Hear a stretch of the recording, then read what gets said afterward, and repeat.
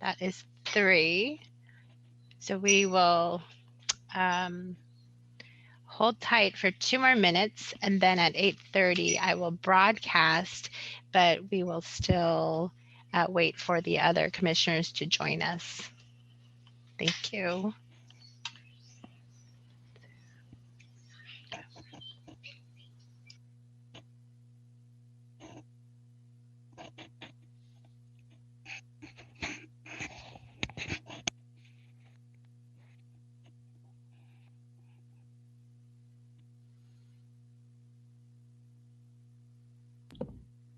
We're looking for Commissioner Halava, possibly Commissioner Warren, Vice Chair Pearmine,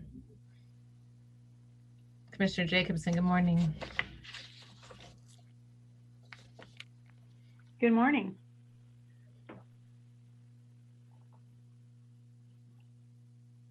I will be right back. I need 10 seconds to get rid of my knife. No problem. Yeah. Please feel free. No, everybody brings a knife to these meetings. It's okay.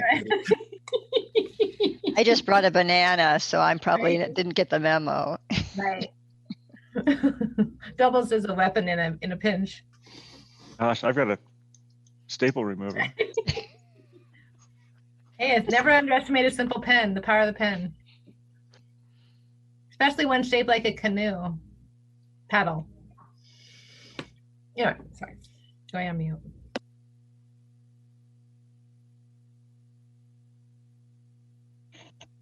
There's Vice Chair Pearmine.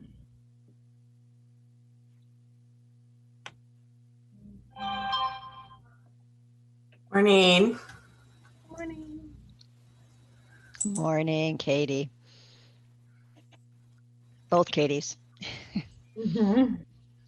Okay, the time is 8:30. This is Esther. I will be broadcasting. We do have a quorum: Chair MacArthur, Commissioners Lilac, Jacobson, and Vice Chair Pearmine. And so Commissioner Sandoval will not be joining us today, but may join tomorrow. I am ready to broadcast. John Dunsmore, are we ready to start recording? Yes. Okay. Okay, good morning, everyone. Let me hit the button. Okay, good morning, everyone. It is 8:30 a.m. on Thursday, September 24. Good morning, commissioners and members of the public. My name is Esther Johnson, and I am the Commission Assistant. Welcome to the September 24, 25, 2020 Land Conservation and Development Commission meeting. This meeting is being recorded and is available for live streaming through Granicus. The link is available on our meeting page. If you intend to provide public comment or testimony, please make sure to rename yourself with some sort of identifying title related to your organization. If you intend to testify, please sign up using the public sign up form on the meeting materials website so that we have your name in the queue. Participants will be, participants will be in listen-only mode until they are called on to testify. I will be calling on individuals and will unmute your microphone during public comment testimony during the agenda item.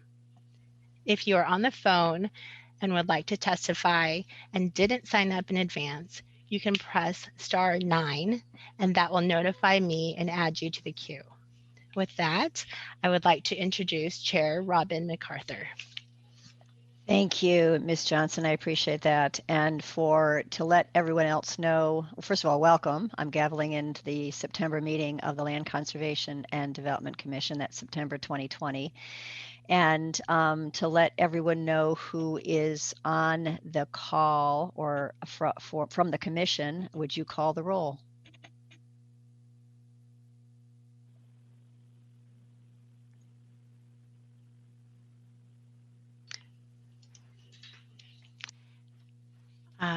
Yes, Commissioner Lilac.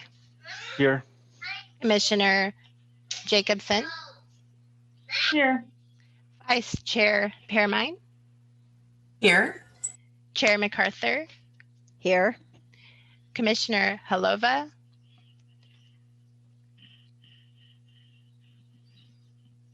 I understand she's trying to get on, so okay. she'll be here shortly, hopefully. Is that, was that Commissioner Halava? Yes.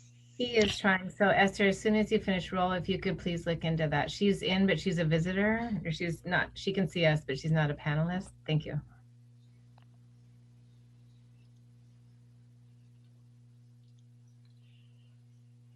So Okay. Esther, did you finish the roll call? I'm sorry. And Commissioner, there's two commissioners that may not be attending this meeting. Commissioner Sandoval and Commissioner Warren. Thank you. I appreciate that. And I guess I'll just start by saying that given that this department and this commission devote a considerable amount of time helping communities build livable downtowns, main streets, and town centers and neighborhoods, I think we'd be remiss if we didn't acknowledge the devastation that has happened across the state in many of those communities.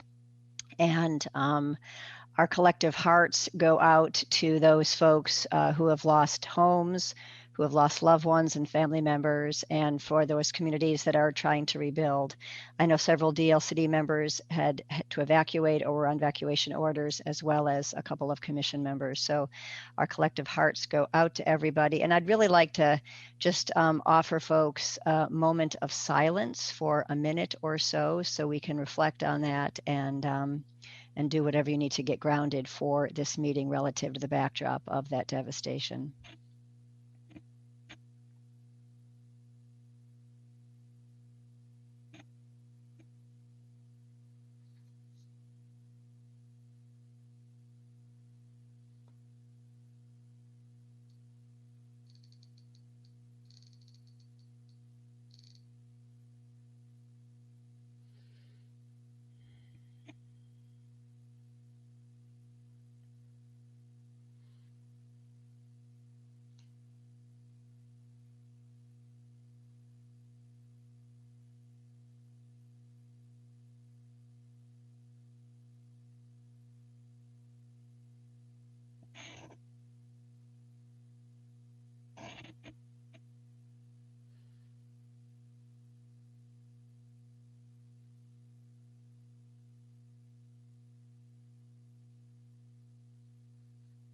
Thank you, everyone. I appreciate that. And let's do, I don't know if you're going to put on the screen the land acknowledgement, Ms. Johnson, but I'd like to call on one of my colleagues on the commission to read the land acknowledgement.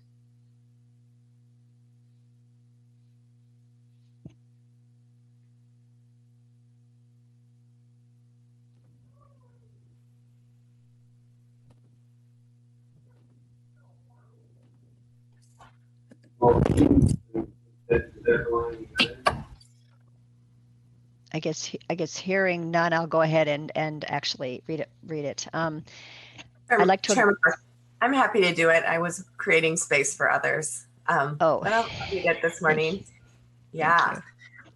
So I'd like to acknowledge the many tribes and bands who call Oregon their ancestral territory and honor the ongoing relationship between the land, plants, animals, and people indigenous to this place we now call Oregon. We recognize the continued sovereignty of the 9 federally recognized tribes who have ties to this place and thank them for continuing to teach us how we might all be here together. Thank you, Vice Chair Perbine. Appreciate that. Moving on to the housekeeping matters, just one thing to remind folks of, the commissioners of, is that you received a scorecard in your packets, and it's an electronic scorecard, which is really nice. So thanks for IT folks and others for putting that together. So you could please make sure you fill that out either as we go or at the end of the meeting and get that back to staff. Staff really does use that to respond to your thoughts, issues, concerns, and also kudos when that seems appropriate. So thanks for doing that. Esther, will you, we were now focused on agenda item 2, which is to approve the agenda for today. And Esther, would you call the roll on that? Commissioner Lilac, Yes. Commissioner Halova, Yes. Commissioner Jacobson, Aye. Vice Chair Pearmine, Here. Chair MacArthur. Here. And we have 2, well, I know we have one officially excused absence, and that's Commissioner Sandoval, and I wasn't quite sure. I think that Commissioner Warren may tune in later today, but he's not here for this particular vote. So let's move on then to Director Rue and the director's report. Chair? Yes. I was wondering, I was looking for that scorecard in email, and I didn't see it. I was wondering if somebody, when that was sent. I just want to make sure I have it. Yes, of course. Thank you for that question. Esther, did you, I think you sent it in the original packet that was sent a few weeks ago, emailed. Is that correct? It is, and I can resend that right now. Yeah, if you'd resend it that way, we'd because we have so much paper, it'd be nice to have that as a separate item, and then we can go ahead and make sure to remember to fill it out. So thanks. Thank you. Director Rue. Okay, thank you. I think we have 2 broad categories of the director's report this morning. I will spend some time talking about revenue and budgets and how the agency is proceeding. And I'll largely be following the written report in your packet, but we'll just do some updates. And then the second and slightly longer portion will be to hear from staff, specifically John Jennings and Josh LaBombard, about an issue that they would like to bring before you, a potential rule in response to wildfire, particularly for housing needs. And so I will leave that to them. And speaking of leaving, I'm going to have to leave here a little before 9 to attend for an hour a Natural Resources Cabinet meeting, again, devoted to budget. So I will do my part. I promised Kirsten that I'd keep it to 15 minutes and then leave to go away for a while and leave you in the very capable hands of John Jennings and Josh LaBombard and Kirsten. So starting with budget, some of you may have seen in the press or maybe got the notice directly about a revenue forecast change yesterday. So the legislature is currently in so-called e-board, emergency board, where they meet quarterly to get an update on revenue as well as to think about any changes they need to make to the approved budget. Yesterday's revenue forecast was very much of a surprise because of a unanticipated bump in revenues to the tune of $2 billion. And the underlying reason for that bump was largely, remember, Oregon is almost exclusively an income tax-based general fund dependent state. So every time that people pay more income taxes, the numbers go up. The infusion of federal money to both individuals and businesses as a result of COVID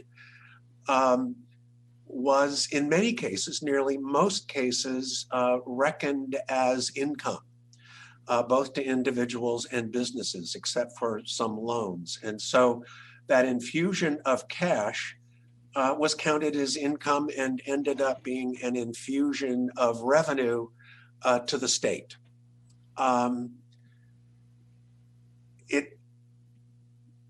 All things economic, I think, are at their base based on emotion rather than necessarily fact. And so it's all about expectations. And the expectation was that the September revenue forecast would be down from June. It was not. It was roughly level with June. And so it got everybody excited. I think it's important. I will actually read a little bit from the governor's response. She sent out a press release yesterday morning after the forecast. Oregon has a history of being smart with our reserves and saving for a rainy day. We cannot abandon this approach in the middle of a pandemic, with cold and flu season rapidly approaching, or while response and recovery efforts to the historic statewide fire emergency continue and the cost of those efforts to save homes and lives continues to grow. We must prepare for the costs of continuing to provide critical services in the next biennium, from healthcare to affordable housing to wildfire readiness and response. What that I think very clearly says is we may have more money than we expected in this biennium, and it would be tempting to use it to bring back some of the people that have been laid off, and to fill some of the holes by budget cuts. And I think what she's very clearly saying is, while revenues are up, the need for revenues going forward is going to outstrip what we have, and we need to save and be prepared. So I think that is exactly how we ought to think about this. Not that we can unwind some of the cuts in the current biennium, but that we be prepared for lesser cuts in the upcoming biennium. And so then I will just spend a couple of minutes talking about where we are in the budget process. On the 31st of July, a group of agencies generally known as the early submitters submitted our so-called agency request budget. So since we met last, that has happened. That agency request budget included any changes to our core budget, that is what's so-called continuing service level, plus any of the policy option packages that we were looking for. And Palmer will be on at the end of the day today to talk about updates to our policy agenda. But we have 4 POPs, one for wildfire, one for continuing the housing work that we have started earlier in this biennium, one to supplement our climate adaptation work, and the last was work to support our transportation initiatives, including the transportation planning rule, which you will be kicking off later this morning or early afternoon. We're taking a look at those because we're taking a hard look at those because the Chief Financial Office has done 2 things. First of all, they asked for a supplemental submission for a 20% cut from our continuing service level. We talked about that a little bit, I think, in the last meeting. That was submitted in early August or mid-August. We are expecting any day to get the so-called analyst recommended budget. So we send in the request, the Chief Financial Office processes it and sends back a so-called analyst recommended budget. And 2 things happen there. First of all, they strip out all of the POPs. They just do it all the time by matter of course. It happens every biennium, and it will happen again in this one. They also occasionally, and we expect they will request cuts beyond the 20%. So we're expecting to get something that will look, frankly, ugly. We have 3 days to request an appeal. We will do that. Everybody appeals just because they want to get those pops back. And obviously we're going to want to try to restore what we can from core budget. That appeal could be as early as next week. And we will then go in front of George Naughton and Kate Nass, the Chief Financial Officer and Deputy Chief Financial Officer, plus members from the Governor's Office staff, policy advisors, and it will probably include obviously Kirsten, Carol Bovet, Palmer, and me. And we've prepared a presentation about how we want to make our request back. The purpose of overcutting on individual budgets is to give the governor some flexibility about where she wants to rebuild and build back to meet her objectives and priorities. This is her last budget. And this is her opportunity to really, frankly, leave an imprint on the state. So that process will continue until late October, early November-ish, when the governor's office will be putting together the governor's recommended budget. That'll come out probably early December and will be presented to the legislature, maybe at Ledge Days in December. But certainly be ready for the beginning of the 21 session in mid-January. So that's the process. We have a long time to go, and clearly we won't know what's going on with the budget until close to the end of the 21 session. So almost a year from now, not quite. Session adjourns at the end of June, unless there is an extension, but we won't honestly know what's happening to our budget until it passes the legislature, and that often is right down to the last minute. So a very long process. It takes easily 18 months to prepare the 24-month budget, and it feels like we're in budget process all the time. I think the only other thing I will say is that in your director's report in your packets, under budget AY21, there's this notion of a so-called salary pot. What happens every 2 years, coincident with budget build, is union negotiations for, frankly, raises, cost of living increases and raises. And a year and a half ago, when that was negotiated and finally approved sometime a year or so ago, there were 2 very significant raises that were negotiated with the union. One of them was, and this is deep in the bureaucratic weeds, but there are 9 steps of payroll within any classification. And every year on an anniversary, people get a so-called step increase. And they move up to the next step. So 7 to 8, 8 to 9, et cetera. Most people in state service have been here for a long time, and they're all topped out, and they haven't been getting those step increases. So the union and DAS negotiated a step increase that took effect on July 1st.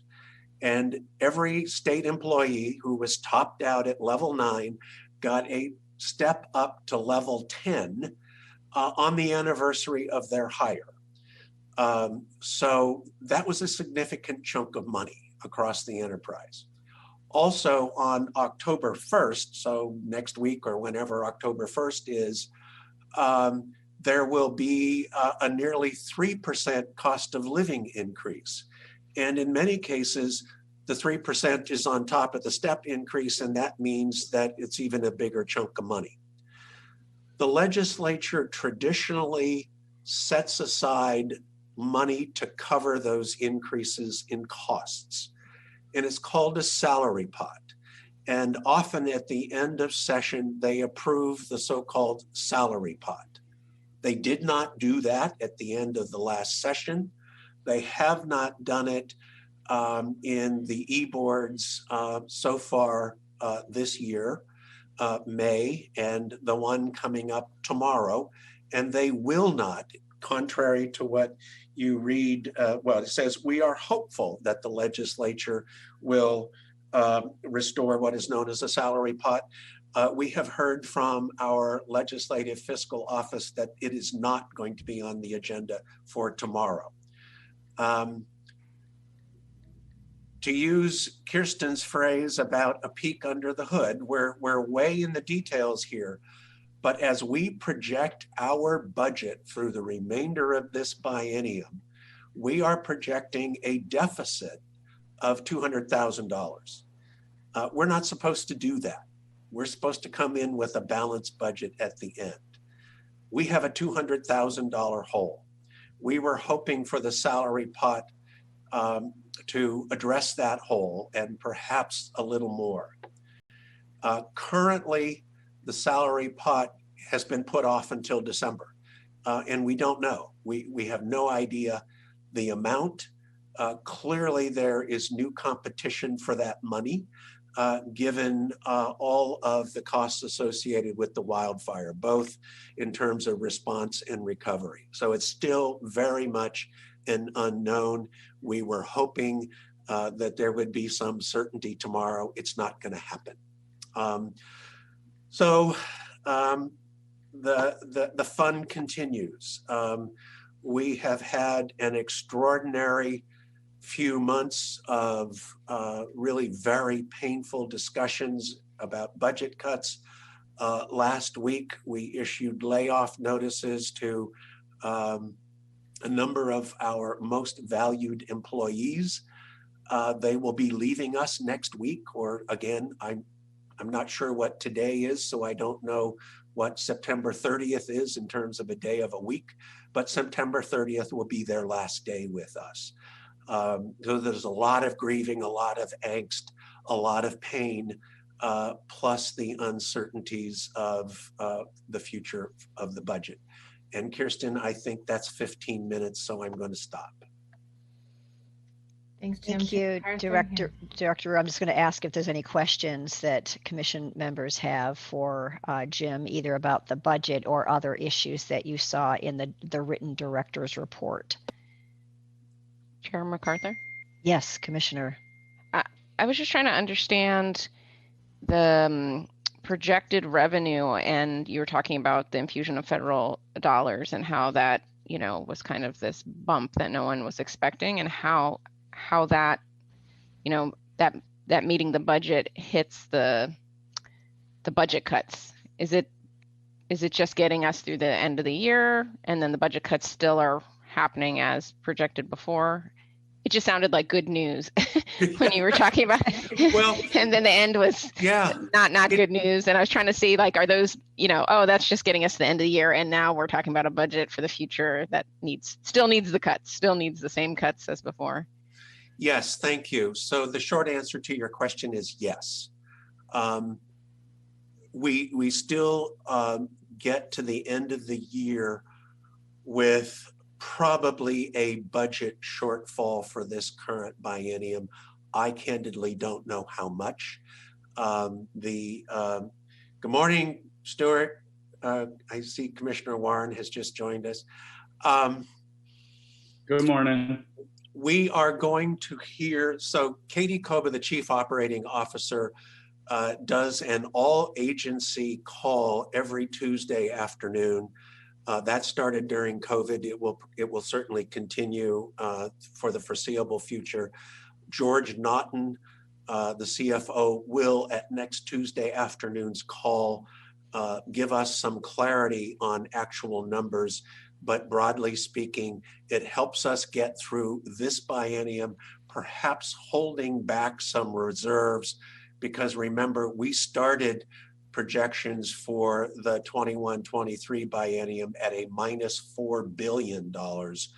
And so there's still a hole to fill there. And so the governor's press release from yesterday more than hints at the fact that she's going to be encouraging the legislature to hold back reserves, not spend them now, not to reverse the cuts for this biennium through June, but to make judicious add backs, maybe, big maybe, and hold on to some money for 21-23.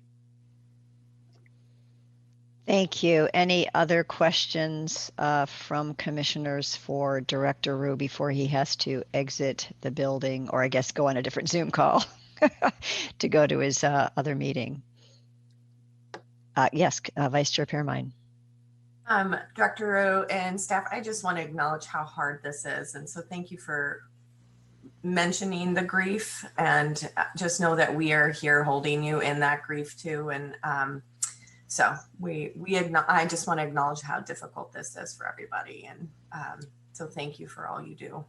Yeah, thank you, Katie. The grief is sort of twofold, I think. The first is the pain of losing a job. Some of us have been through it, others maybe not, but it is a shock to the system. And so there's a lot of pain associated with that. That pain is compounded by the uncertainty of what lies ahead. You know, we're kind of used to getting a budget and being able to predict what we can do throughout the biennium. We are not in that position right now. We simply don't know. And so pain on top of, or confusion on top of pain, uncertainty on top of pain, kind of makes it a little worse. But thank you for your thoughts. Thank you. Any other hands up, since I can see you at this moment, commissioners? Commissioner Jacobson. Commissioner Permine said most of the words that I was going to say, but just a heartfelt thank you. I think this is a time in being a leader that's not for the faint of heart. So just thank you for everything you're doing, Director Rue, and everything else your staff is doing. It's just an incredibly difficult time right now. Well, thank you, Commissioner. I really, the bulk of the load of this is on Kirsten and managers. I don't, sometime before today, probably a couple of weeks ago, actually, there was a note from the union thanking Kirsten and Katie Leahy for the care that they were exercising as we went through these conversations. So, Kirsten and I are two sides of a coin. She's the processy one. She's the feeling one. I'm the one who says, I don't care. Let's just get to the bottom line. Both are probably exaggerations, but we work well together. And she's the one who's been taking care of people. Thank you. Thank you. So seeing no other hands up, we'll turn it over to, I guess, Deputy Director Green. But before I do that, I want to really acknowledge Commissioner Warren. Thank you for joining us today. I know that Phoenix has been particularly hard hit. And so thank you, given everything else you're attending to in the immediate sense. Thanks for joining us, at least for today. Deputy Director Green. Sure, thank you. And at this point, Chair MacArthur, Vice Chair Permine, and commissioners would like to just turn it over to community longtime DLCD staff expert and community services specialist John Jennings to introduce a concept we have for you in response to a request for community assistance. And honestly, this came out of the Rogue Valley, so really want to just also recognize Commissioner Warren and Councilor Warren with Phoenix. Commissioner Warren, obviously, please chime in whenever you feel appropriate this morning. John's going to go over the memo that we sent out, Esther sent out. Today's Thursday, she sent out Tuesday evening, but with a lot of other material that commissioners received. So John is going to put that on his screen and walk us all through it. It's 2 pages, so John will probably take 15 minutes or so. We sort of blocked, up to an hour for this. This does sort of extend our annotated agenda today in terms of schedule, but we think, we had some time at the end of the day today, so we think we can still manage this discussion within the time allotted today. And it's probably the most important discussion in terms of response to the wildfires that's been occupying our time of late, in as Chair MacArthur opened and said, in our hearts and minds. So John, if it's all right, Chair MacArthur, I would just turn it over to John. Great, thank you.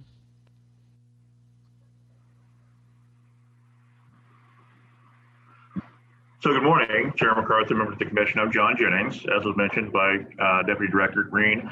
I'm the Community Services Specialist for the department, and I'm coming in this morning from beautiful Redmond, Oregon, just on the outskirts of Redmond, Oregon. And I guess I want to say just a couple things to begin. You guys have a big day today. It's a lot of important work to do.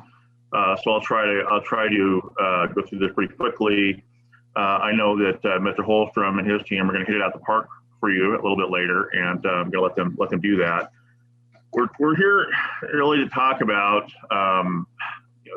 natural disasters. I mean, Oregon has suffered from a catastrophic wildfire event, which has led to a lot of things happening. When things like this happen in times of crisis, people really want to help. Like they really want to help, and figuring out how you can add genuine value and how you can help is pretty important. I mean, so one of the things that the land use program can do and should do in our estimation is help our local partners, our local government partners, make sure that their residents have safe, secure, sanitary places to stay. We believe that the rules as they exist today do furnish some of those opportunities, but those opportunities could be enhanced, and that they should be, and that should be done quickly. So you'll hear from Mr. LeBombard shortly about some of the width and breadth and scope of the damage, but it's significant. It's tremendous. We've had big wildfires in Oregon before. We'll have them again. I've fought them, but I've never seen them affect the built environment like they're doing today. I don't know that has happened in my lifetime. So what we'd like to do is encourage the commission to consider adopting temporary rules. Not this meeting, at a subsequent one. We don't have anything ready for you quite yet. But that would, again, complement opportunities to take care of Oregon residents as they struggle to meet their needs for shelter and housing. We believe that we would necessarily want to see almost all of that. We expect almost all of that to occur within urban growth boundaries. But that may not always be possible, feasible, or even desirable based on circumstances. So we would, again, encourage you to look at some temporary rules. We can do that very quickly, very swiftly. Obviously, these rules, any rules, would have to be consistent with state statute, and the statewide planning goals. We're not interested in carving out special features, and that we really think that they should be focused on a particular subset of the housing phases that the Federal Emergency Management Agency kind of speaks to in their work. So with that said, temporary rules are just what they sound like. You can do them very quickly. We probably could have done them today if we would have been ready. They're in place for 180 days, and then they go away. They expire. And they can be replaced with permanent rules prior to their expiration, so there's a continuity. If we want to, those replacement rules do not have to be the same. But again, it provides the opportunity for the commission to act very, very quickly and be nimble, and can do that right away. And then they're directly applicable right away. So the terms and definitions we've used here have been taken from the Federal Emergency Management Agency, FEMA's guidelines. This would be the housing phases, starting with shelter. That's just making sure people have a place to go, right? Where they can get a hot meal, where they can get a blanket, where they can get attention that they need. Then sheltering, which is a little more thorough. Oftentimes I think we're talking about tents and canvas structures, things of that nature.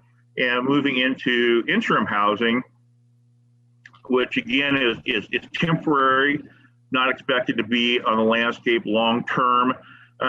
These are, folks staying in RVs. These are the FEMA trailers that are placed after Hurricane Katrina or the flood events in Texas. And then, of course, with permanent housing, which again, I think pretty much what it sounds like, that's replacement housing. I want to reiterate that we believe that any temporary rule should focus on the first three, shelter, sheltering, and interim housing. Permanent housing is really something that needs to go inside urban growth boundaries. Now, it's not to say that existing homes lost to wildland fire couldn't be replaced. Of course they could be replaced. But we're talking about establishing new opportunities for permanent housing. That really needs to go where it's expected to go. I'm going to move on to possible areas for revision. Two points here. We've offered these particular rules as candidates. We think that we could work within these rules to come up with some reasonable opportunities and options. First, I would say I realize I might be the only one that understands why I listed them in this way, whether alphabetically or numerically.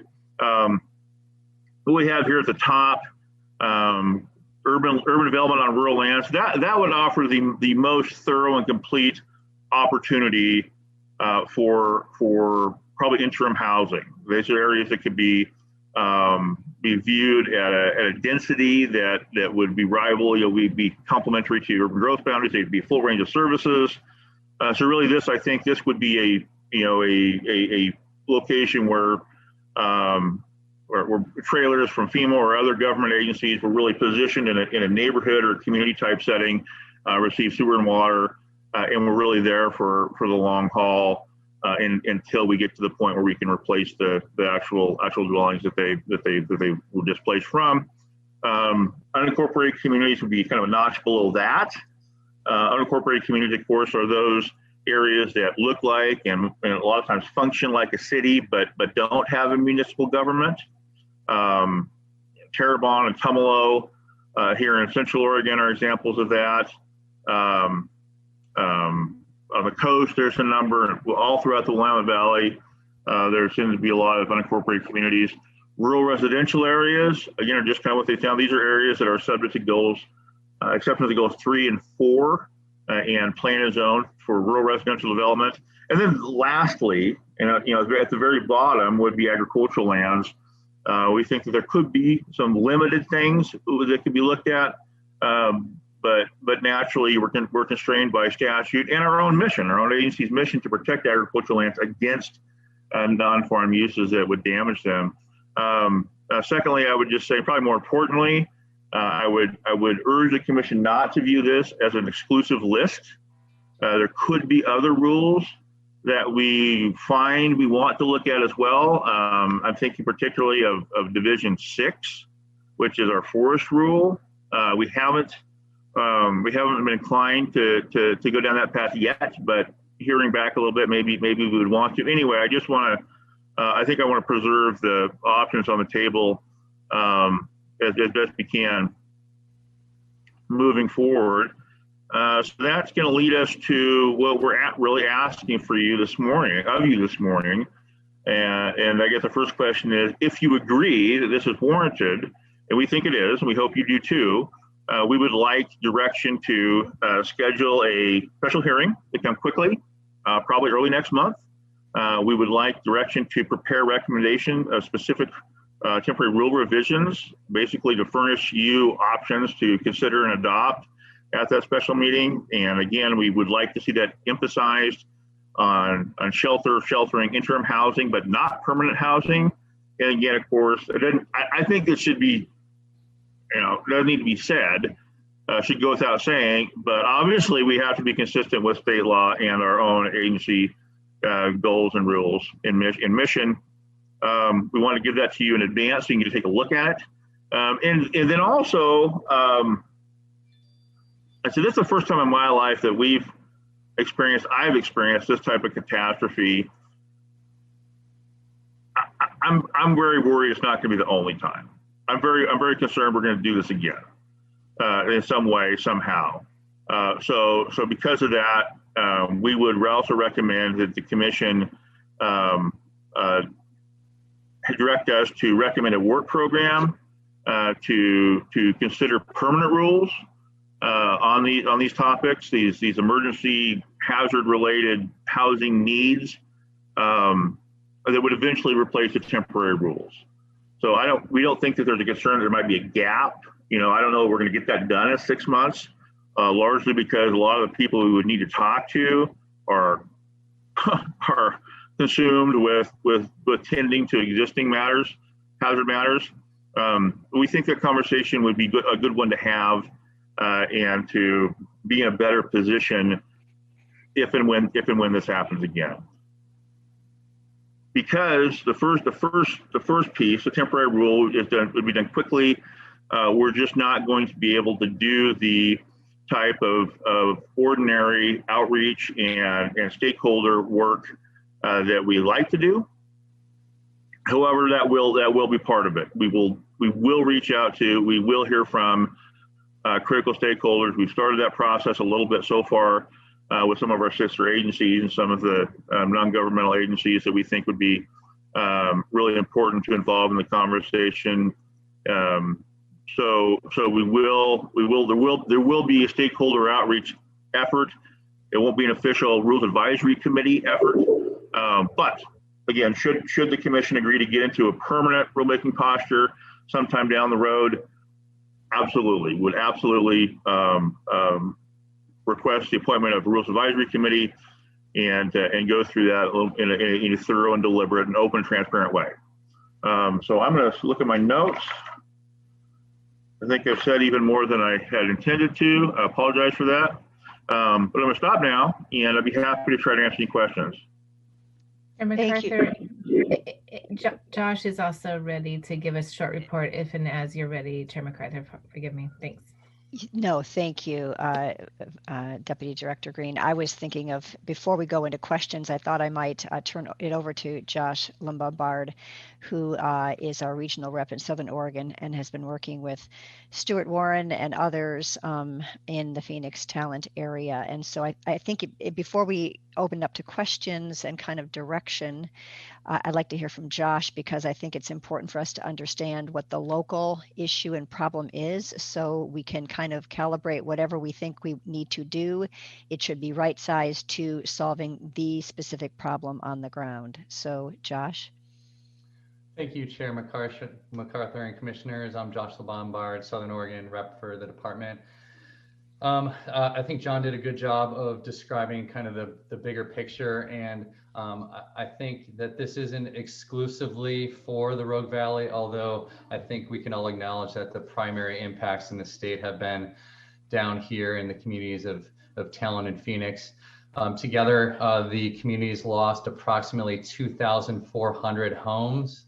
Of those, about 1,500 were mobile homes, so folks in the lower income level and primarily in our Latinx community. So disproportionately affecting those folks. Approximately 40% of the total land area of the two communities was burned. So that has significantly impaired our ability to look for potential sites for interim housing. And just to back up, I've been tagged by the Jackson County to be the facilitator for the interim housing discussion down here. So I've been working with a number of players, talking to the communities of Phoenix and Talon and neighboring communities, the school district, nonprofit organizations, the private sector, and trying to figure out this really complicated and put together this really complicated picture here, because not only do we have a bunch of local circumstances we have to engage with FEMA, and we've been doing that. I have to say, between us, knowing no FEMA people are listening to this call, it's been quite frustrating. I think it's going to continue to be, and I'm not sure how much we're going to be able to rely on them to provide interim housing. The hope is that we will be able to, and there's some good signs of light here, but I think it's going to take much more than relying on the federal government to provide the interim housing we need to supply the amount of displaced people. With 2,400 homes lost, an average household size of 2.5 people, which it might actually be more because a lot of the folks in those mobile home communities had more people per household, but just basing it off of census data, we're looking at approximately 6,000 people that were permanently displaced. Now, these are just estimates, but that's coming from two communities, Talon and Phoenix, which total about 11,000 people. So we're looking at a potential impact almost greater than those two communities. Granted, there were a few mobile home parks that were destroyed that were in unincorporated Jackson County adjacent to those communities. So we're doing our best to try to find locations for interim housing. So to bridge the gap between emergency housing, where people are right now at the Jackson County Expo and other places, and permanent housing. This is coupled with the fact that both Talon and Phoenix were engaged prior to this in urban growth boundary amendments, because both communities really lack, and in both cases significantly lack available land for residential and commercial opportunities, but primarily residential opportunities. They were both moving forward with some with studies, housing needs analyses, and all the other studies that are necessary to justify that. So when we're engaging the communities right now to find locations for interim housing, we're focusing exclusively at first on land that wasn't damaged, knowing that hopefully FEMA and the Army Corps is going to come in and clear that land. But regardless, that the land that was damaged needs to be cleaned up of hazardous materials first. So we're prioritizing land that's vacant or underutilized land first. And there, to be honest, there just isn't much of that right now. We're compiling a list, and then we're going to be vetting that and working with people to prioritize that. But I can tell you that when you talk to the community members in Phoenix and Talent, they want to do their best to be able to locate these displaced people as close to those communities as possible, and in particular within the school district. The schools really provided a good connection for a lot of the families to those communities. And to be quite honest, the school district relies on enrollment numbers for future funding. And if those folks end up moving elsewhere, then they are going to be hit even harder than they are right now. And knowing that with the school district and those communities, we've lost somewhere between 40 to 60% of the total taxable land value, or taxable home values in those areas, they're going to be struggling to begin with. So there's a lot of factors that are compiling here. What we don't want to have happen, and what I'm hearing down here, is we don't want the land use system to be an encumbrance. If there are lands outside of the urban growth boundaries where we can accommodate transitional housing, then we should be including those as options, even if they're outside of the UGB. So that's why we're here right now. As John mentioned, I don't know if we're going to need that flexibility that we're looking for, but to have that as an option, I think would be particularly helpful. So I'll end there, and I'm available, obviously, if you have any questions. And Commissioner Warren, if he wanted to chime in here too, he can add a lot of local perspective. Thank you, Commissioner Warren. I know it's your community that's been really hard hit. So if you'd like to offer some comments here. Yeah, thank you, Chair MacArthur and Josh and the whole staff. It's been wonderful to have kind of the DLCD as a backup, and their willingness to help through this whole process has been just wonderful. It's been really encouraging to see, and it's been on top of a gigantic community outpouring of support for others. It's been pretty heartening, to say the least. Yeah, we've got a big task ahead of us, and finding places for these folks to live in the temporary basis is going to be a big challenge. Even if we do get FEMA support in the form of trailers, finding where we can put those places where people will have access to their jobs and to their community as well. One thing I'm really, trying to push forward is that Phoenix and Talon are both small communities, And if we lose a significant portion of our population here, it's going to be very difficult for our municipalities to continue to operate in a lot of different ways. Financially is probably the number one at first. So we have to be creative, I think. And so I just want to second, Josh's request for flexibility within the land use system, but not to the point where we neglect it as well. I think that this is a great opportunity for us to rebuild in a meaningful way that can have meaningful outcomes. Prior to this disaster, we already had a large, we didn't have enough affordable housing as it was. And like Josh said, this really, really negatively impacted our affordable housing infrastructure. I've actually been told higher numbers than what Josh reported, but most of that's coming through the city lens, and it's through, absolute guesses at this point. We are still in triage mode down here, just trying to figure out what do we do next, and how do we take our next steps in a way that will be useful. I also want to reinforce too that the Phoenix Town School District has been especially hit hard. I was told a number from the school district that up to 85% of their students have been displaced, which is significant. If we had 10%, that would be horrible. If we had half, it'd be awful. But to hear 85% is pretty outstanding. So I think that there's got to be a significant effort to try to get these folks back into our communities, and to try to keep them here as best we can. A lot of them are experiencing some pretty significant PTSD and trauma. This fire came through so fast that most of them didn't have time to get anything out of their homes. I mean, I heard a story of a gal who was smart enough to pack her bags, seeing the fire come, but then it came so quickly that she threw her bags in the back of her car and didn't have time to close the tailgate. And so when she drove off, she lost everything. So we're in a tough spot down here, and I really appreciate everything that Josh has been doing. I think that this is really, like I said, an opportunity for us to rebuild in a meaningful way, and we have to be smart about it. I hear a lot of concern too from my fellow council members in both Talent and Phoenix about developers coming in and purchasing properties and then developing, higher income homes.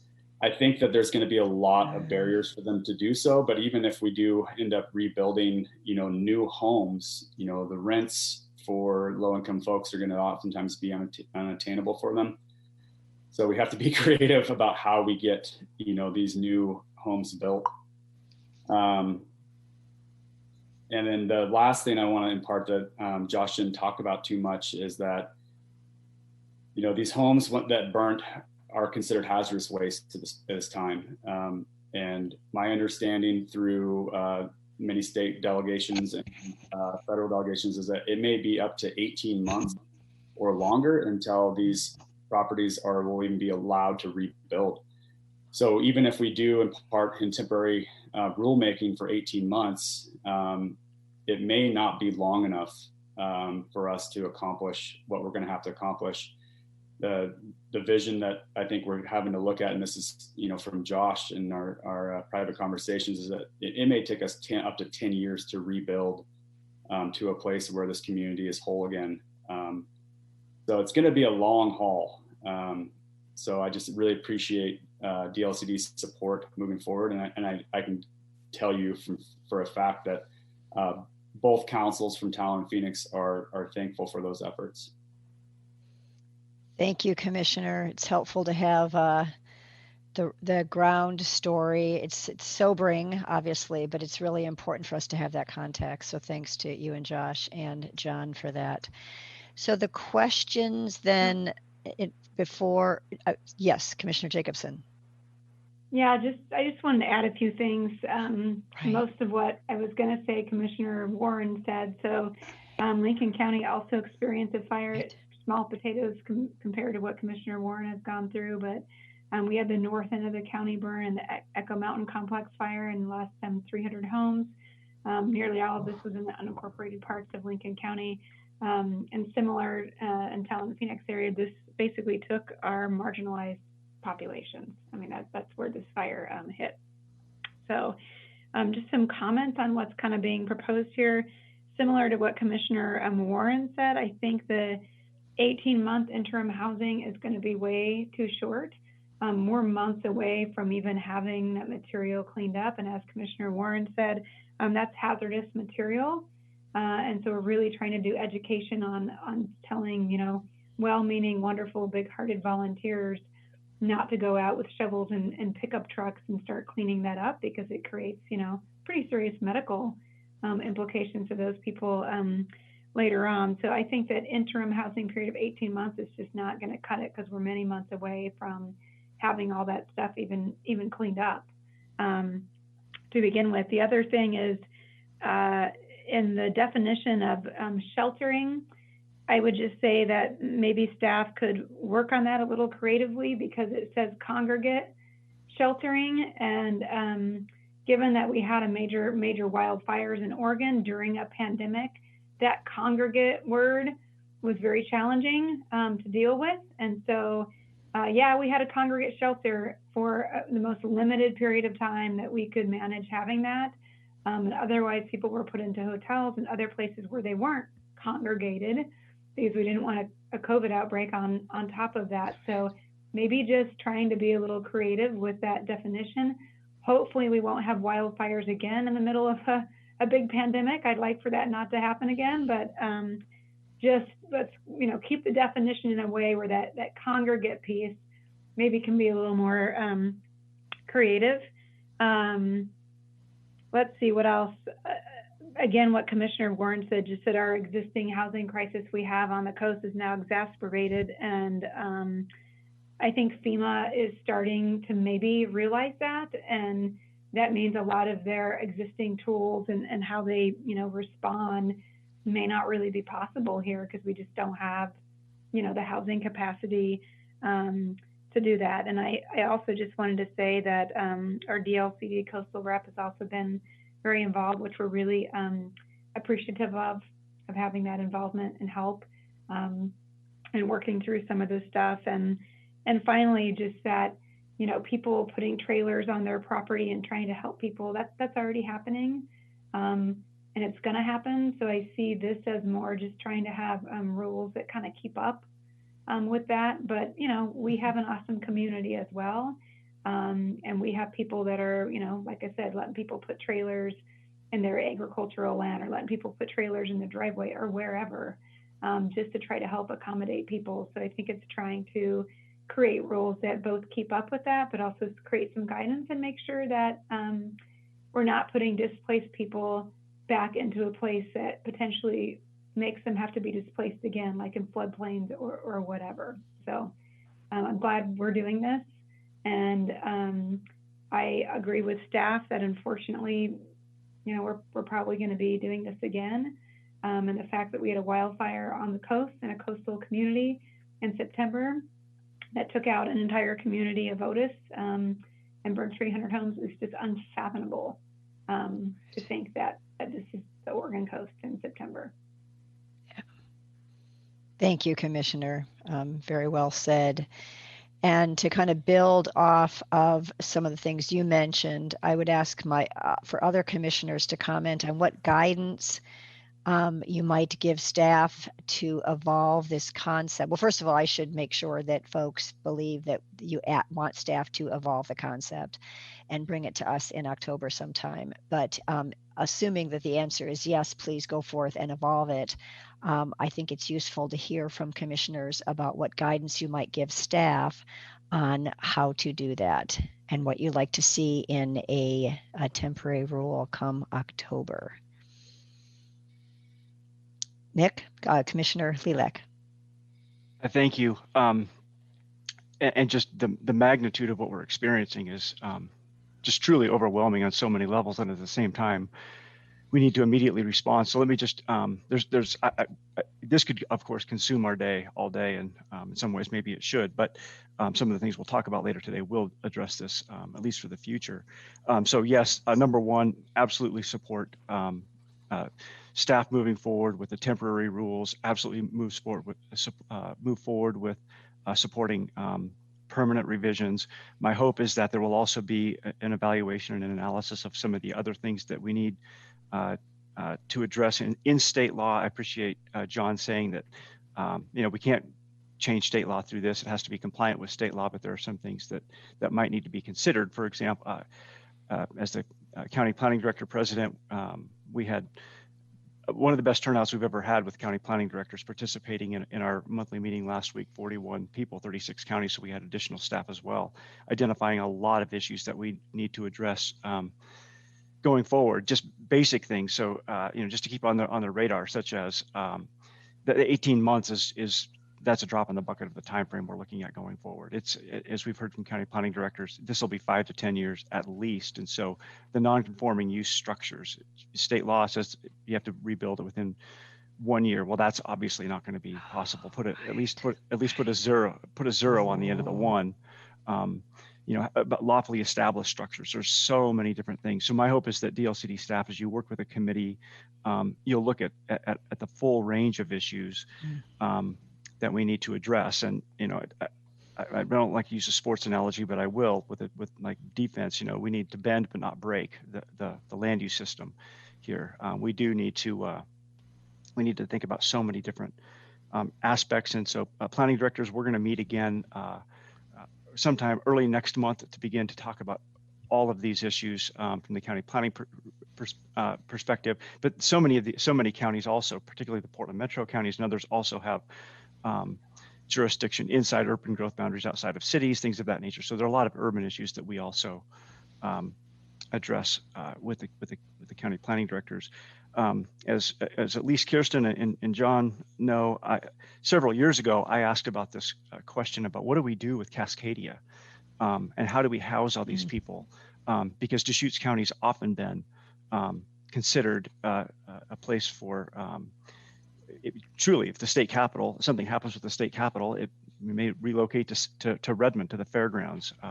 We're serving that important need now. We're housing evacuees from the Santiam Canyon fires. My wife works for the library. I know she works with evacuees every day. They're submitting their insurance claims and documents and everything that they need to do. So Deschutes County is, while we were so fortunate to not be in any of the disaster zones, the burn zones, we're certainly housing residents, providing services, helping people register to vote, everything that we can possibly do. And it's just, again, the magnitude. Commissioner Warren, I'm so glad you're here to share your perspectives. Commissioner Jacobson, of course, you experienced it as well. I heard from Ano at our planning directors, he contributed to that really, really important conversation. Unfortunately, this is not going to be the last one. We're going to tackle this for a long time going forward. And just my final comment, so I don't just keep going on here, but Director Rue talked about the real profound impacts that the agency is experiencing with the job losses, and then the uncertainties going forward. And I think we talked about it last month. There's probably the needs were already extraordinary then with housing and climate, and now we throw in the disaster, and the agency's resource needs are just extraordinary, from staffing these committees to providing funding and resources to the communities for so much work that needs to be done going forward. Thank you. Thank you, Commissioner. Others?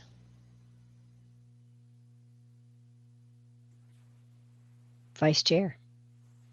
I'm grateful we have Commissioner Lilac and Commissioner Warren on this commission, and Commissioner Jacobson. So grateful for your participation. And my heart is just going out to everyone in community. And it has been really, really difficult time. And I just want to honor how much you are doing in your communities. And as Commissioner Jacobson mentioned earlier, that leadership is really difficult and it's being tested now more than ever. And we really just honor your leadership and community. And Josh, you as well, just really appreciate you showing up in the way that you are for your community. And we are here with you. And so anything as an agency and other commissioners that we can be doing to show up in solidarity and in support, let us know. And agreed with Commissioner Lilac, totally support the temporary and then larger revisions in the future.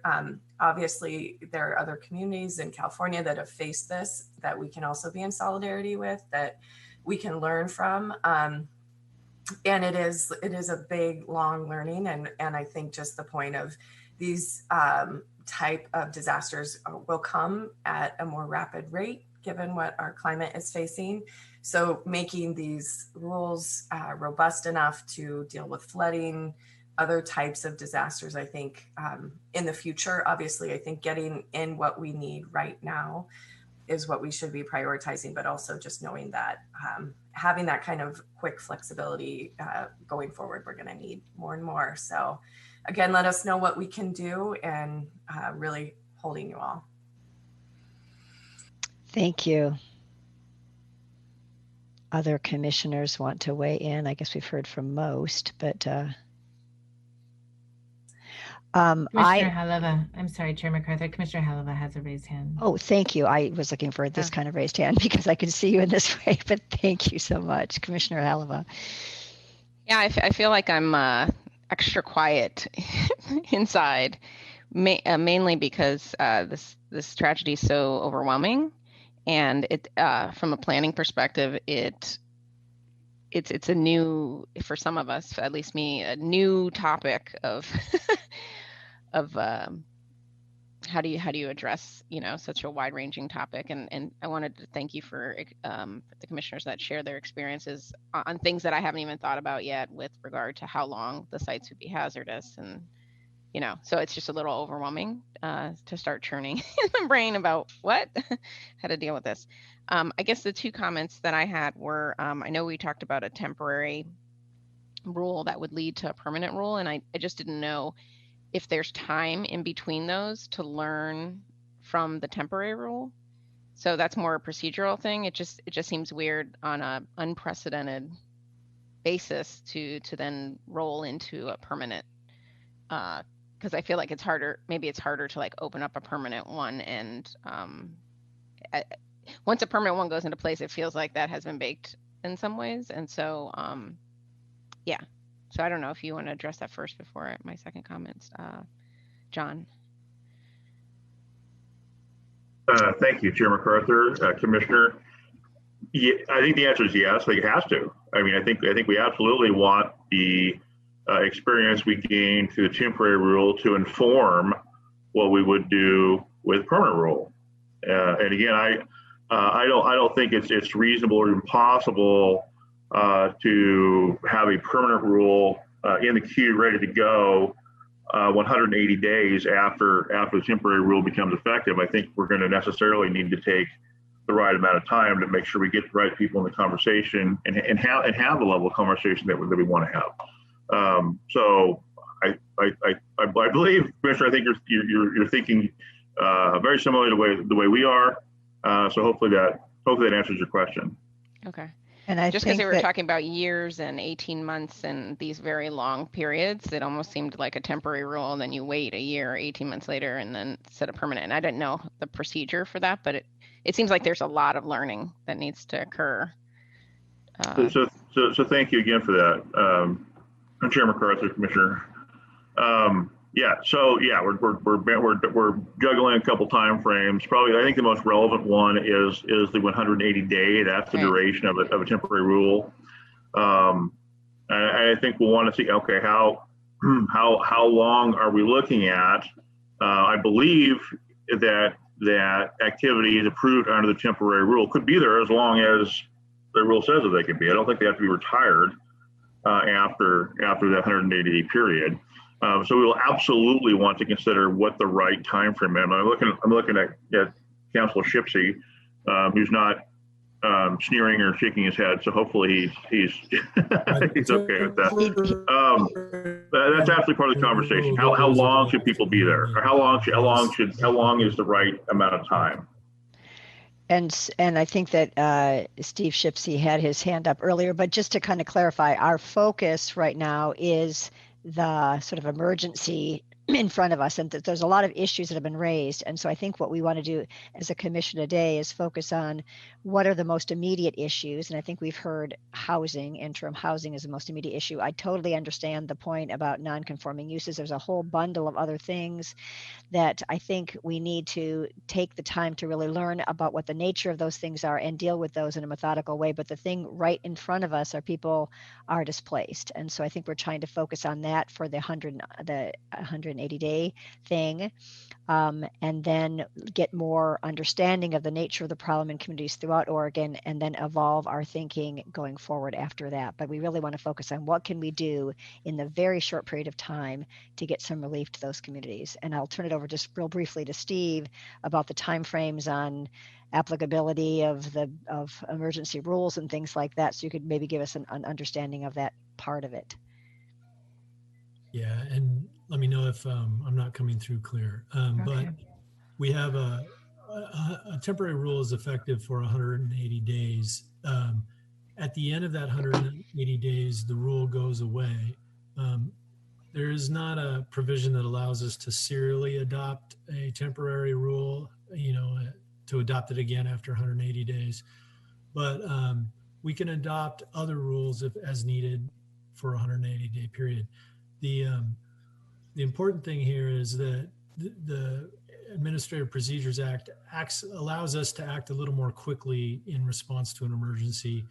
And the idea is that after, that 180-day period would allow us to make the time to go into a more permanent rulemaking as well. Thank you. That's helpful. And Deputy Director Green, you had your hand up as well. Is that right? Oh. Thank you. If I could. Yep. If it's in relation to the, yeah, I had a second question. Oh, okay, I'm sorry. No, that's fine. Commissioner Halava. No, go on, Deputy. It is. Thanks, Chair and Commissioner Halava. That item 4 there is to develop a work plan. So these scoping questions are really helpful for us. So I just wanted to thank you. This has been very informative, and I know John and I and others are taking sort of mad notes. So thank you.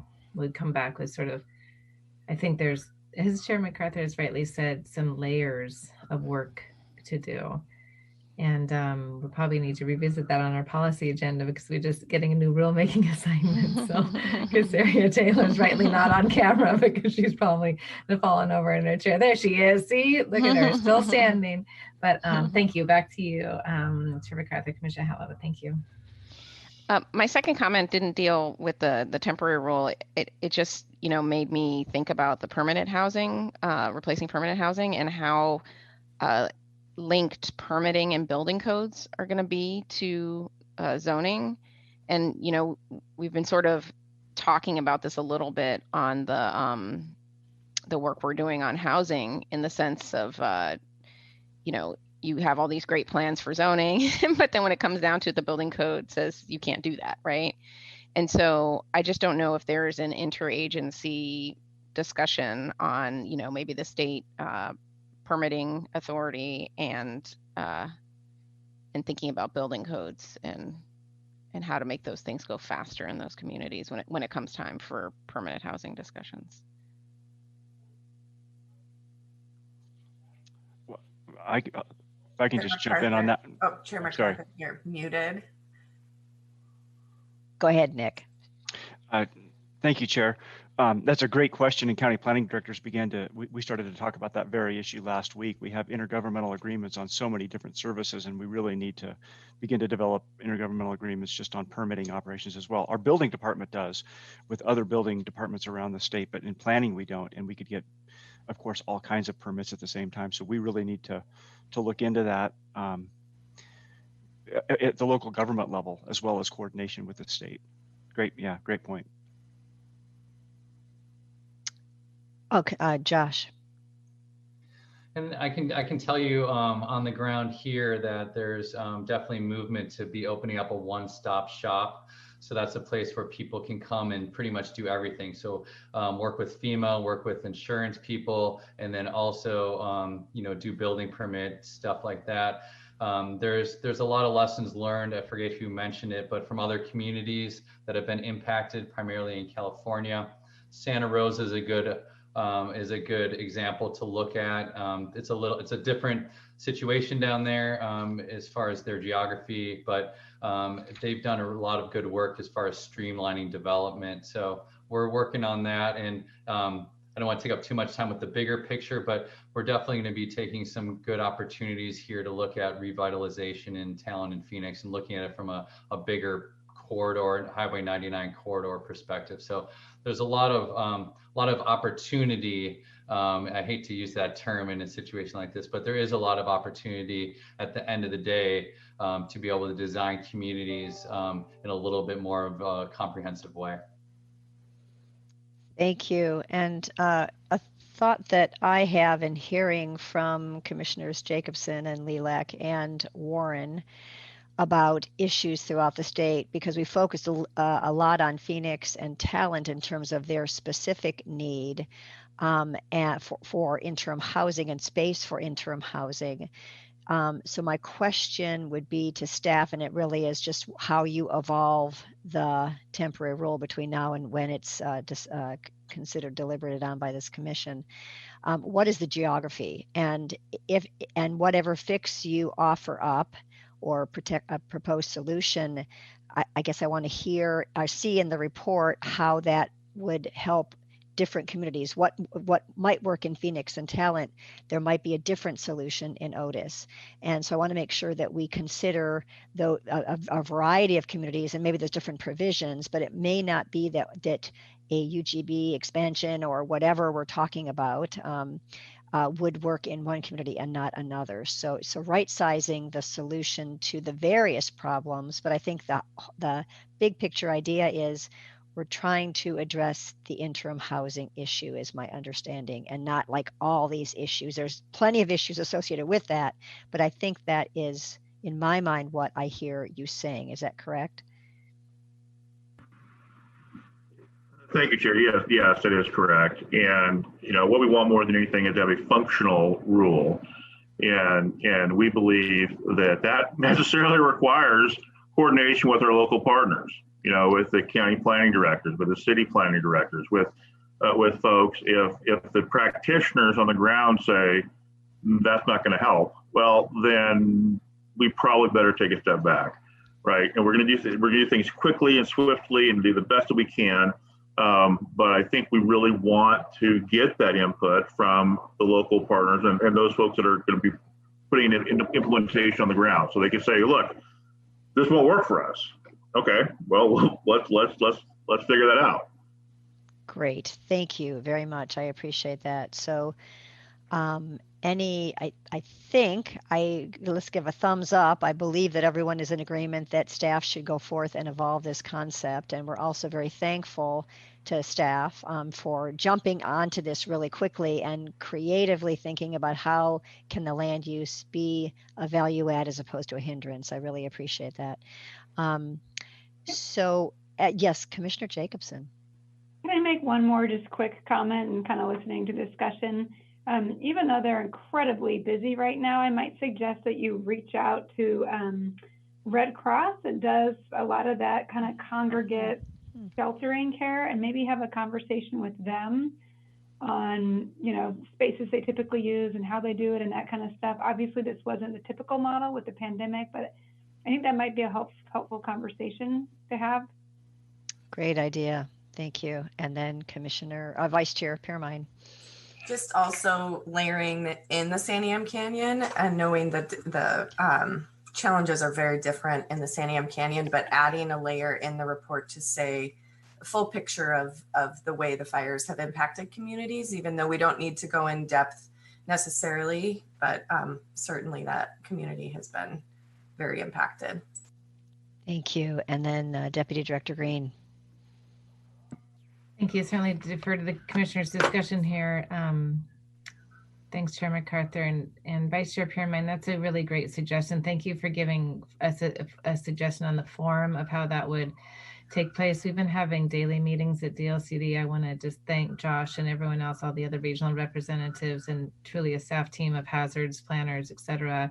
Christine Shirley, who served as our FEMA coordinator under the Vernonia floods, so she has experience of what this full staff effort will be, it is significant. We are being asked by other agencies as well to lean in on the type of housing coordination Josh is doing with other regional representatives.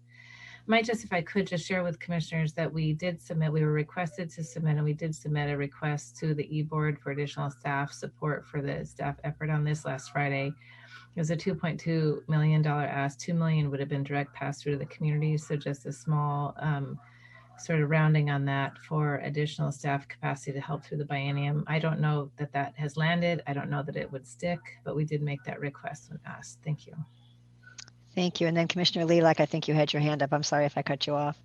Oh no, that's fine. Thank you, Chair. Just logistics question is if you can let us know of the placeholder date for our meeting next month, just as soon as possible, because October is always a slammed month for us with everything. I mean, this year, of course, it's compounded by the election, but also just so many other things in November and then the holidays. So everything gets pushed up to October. So this will be my #1 priority, but the sooner I can get it on my calendar, the better. Thank you.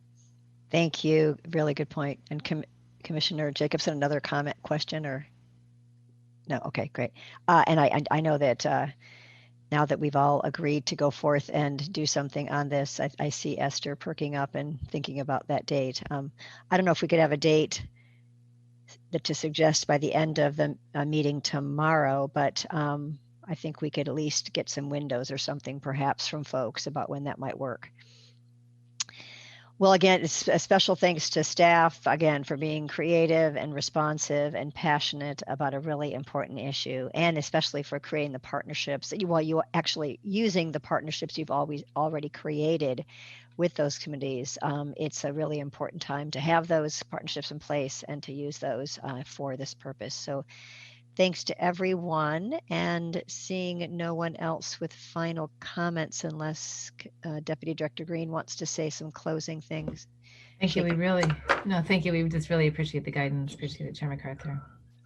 Thank you. I think we'll move on.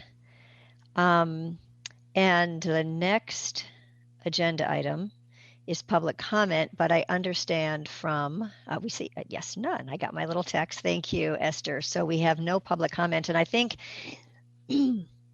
excuse me, given how important that issue was and how much energy it took to talk about it, why don't we take a 15-minute break now and kind of clear our brains so we can start the climate-friendly rulemaking, excuse me, the climate-friendly rulemaking afresh. So let's reconvene in 15 minutes, which would be, I guess, maybe 10 after 10:10. Thank you.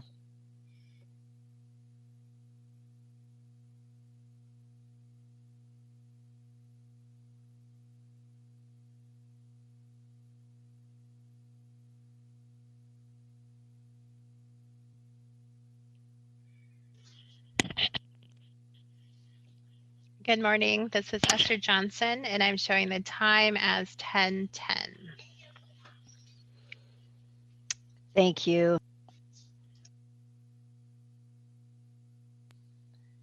Thank you, Esther. Do we have all of our commissioners back?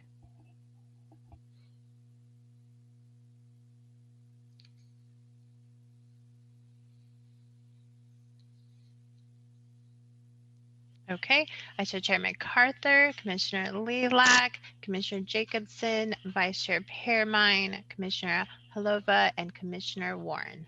Thank you very much. Welcome back, commissioners, and everyone in the audience. We're going to devote the rest of our morning to considering initiating rulemaking on our climate-friendly and equitable communities work. We've talked about this for several months. Just really quickly to orient you to the materials before I turn it over to staff, because there were some supplemental materials that were sent. So the staff report that staff will be speaking from is the one dated September 11th that was sent out about 2 weeks ago in your packet. If you look at attachment A, which is the staff recommendation on the charge to the rulemaking committee, You can disregard the attachment A that was sent, I guess, a few weeks ago, and there is a supplemental packet that was sent, I believe, Tuesday evening that included, so it's entitled Attachment A Supplemental Packet, dated the 22nd of September. That is the most recent version for commissioners as well as others that are in the audience. Staff will be talking from that. The other parts of the materials are attachment B. I do not believe there are any changes to attachment B. That's the climate friendly and equitable communities rulemaking, operating principles and guidelines. And then the final piece, I think it's the final piece from staff, is a policy options memo for scenario planning, and that is dated September 24th.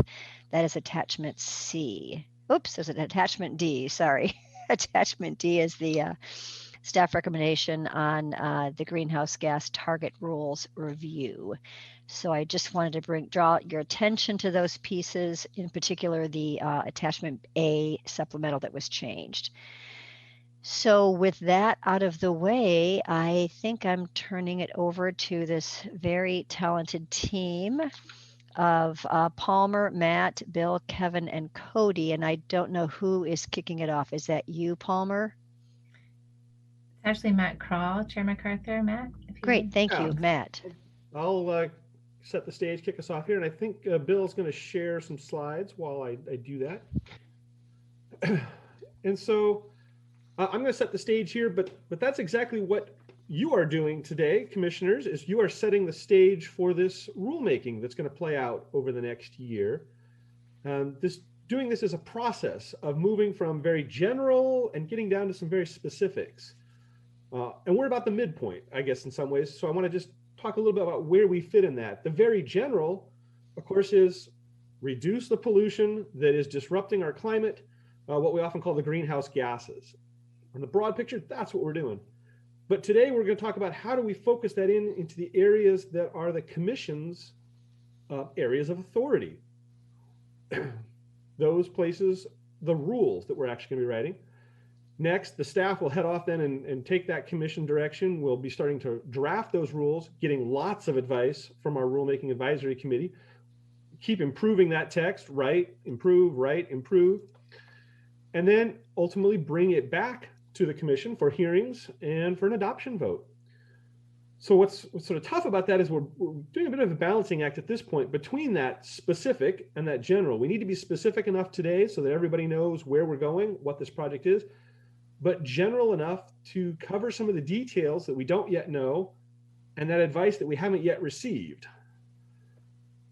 And I'm going through this to say that balancing act can be tricky and sometimes it leads to some confusion. So if you go to the next slide, what we want to do before we get started with our presentation is hear from all the commissioners. If we could actually just go around to each commissioner and hear where are the areas that you have been finding some confusion in this? Where are the areas that you need us to focus on our presentation today?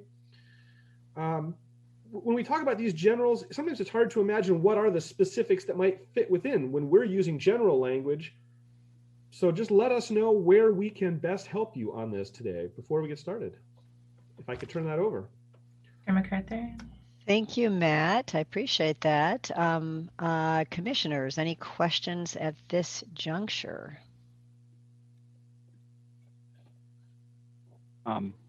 Yes, Commissioner. Thank you, Chair. Matt, one of the things that I hope that we can address and clarify is that we had some really great supplemental materials provided to us, comments from Mary Kyle and the Oregon chapter of the American Planning Association and Bob Courtwright, and there were a couple of others as well, I believe. Those are the three that are coming to mind that without digging through it, and they suggested some alternative approaches to the scenario planning, expedited timelines, and things of that nature. So I hope we can address that this morning. When we met in a briefing, which I really appreciated, very helpful for me, over a week ago, I didn't have those other perspectives. Now I do, and I think they make some really compelling comments and remarks and alternative approaches. So I really hope we dive into that, and you can address that throughout this process. Thanks. Thank you, Commissioner Lilac. Other commissioners have questions up front? I can't see people's hands, so if somebody wants to jump in. I don't see anyone with a question, so at this point. So thank you, Matt. Continue on. I know Deputy Director Green, you were jumping at one point. Did you have something? Oh, okay. All right, then. Well, let's just look at an outline of what we're going to be covering today. I think we've done the introduction. We'll get some background material here a little bit before we dive into it. Then you'll hear about that policy options memo and the target rules review, those two attachments to your staff report. And those will be coming from Cody Meyer. We'll share those information with us. Then we'll jump into the rulemaking part and talk about that charge that really describes what it is the rules are going to be doing. The charter describes how the rule advisory committee will operate. So it's more about how the rule process will work. And the schedule, of course, that's also part of the process. We will talk a little bit about the members for the Rulemaking Advisory Committee. We do not have a list of members. We are still in the process of that, but you'll hear about that process and some of the interests. I would say that at each of those points, I would certainly welcome any clarifying questions from any commissioners as we're going through that. Not necessarily deliberations at that point, but please jump in at any point. We're using acronyms or throwing out generalities and you need to hear some specifics or examples. But then at number 9, we'll get the public comment. You'll hear from some of those same people I think that you have written comments for and look at that. And then move into the discussion. And I guess we didn't put it on the outline there, but I'm certainly hoping that there will be a vote, either up or down, on that we are proceeding with this rulemaking.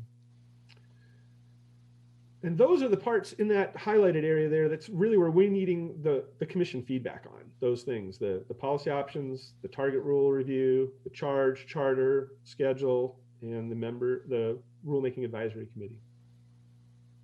Matt, if I could just acknowledge real quick, this is Kirsten, Chair MacArthur, if that's all right, Matt, if I jump in. It's sort of stating the obvious. The commission has been considering this item for over a year. So I just want to acknowledge that the commission's guidance to date is baked into almost everything you're going to hear about, but that please don't let that stop you from going deeper, asking specifics, bringing in ideas. You know, your community-based and comprehensive thinking is very valuable to us on this. So, well, things that may look like a long list, it won't all be new to you. Thank you.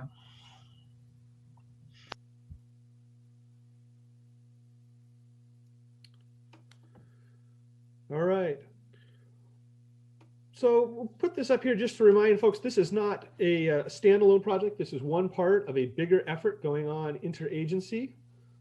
You've seen these slides before. We've talked about this. Every mile counts, the 4 agencies. I didn't hear anybody bringing up any specific questions, so I'm inclined to move past this one pretty quickly on to some of the rest of it, but open to questions. The 4 key parts, and you can see we're in that 4th bullet there, local greenhouse gas reduction planning. That's what we're talking about with our rules. Hey, Matt, just real quick, if I can interject, I promise I'll be quiet, but I would like to just acknowledge Amanda Peets with ODOT, who manages this process for ODOT and helps us coordinate for the 4 agencies, is also on the line as commissioners have any questions today for ODOT. Thank you.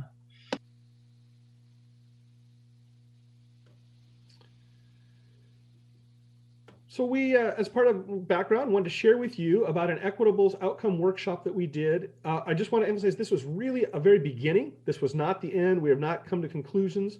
It was a great opportunity for us to meet with the Verde community-based organization, for them to learn about us and for us to get some introductions.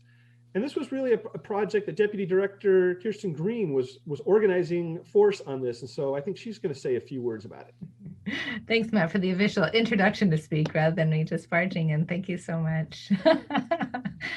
The team is very generous with me and my excitement about this effort. This is certainly an area of passion for me, as it is for all the commissioners. We just feel so glad to have the commission's support to move this item forward, the governor's support, obviously a major effort. So a good portion of our staff came together on September 11th. I think that's just 2 Fridays ago, to begin to discuss what equitable outcomes might look like on the ground. And we were particularly, you can see the words on the screen, but you can just in particular, we were very, very glad that sort of ODOT in spirit, always a partner, as well as Oregon Housing Community Development, Health Authority, ODO, DEQ, and with our partner Verde, we're able to come together and just generate sort of relationship building as we also sort of initiate this year process together.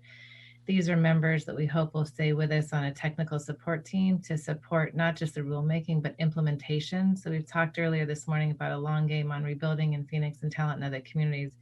This as well as a long game project. So we really will need all the state agency partners and a network of support for the cities and counties going through this. Just want to give a shout out to those state agencies for jumping on that call in a short order. Matt, is there one more slide that I was to touch on here? Or is it back to you or Bill? Sorry. Thanks. Okay. So part of the work of the workshop was, and our work around this this initiative is with the, we've heard a lot about kind of civilization has turned a page and focusing now rightly on disproportionate impact as a result of kind of institutional racism over the decades and generations and years in North America to do things better. So Governor Brown recognized that in her executive order back in March. In her executive order, they identified priority populations for this EO. DLCD applauds the governor's efforts and leadership on this and is very interested in aligning our work accordingly, not just with this executive order, but also a framework that Governor Brown put out for COVID response and recovery in June. But for this, so we have a programmatic approach. We've spoken to Commission about this before. So the initial programmatic approach for DLCDs in terms of priority populations, recognizing historic and institutional racism and injustice, is to be particularly mindful and center, quote unquote, if you will, sort of needs and opportunities, wealth building strategies and others among Black, Indigenous, and people of color communities. Also, we're mindful that Title VI of the Civil Rights Act calls us to attend to persons, community members with limited English proficiency, whether they be immigrants or refugees or other Native born or Americans and Oregonians. People living with disability, and then houseless community members. Commission knows that we are interested in modernizing our planning approaches, including the housing rules, to be mindful of people suffering tremendous vulnerability without permanent housing. So for this rulemaking, we are thinking of sort of taking up that programmatic agency-wide working list and adding these perspectives. So community members with lower incomes are often not necessarily involved in public policy because they're too busy making ends meet. If we think it's difficult having a full-time job that supports us in this work, you could imagine trying to have 2 or 3 jobs, kids in school, commuting when we were commuting, or trying to do homeschool by Zoom. It is incredible. So I want to just particularly bring that perspective in. Renters, I think about half of Oregonians are renters. I need to fact check that, but that's what I remember. Also for this project, we've looked a bit. I want to thank Kyle Jenkins publicly for pulling together the demographics in the 8 metropolitan areas. So we've been reviewing that and sort of, confirming the obvious, which is that Latino and Spanish speaking community members are the majority, sort of communities of other communities of color. But for this project, it is specific, that demographic, if not others. And then also LGBTQ community members, particularly from a perspective of public safety. When we think about, as communities reshape and rebuild, obviously want them to be, community visions all across Oregon express wanting them to be safe. And we just want to make sure that communities are safe for all people. So that is our sort of working approach. And I think I go back to you, unless commissioners would like to comment on these lists, because this is pretty important for us as we construct the RAC and then also do subsequent outreach. So if there's a community that you don't see represented here, commissioners, I would appreciate hearing about it now or later via email or phone. Thank you, Kirsten. It might be useful to hear about it now, and then if people have other questions, they can follow up with a phone call. But I'd like to, in this public setting, ask commissioners if they have any other thoughts about this list.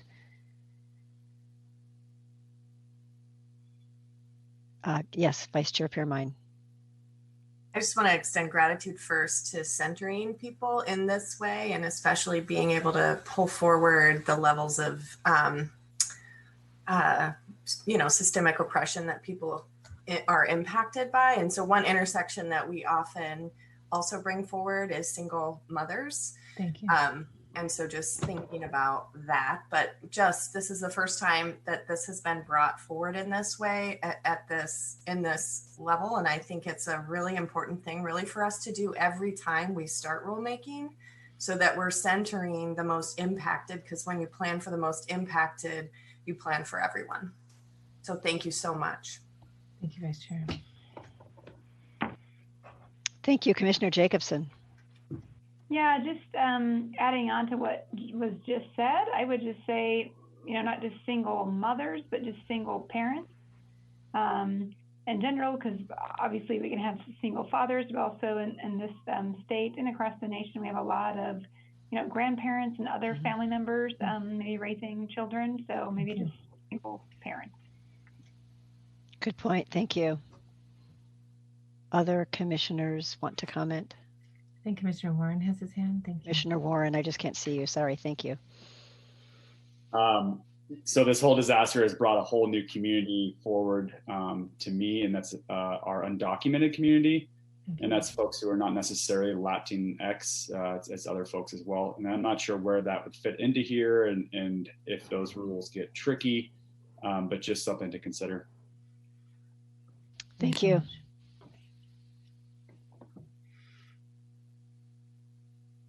Any other comments at this point on the list? And actually the process, I think it was said well by others that is a really important juncture in the evolution of the department and the state in working in this way. And I really, really appreciate it. Okay, let's turn it back over to Matt then, I think. Yep, thank you. Our next up, we're going to talk about the policy options memo and the target rules review. So Cody. Yeah, thanks, Matt. Chair MacArthur, commissioners, I'm glad to be here today. For the record, Cody Meyer, Land Use Transportation Planner with the department. Here specifically to talk about the scenario planning policy options memo and the target rules review. We've been talking a lot at you over the last year about our greenhouse gas reduction targets in Division 44, our scenario planning program. In July rather, we spent quite a bit of time going over that. So I think we're just going to assume that you have the base of knowledge, and we'll kind of skip over that unless you do have some specific questions.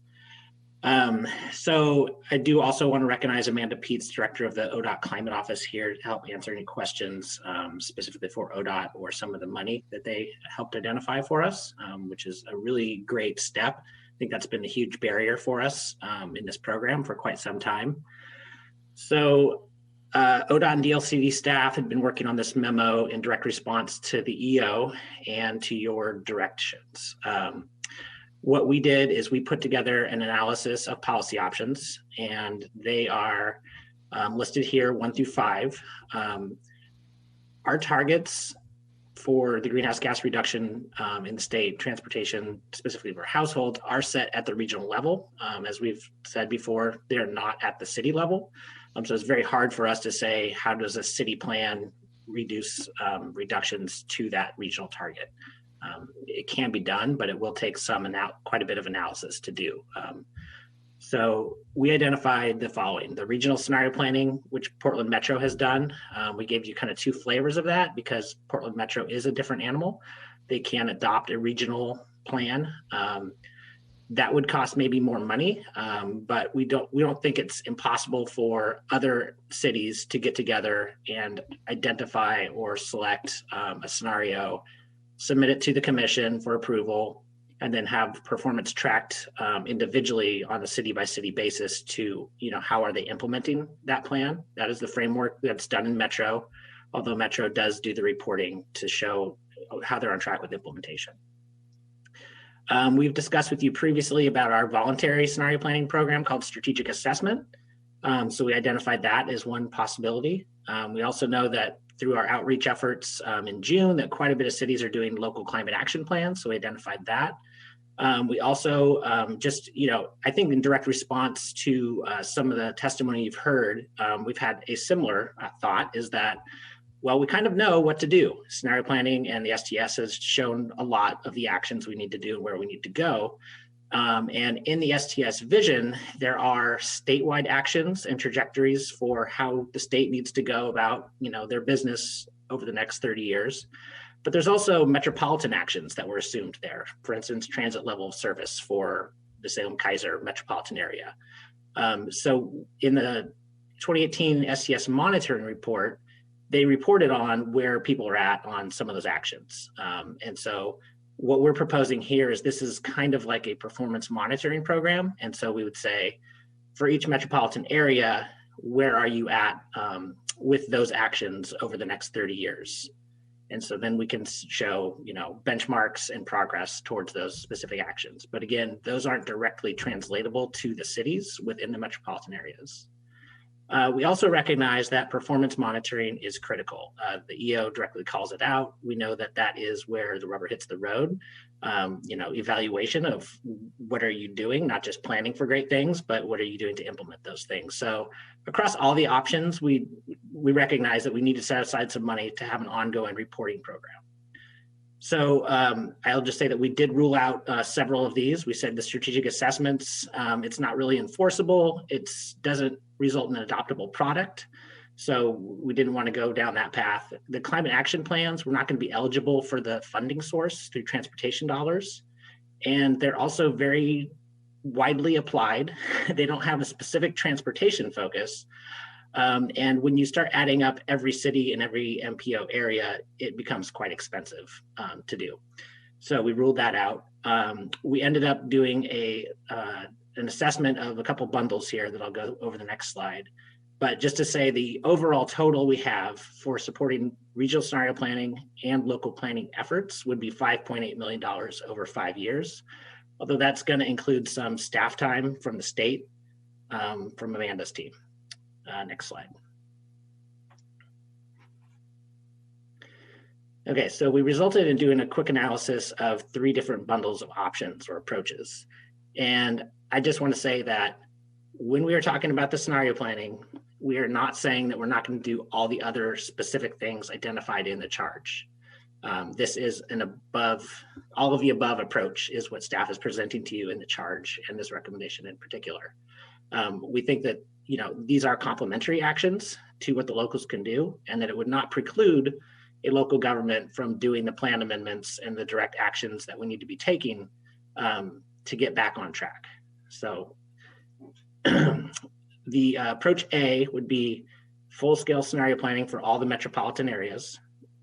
Approach B would be if you are over 200,000 in population, the federal government calls you a transportation management agency, you have a little bit more responsibilities. We thought that was a good cutoff, so that would leave Metro, Salem-Keizer, Eugene, Springfield. And then we'd do a baseline assessment and performance monitoring for the smaller MPOs. I'll say that Salem-Keizer would probably be the big ticket item here because Eugene Springfield has done scenario planning in 2015. The department, ODOT and DLCD are working with them, training their staff to run the modeling tools to work on that 2015 scenario. So that would be probably a lighter lift to get them over the finish line. And then approach C is kind of like the no build scenario. We would say like Metro keeps doing what Metro's doing, and then we do this local baseline assessment to the STS vision for all the other metropolitan areas. Staff ended up recommending, next slide please, approach C. And that would be over the next 5 years, we would do scenario planning for, not Metro because they've already done it, but mostly in Salem-Keizer, and then getting Eugene Springfield to update their scenario. And for the rest, we do this local baseline assessment. So with that, I think I'll pause for questions. Go ahead, Commissioner. Thank you, Chair. Cody, just to clarify, you said that it was, just as I try to understand this, it's difficult to set the targets at the city level, which is why they're set at the regional level. But then you mentioned that the performance is tracked at the city level. So is that just making sure that the cities are carrying out the actions that they committed to as part of this process? Yeah, or the outcomes? Okay. Yeah, thank you, Commissioner Lilac. Yes, we would have to develop some way of tracking implementation at some scale. Would be regional. Transit service usually runs at the region, so it'd be very hard. But we would probably develop many performance measures that would be tracked at the city level. And I did fail to mention that in our target rules review, I'm sorry for skipping around, but the staff, we did propose to develop alternative methods for estimating greenhouse gas emissions for cities and counties. What we have now is a very prescriptive approach. There's one way to do it. And so I think that we recognize that we know what the actions are and we have a pretty good idea of where we need to be on those. And so I would like to see, maybe this is my personal opinion, another approach developed in there. And so that we can get to some kind of idea of the targets without doing, a very complex modeling exercise. Other questions? Okay, why don't you continue on, Cody? Okay. All right, so now skipping over to attachment D, the Metropolitan Greenhouse Gas Reduction Target Rules Review. This is in Division 44. There is a rule in there that requires the commission to look at the review of the numerical reduction targets every 4 years. I'll own this a little bit, is that when we amended the targets in 2016, we probably should have cleaned this rule up a little bit. The long story short is that when we first adopted the targets in 2011, we didn't have the STS yet. And so it was a RAC and the commission's job to figure out where are we going to be in fleet fuel technology changes in the future so we can figure out what the remainder would go to the local governments for their targets. And so that took a lot of work. A lot of people had to sit through some very complex rulemaking to figure that stuff out. In 2016, what staff recommended was that we switch over to assuming the STS vision in the future of the fleet fuel technology. And then what we do then is just say, we hope that the STS, gets built out and those things do come true. We know that we are not keeping pace to make the STS vision. We're off. That's why we're here today. And I think the real gist of it is that it's just a lot easier for us to go through that exercise of streamlining with the STS rather than having to make these kind of marginal changes to the fleet fuel technology assumptions. It took a lot of effort and we wanted to be a little bit more streamlined with the STS. And so if the time comes to update that vision, then we can update our targets accordingly. But staff's recommendation was not to go it alone and make these very complex assumptions. And so the next review was due June 2021. I really didn't want to be in the middle of rulemaking and then have this pop up and have to bring it back to you. So if you go to the next slide, the staff's recommendation is that we don't need to go and review the target numerical assumptions. We should really be focusing on policy amendments to start using the targets. Since we've amended the targets in the last 4 years, we've not actually used them. So I think that we really need to start using the targets. And we are consistent with the STS vision. And if that is amended, then we will certainly look into doing some kind of adjustment. So I'm sorry, go ahead. I'm ready for questions. Well, yes, I thought you might be. Thank you, Cody. So questions from commissioners about staff's recommendation to keep the targets as they are, that the ones that were established in 2016 for the duration of this rulemaking, and then at some point in the future, it'll be probably useful to review that. But for right now, make sure that staff is focused on the task at hand and not trying to do the rules at the same time they're doing the other RAC work. I'm seeing some folks shake their heads yes, so I think we are good to go on that recommendation. We'll hear. I don't know. I don't think there was anyone in reading the testimony that objected to that approach, but if there are, we'll hear from that in a little bit. So thanks, Cody. Go ahead. Thank you. I'm done with my quick run through of these items. And so, Commissioner Lilac, you did mention you want to talk about the scenario planning policy approaches. And I think this is probably now the good time to talk about that if you wish. Yeah, that's great. I was just curious. I mean, given that I know this process has been going on for at least a year, and we've heard closer to 15 years in various forms. And then I was really thinking through the submittals. And so I'm just curious about since I'm still relatively new, maybe scenario, and it sounds like scenario planning has been contemplated for quite a long time. So this could be a potential significant departure from that approach. So I'm just curious about, as you walk through the presentation and as we consider how we're going to move forward, I would say not if, but how we're going to move forward. I'm just so that we can make an informed decision. At least I can, because it's still relatively new to me. Thanks. Well, and along those lines, Commissioner, maybe Cody can reflect on the benefits of scenario planning, and he's done that in his written work. So if you take a look at the staff report as well, but I think it'd be useful for us to have the understanding of the benefits and the drawbacks of scenario planning for us as a context, because there is quite a bit of written testimony on that, and we'll probably hear more verbally. So it'd be nice to have that frame in front of us as we hear those comments. So Cody, could you reflect on that for us? And Bill, could you move back to, I'm sorry, Cody, Bill, could you move back to the approach B slide? Thank you. Sorry, Cody. Yeah, so our targets are set at the region. So as I mentioned, it's possible to do, some sub-allocation to cities, but that is going to take more work and dithering, which I think people are, also upset about, rightfully so.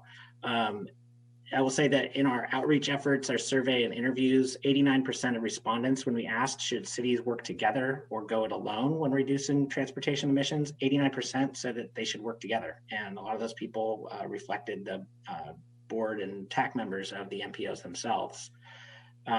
Transportation does occur in a regional context. It's not one or the other.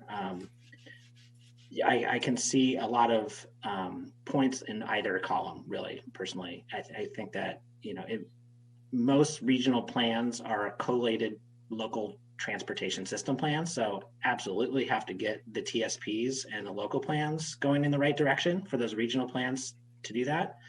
Our scenario planning program in the con column, it's a long range visionary process. It in itself doesn't reduce greenhouse gas emissions, but what it does is allow people to have that, what we heard from Metro, have that buy-in, have that regional conversation, and come to some consensus on where the cities need to go. And then it allows the flexibility for the cities to implement that, which we've also heard very strongly from our city representatives, is that they want the flexibility on how to get to that goal. Eugene and Springfield have very different ideas of how to do that. And that is one of the benefits. As I mentioned before, I think they're complementary actions. I don't see them as mutually exclusive, that you just do one or you just do the other. But we only have so much time and money to spend. So. And I guess I'll jump in here. I'm probably biased, but biased from having experienced the scenario planning at Metro and for this very work. And I know it's a different beast up there because Metro has authority over land use as well. But I really saw it as I just kind of watched the stakeholders at some of the first meetings on climate change and the Climate Smart Communities program that Metro initiated. I saw some of the folks involved and they were skeptical about all the work and the outcomes and everything. And then when we engaged those very stakeholders in the process of agreeing on the inputs to the model, and then that we talked about what it was going to look like at the end, and we talked about performance measurements, I thought of it as a really important engagement strategy, not just a kind of a product. And I was reflecting on the list that Kirsten went over of a lot of new entrants that maybe don't understand VC ratios and technical, things, transportation things. And what I and land use, because land use is really critically important. I think what the Metro work was able to do is to personalize it to people and their daily lives, the outputs.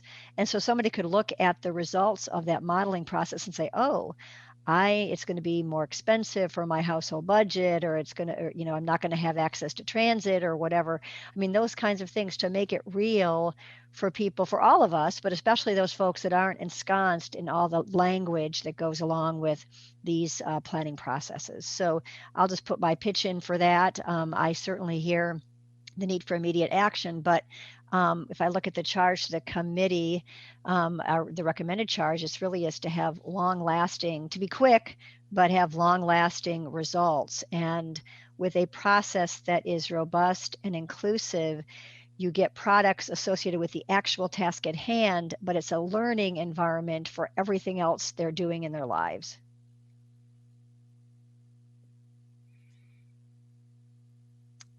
Any other comments? Kirsten, did you want to say something? I'm sorry. Chair MacArthur, you said it so well. I just have to underscore that when I always wrestle, Cody, what a word nerd I am. And when it comes to sort of buy-in, that assumes sort of an outcome. And I know you don't mean that, Cody, but what Chair MacArthur just described is really a co-creation around a shared vision and the routes to get there. And what we heard from Metro is that those years of investment really were critical to support hopefully what will be a funding package. They will be passing this, I think, gosh, is it right now, this fall, or I've lost track of the timeline, but an implementation package that will require a vote of the people. And so if folks aren't involved in the creation, they're unlikely, in my opinion, my limited opinion, to support a new fee that might be needed. So that's just an example. It's not presuming that new fees or anything are needed in these regions, but that creative process, Chair MacArthur, thank you for speaking to it so well. That is all. Other questions from commissioners about scenario planning that you might want staff to reflect on? Seeing none in my small screen of what I can see. So, okay. Chair, Chair. Yes, Commissioner Hellebuck, thank you. I didn't know when the staff was going to address some of the comments. I know it was brought up in the beginning about 1,000 Friends and others in relation to scenario planning timeline. Did you want them to do that now, or would you like, because we're going to have public comment and then come back to the maybe staff. That's better. So I was just thinking that we want to have those folks use their own voices in describing that, but unless you think there's a particular thing that staff can answer now, Commissioner. No, I just know it was requested, so I didn't know if they were going to do it now or after. Yes. Okay. Thank you. So does that complete your presentation then, Cody and team? Yeah, we're ready to move on. Thank you. Great. So you're going to go on to the rulemaking charge then? Yes, Chair, this is Bill Holmstrom. I'm going to be taking on this part of the presentation. Thank you, commissioners, for having us. The charge is really, I think, the central part of the commission letting the advisory committee and the department know where we're supposed to be doing our focus and what the rule is going to be looking like at the end. I will be addressing some of the comments in this section as well that came in. So hopefully there'll be a slide that'll kind of explain a little bit better maybe than some of our materials did about what we're planning to do, because I think some of the comments we received, they say they say we should be doing some of the things that I think we said we were going to be doing. So I will be addressing some of that. Just real generally, the charge and like Chair MacArthur noted, there are two versions of it right now. There's your attachment A, and then there was a supplemental attachment A that went out on Tuesday of this week. Very few changes really, but those are based on the workshop that we held with some of our partners and with Verde, and really are centered around strengthening and weaving the equity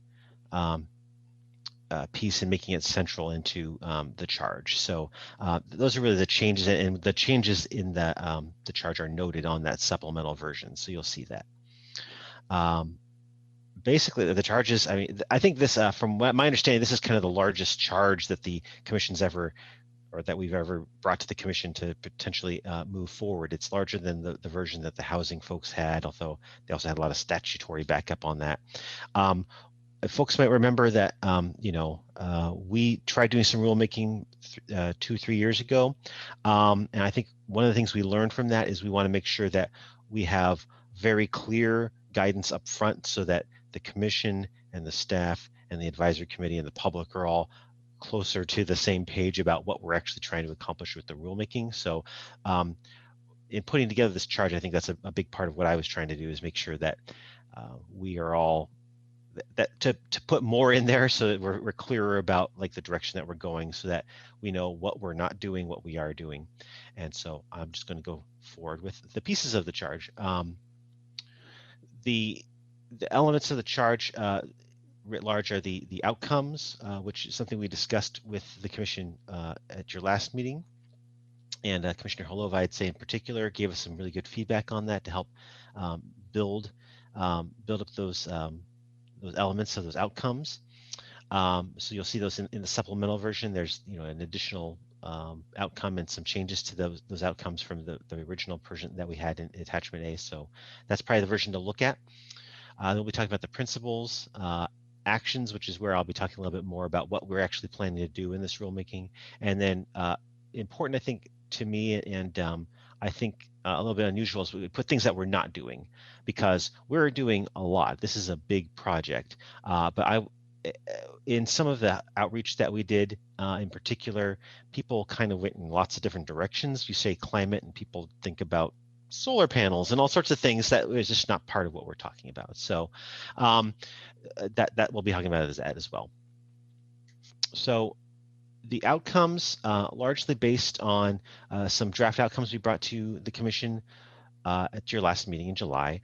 The commission gave some very good feedback, and again, I'll call out Commissioner Holova very much for helping us strengthen that and improve those.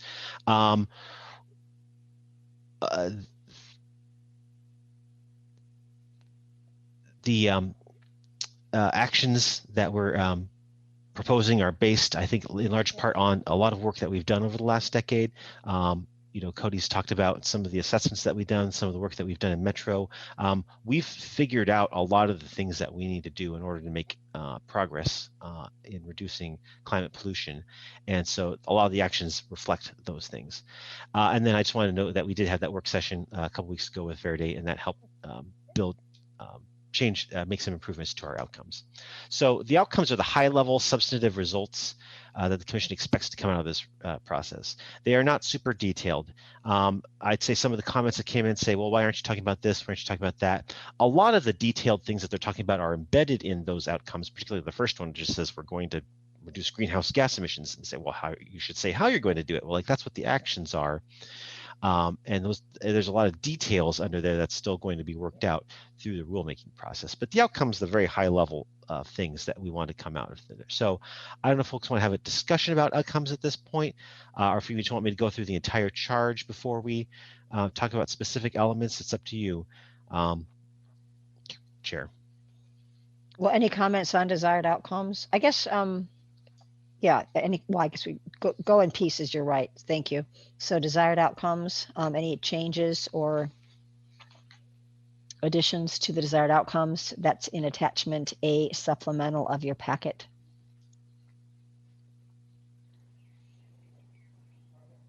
Commissioner Lilac? Well, I debated whether I was going to say anything. Chair, thank you. I think the changes are really, really good, and I really appreciate your taking the time. And Commissioner Heleva, if you're the one that provided that specific input, I think it's fantastic. Really, really good. Number 4, we had talked about improve the capability through capacity building, et cetera. We had talked about funding. It doesn't concern me if it's not in there, but just as long as we have that. It remains on the record. The Oregon chapter of the American Planning Association also just talked about how important funding is going to be to fund these efforts. So it's fine with me that it's not in there, just as long as we have it on the record. There are a couple of other minor suggestions that the public comments had suggested. Maybe we'll get to those later, and maybe they're already embedded in these. So thank you. That's all I had.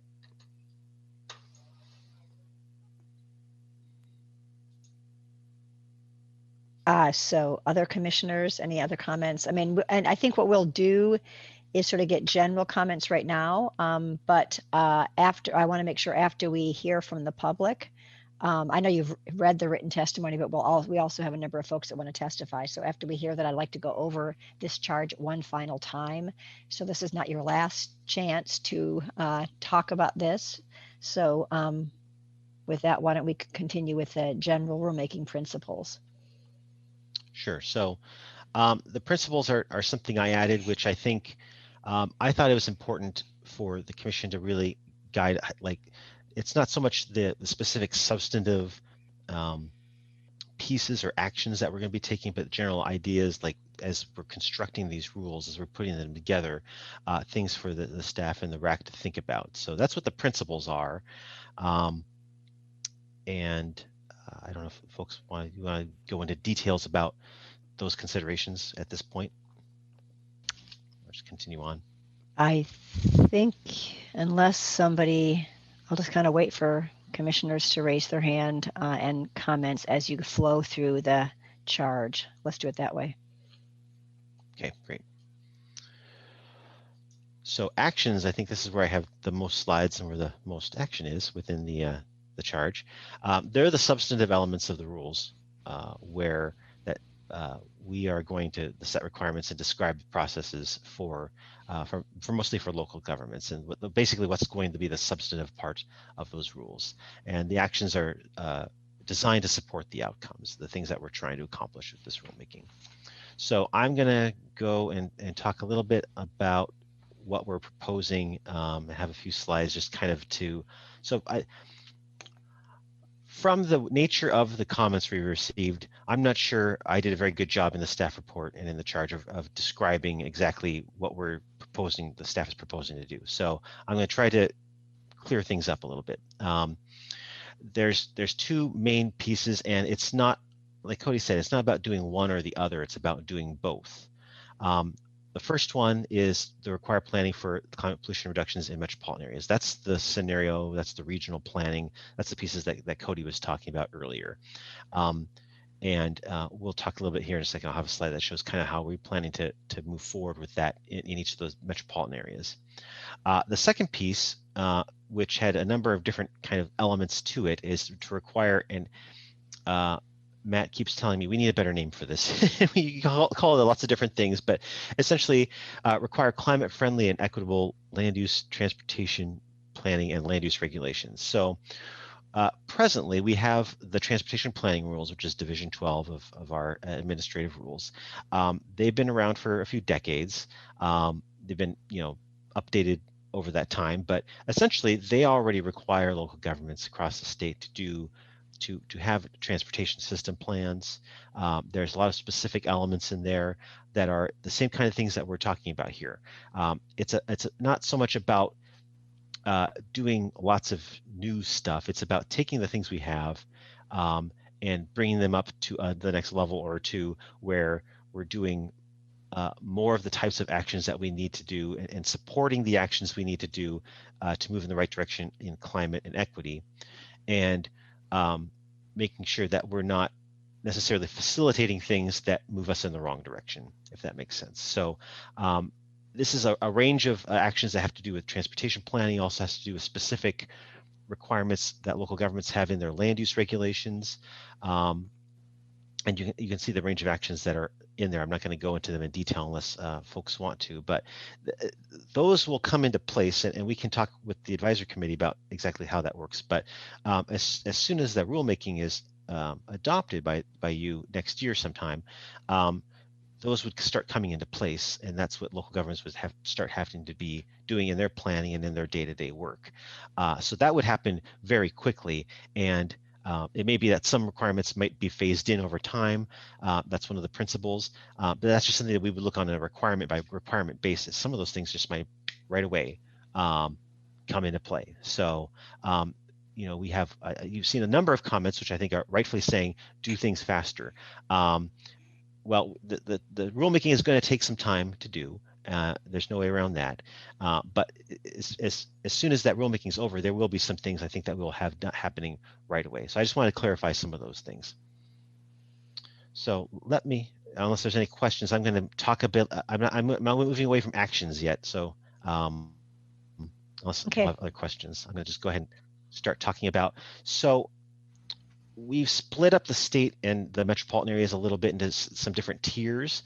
And what you're looking at here are the percentage of the state population in each of those groups. So 40% of the state's population lives in the Portland metropolitan area.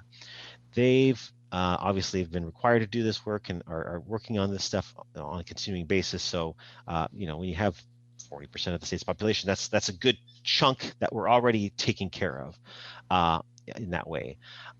In the next two largest metropolitan areas, that's the Central Lane and Salem-Keizer area, there's 13% of the state's population. In Rogue Valley and Bend, that's 7% of the state's population. In Albany, Corvallis, and Grants Pass is 5% of the state's population. So it starts to get pretty small pieces of the state when you start getting to those smaller metropolitan areas. And then 36% of the state is outside of the metropolitan areas. About half of that's in incorporated cities and half of that's outside incorporated cities. Some things I wanted to note that I didn't want to have a slide with a lot of numbers, but I will tell you some numbers. If you look at just the population within the metropolitan areas of the state, 85% of the state's metropolitan population is within Portland, Salem-Keizer, and Eugene-Springfield metropolitan areas. So it's really those three is where most of the population is in the metropolitan areas. I will say we had Commissioner Lilac told you we had a meeting with him last week, which I think was very useful. And one of the questions he had for us is like, well, these are the populations, but like these places are going to be growing, and there's a lot of opportunity in places that are growing to make changes and to do things differently. And we agreed with that. And so we did take a look to see, just in sheer numbers, looking at the state's population forecasts over the next 20 to 40 years, what are the metropolitan areas that are going to be growing the most in terms of adding the most number of people. Now, I just looked at the 7 metropolitan areas outside of Portland, so I didn't have access to the Portland forecast. So I think obviously Portland metropolitan area is going to be the fastest growing, but if you look at the other 7, the fastest growing one's Salem-Keizer. And that's kind of at the very top in terms of the number of people that they're going to be adding. And it was a little bit of a surprise to me, but they were kind of on the top. The next one is Bend. They're smaller now, but they're growing a lot. So they're the next fastest growing one. And then kind of almost tied for third, very close, are the Rogue Valley and Central Lane. Now, I think we all know the Rogue Valley, these numbers are, you know, from months ago or last year or something like that. And it's a different place now than it was just a few weeks ago. So we'll have to keep an eye on and see what happens there. But that's the way things shake out now. And then the Albany, Corvallis, and Grants Pass were all much smaller in terms of the number of people they're adding. So just so folks have an idea of why we're kind of splitting things up these ways, those are kind of the considerations we had about getting the bang for our buck, going to the places where people are, where development is happening, and where we can make a difference. So here's my exciting slide here. So today, I just want folks to understand that in each of these places, we have, in the Portland metropolitan area, we have a planning process that happened, a regional planning process that happened, and they're currently working on implementing and reporting on that regional scenario, and that's falling down into those local plans in the metropolitan area. On top of that, in the Portland metropolitan area and across the rest of the state, we have our existing transportation and land use planning rules, in the transportation planning rules, as well as other parts of our divisions across the agencies. So there's a lot that's already happened, that's already required, that maybe it doesn't even happen in other states. We've required local jurisdictions and metropolitan areas to do additional planning work for decades. They've been required to plan for increasing transportation choices and reducing reliance on the automobile in particular. So this is not new stuff necessarily that we're talking about. It's just a matter of the level of work that we're going to have to do to get to where we know we need to be. So what we're talking about doing is, over the next year and a half or so, is working on that rulemaking process. That's going to take us a while. We'll talk about the schedule here in a little bit later on this meeting. But like I said, directly after that rulemaking happens, we're going to have our updated transportation and land use planning rules. That's, like, again, probably not the best wording for that, but that's a whole range of things that we're going to be doing. and proposing that's going to start as soon as that rule has been adopted and is in effect. Hey, Bill, Chair MacArthur, forgive me, this Absolutely. is Kirsten Green, and I just have received a note from a colleague that the Granicus feed is not showing the slides. And I know this is an important set of slides that you're laying out right here, which is sort of the phasing. I just wanted to recognize that and let folks know. I'm sure John will be working on that on the back end. But I just wanted to acknowledge that folks who are listening may not be kind of seeing this animation. And I'm not sure how to solve it right now, but I wanted to just let you know. Thank you. Sorry for the interruption. Thank you. Yeah, I don't have control over that, I'm afraid. I'm sorry. That's going to have to be John that works on that. So essentially what this slide is showing is, all the different tiers of metropolitan areas across the state, and the fact that we're going to be doing some updated transportation, land use and transportation planning rules. We also have outside metropolitan areas. We will be making probably some tweaks to how that works in those places as well. I think most of the action is certainly in metropolitan areas. Small jurisdictions, very small jurisdictions now don't really have to do very much. I don't see that changing very much. There are those jurisdictions that are kind of in the middle. Our largest cities that are outside metropolitan areas are places like McMinnville, Redmond, Roseburg, Klamath Falls, places like that. They might have to do a little bit more. I think that's something we're going to be talking about with our advisory committee. They might have to do a little bit more than they do now, even though they're not in the metropolitan area. But I think, still to be seen exactly what that looks like. But there will be some updated transportation planning rules that apply outside metropolitan areas as well. All right, so the second part of this is, or the part that Cody was talking about is our regional planning. And like we're saying, we're proposing to start that in the Central Lane and Salem-Keizer areas. Like Cody mentioned, we've already done a lot of this work, or they've already done a lot of work in the Central Lane area to come up with a preferred scenario and select that. It's going to be a matter of figuring out how that's adopted by the local governments in that area and implemented, and how the reporting continues on that. So, and then we have to do that as well in the Salem-Keizer area, and that would happen starting after the rulemaking is completed in the late 21, and probably take a couple years depending on, in Salem-Keizer in particular. It just takes a while to do those work, and so it would be a few years before that really started to kick off. But remember, there's still that blue bar there which shows the updated transportation land use planning rules, which I think a lot of our commenters were saying, you guys need to do some things right away. Don't make them wait to do planning. That's what we're going to do. That's what we're proposing to do. Once they've got those scenarios in place, we can work with our advisory committee to see what can shift, and if maybe some of the rules in that blue bar can change a little bit or have some flexibility once they have those adopted scenarios, because the scenario is telling them what they need to do in order to hit the target, and maybe they want to have a little different focus than what we've provided in the kind of the broader rules. So that's something we'll be looking at. Chair MacArthur and Bill, I'm so sorry. So just an update. We could pause and put on the screen the Zoom link so folks could move from Granicus over to the Zoom link if Chair MacArthur felt that we're taking a little break right in the middle of your flow here. I'm sorry. What do you think, Chair MacArthur? You're muted, Chair MacArthur. Oh, I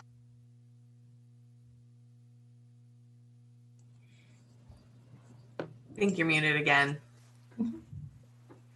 So, thank you. I don't want to pause right now. Okay. I think because we have a lot to accomplish. If other slides don't show up, yes, there's a problem. If this is the only slide, I think Bill is going through this. I just don't want to stop the whole meeting for a slide. If in fact other slides don't show up, yes, there's a problem and we need to pause. We might, and Chair MacArthur, to that, if after public comment, if it's worth it and timely and relevant, Bill could sort of flip through the animation on this again after the break if we're able to get Granicus back working. So it's a pretty powerful flow that's shown here, and I think it would reassure a number of stakeholders that we're not waiting on implementation for scenario planning to be completed. But great, let's do it that way. Some folks are visual, some folks are dialogic. But thank you. Okay, back to Bill.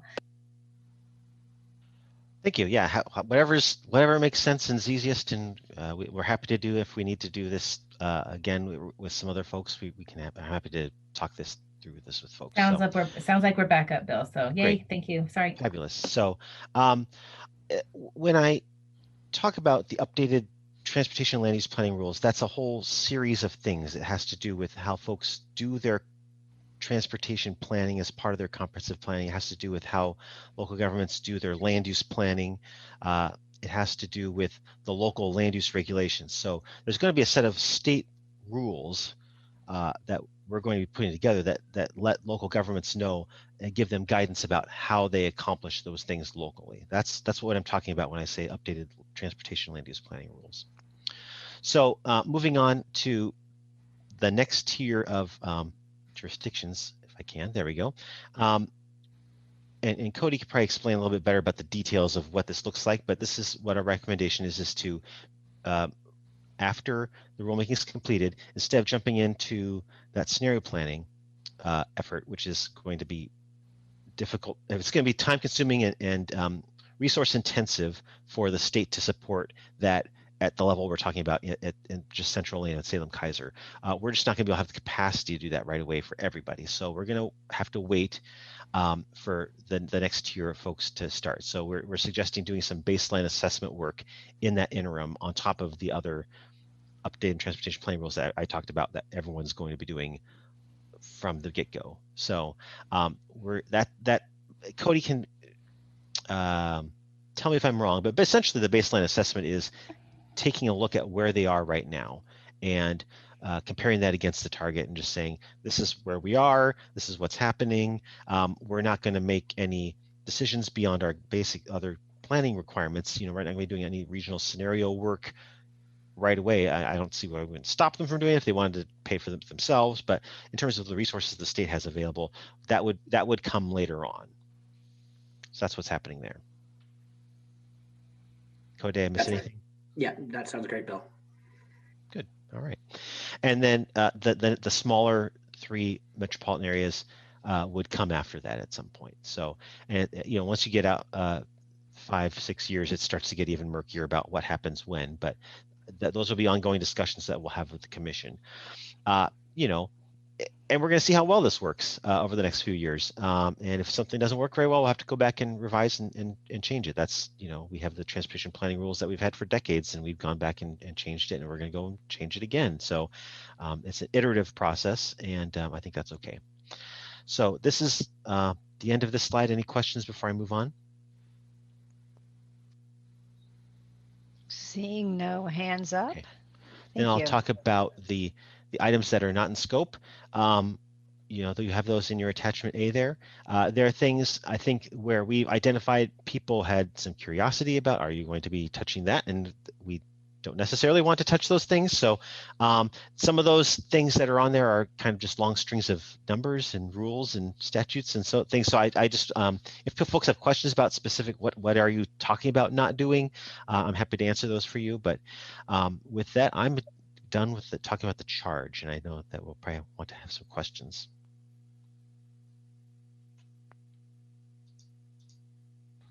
Any comments at this point or questions about the charge?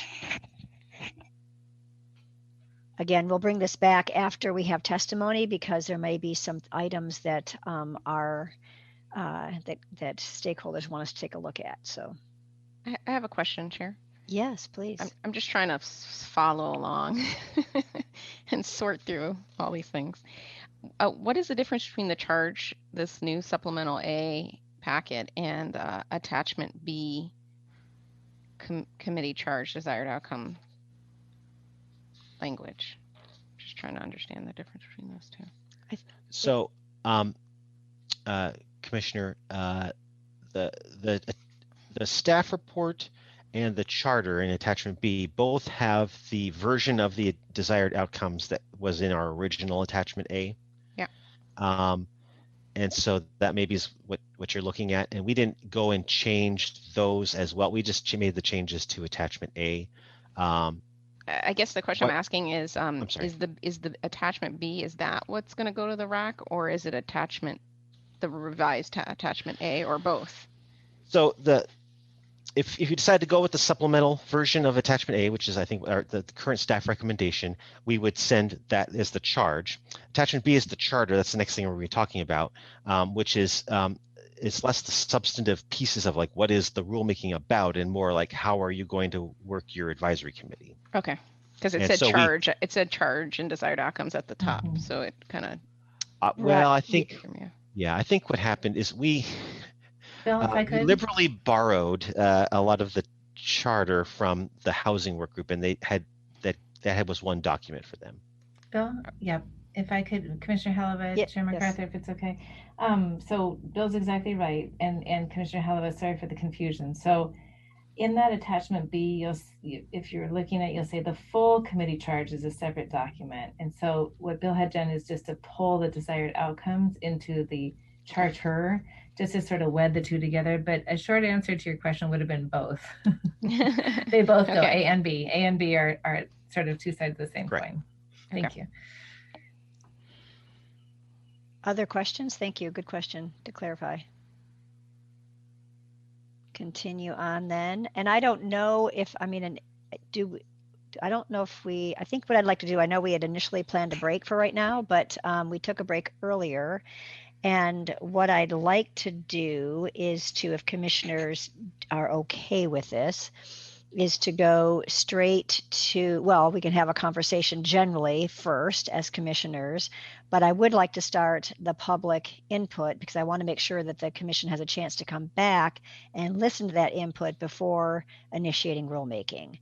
So I prefer not to have a break right now unless commissioners feel like they need it. So somebody should raise their hand if they disagree.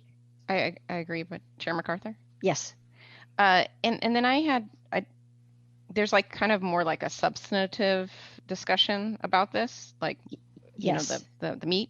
And then there's I have a series of like random small comments related to the document. And is there a way to just say those random small comments now without touching into the? You can say all of the above now. I don't want to cut you off. I just want to make sure that if we're going to, before we deliberate on it, I want to have the benefit of the public testimony. So yes, I agree. Go ahead. Yeah. Sure. Yeah, great. That's why I was saying I wasn't going to touch on the substantive. I wanted to hear what people had to say first. Thank you. But I have random things. Great. So in the staff report, it talks about require climate-friendly and equitable land use and transportation regulations, These include assumptions for more equitable housing, employment, and transportation options. And so, you know, since the word equitable has been used a bunch and specifically equitable housing, I just felt like that's a term that our department needs to define for the RAC. Like, what are you asking when you say that? Because I have an idea, but it might not be what you have as an idea. You know, it needs grounding. Or it needs like, this is our idea, and then the RAC, is that the right thing? You know, but something to start with, I think. Deputy Director Green, I was wondering if you could reflect on that. You bet, and thank you, Chair MacArthur and Commissioner Halibut. That's excellent, and you actually started us on this path. So, Commissioner Halibut, thank you for your guidance and just keeping us on this path. So, we originally thought our workshop would like start to get at equitable outcomes, and we thought to ourselves, what are we doing defining equitable outcomes inside our room when we really need to do it in the committee process, since we're looking forward to impaneling this, you know, diverse committee of advisors. So we do anticipate that first meeting of the RAC, we have a draft agenda working, but nearly sort of a full hour block to going around and hearing from each committee member and hearing how they would define it on the ground, and then cohering that definition for both climate and housing, and we could certainly bring that to full commission for a briefing. I know that our liaisons had been identified, you know, the volunteers had been Commissioner Lilac and Commissioner Warren. Commissioner Warren had already pre-fire advised that he was not going to be able to take a major role, and we respect that through the remaining of this calendar year and possibly beyond. But we're happy to bring sort of advise full commission as that dialogue goes forth. You're right, that needs fleshing out, and thank you very much. Yeah, and I think the idea of the group fleshing out how equitable outcomes makes sense. That totally makes sense, right, in relation to all this work. But there was a lot of reference to this equitable housing, and that was to me different than a whole series of potentially equitable outcomes that deal with transportation or climate change, or, you know. Do you think, Commissioner Halva, would it be acceptable to you that we consider equitable outcomes within equitable housing within the universe of equitable outcomes? Yeah, I think that would work. Thank you. Right now it's like a whole topic here, and I'm like, question mark. That's a big one. Thank you. Yeah. And then, like I said, these are a series of random comments. Okay. A lot of times I always see a focus of housing on near transit. And I've found at the local level in Portland, that seems to literally mean on transit, like it has to be right next to it. And I feel like dealing with greenhouse gas emissions and air pollution, you know, a lot of times affordable housing is literally put on highways, you know, because there's connectivity. And I've been always an advocate for like thinking about housing next to parks with close proximity to transit options. And so I don't know how that fits in. I'm not saying to change anything, but I feel like we shouldn't just like automatically think housing needs to like be next to roads, like major roads, just because people need to get from, you know, they can walk one block and probably prefer to walk one block if they live next to a park. I want to make sure that when it comes to this equitable housing outcome part of this, that we don't make everyone duplicate the work that House Bill 2003 is working on. So I feel like that sheet that we're saying jurisdictions, you know, consider these elements. How do we also then ask them to consider a whole bunch of other things dealing with equity? Why don't we put those two together since so much work was done on that? The next one was, like I said, random comments. I'm doing a development project in Washington, and I was kind of shocked by the amount of electrical vehicle charging stations that they required as a part of new development.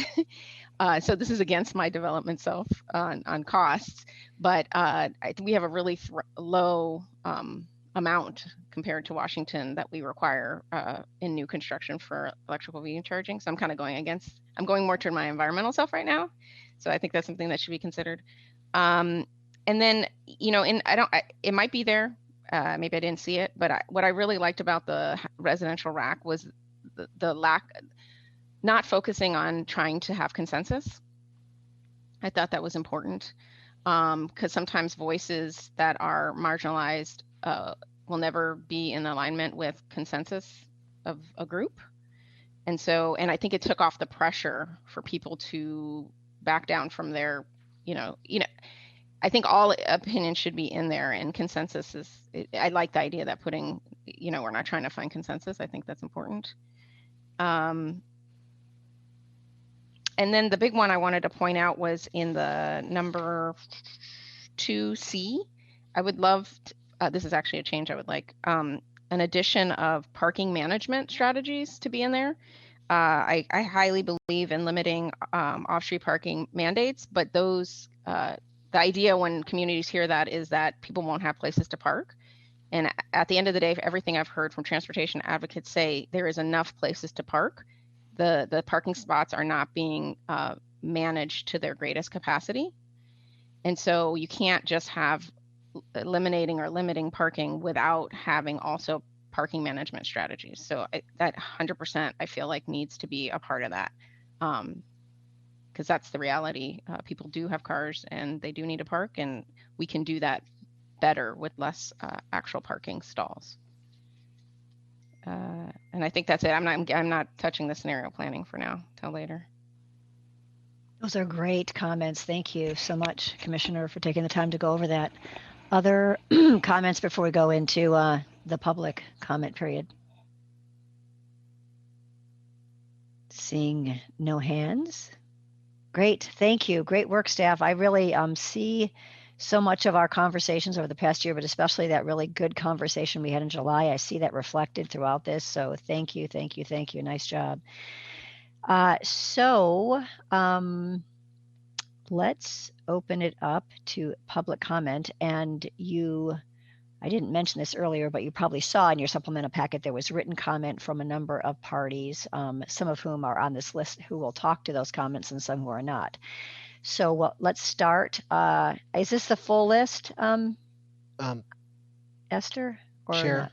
Yes, I'm sorry. This Did is I Bill miss Holmstrom. something? Yes, please. We do still have some more of our presentation remaining. Would you like to do that before I am the comment? so sorry. I just thought we were at that critical juncture. Yes, please go back and finish your We had just built presentation. the break in the middle there. Oh, got it. My apologies. Go about ahead, 90 minutes in is where we thought we were going. Got it. Thank you. If that's all right. Yes, please.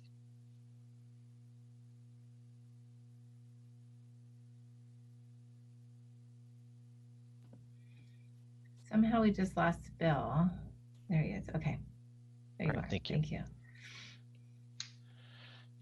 Okay, so we'll try to keep it short and sweet here. Because I know we're already a little bit behind. What time is it? Okay. Charter. I'm going to talk about that as well. So we did discuss the charter a little bit already, but essentially it's the operating manual for the advisory committee. It's largely based on the work that the housing RAC did, and like Commissioner Holova noted, they did do a lot of good work. We are looking to hire a facilitator for the RAC like we did before. I'm not super plugged into that, but my understanding is we're working on negotiating with the same firm that we used before. Is that correct? Mayor may not be able to say that yet. Okay. I'm not sure. Thank you. We've been going through a procurement. If I stepped out of line, but pure procurement process. We're in the procurement process for a facilitator presently. That's all I can say. So that's what's happening. So we'll be able to learn a lot of the good lessons that they learned in the Housing Rulemaking Advisory Committee process. Frankly, we don't have the same resources that they have in terms of the staff and the finances to do that, but we're going to do as much as we can given the constraints that we're under. So just so folks are aware, that's what our plan is. And one of the pieces of this is that we're going to be utilizing the support of other state agencies as well. ODOT is, of course, going to be clearly quite involved with it, and we've got Amanda on the phone with us right now if you have any questions for her. But we've also heard from the other agencies involved with Every Mile Counts. We'll have a staff member from DEQ who's already been assigned to follow us and follow this. We'll have probably someone from Department of Energy as well as the Oregon Health Authority and the Housing and Community Services. So we intend to kind of continue to have ongoing working relationships with those agencies on a kind of a separate from the RAC, but technical support, because these are the state's rules, not just DLCD's rules, and we want to make sure that we're operating in a coordinated fashion and everyone's on the same page. So that's the charter. Any questions about that? Great. The schedule. So the schedule, the draft is in page 7 of your staff report. Since the staff report went out, and really just the last few days, we've received a request from the governor's office to not hold our first advisory committee meeting as early in October as we had planned. So right now we're shooting for some time in early to mid-November for that first RAC meeting. So that does change our schedule a little bit. We still have to sit down and figure out what the implications are along the way for that, where we can shorten things, where we can move things around. Our considerations that we had used when we were putting the schedule together in the first place is that we wanted to have 10 meetings with the advisory committee. That we wanted to make sure that we had a break during the legislative session. During that time, I think instead of having full advisory committee meetings, we may have subgroup meetings on an ongoing basis. But frankly, there's a lot of folks that we expect to be plugged into this work that would not be able to give their full attention to this work because of the legislative session happening at the same time. It's just there's a lot of conflicts that happen there. So that's been our practice at the agency, and we think our schedule even kind of eats into the kind of the edges of the session a little bit, but a few months we try to keep mostly clear of advisory committee meetings. And our goal is to adopt by the end of 21. We're going to try our best to do that. We'll see how the process goes. Getting off on a start of getting started a little late makes that a little bit more difficult, but we'll see what we can do. Any questions about the schedule? Chair MacArthur and Bill, if I may, Jim Rue, I just want to talk very briefly about the governor's request. She has been traveling a lot in response to the wildfires and hearing from local governments about the press of business particularly on cities, but also counties, from COVID and then responding to the wildfires. And several mayors and others have asked specifically if we could push back the first meeting. Bill mentions maybe as late as middle of November. I don't know that it needs to be that late. If we can find a time in late October, I think that would be just fine. The specific request was to initiate now, but not start for a couple to several weeks.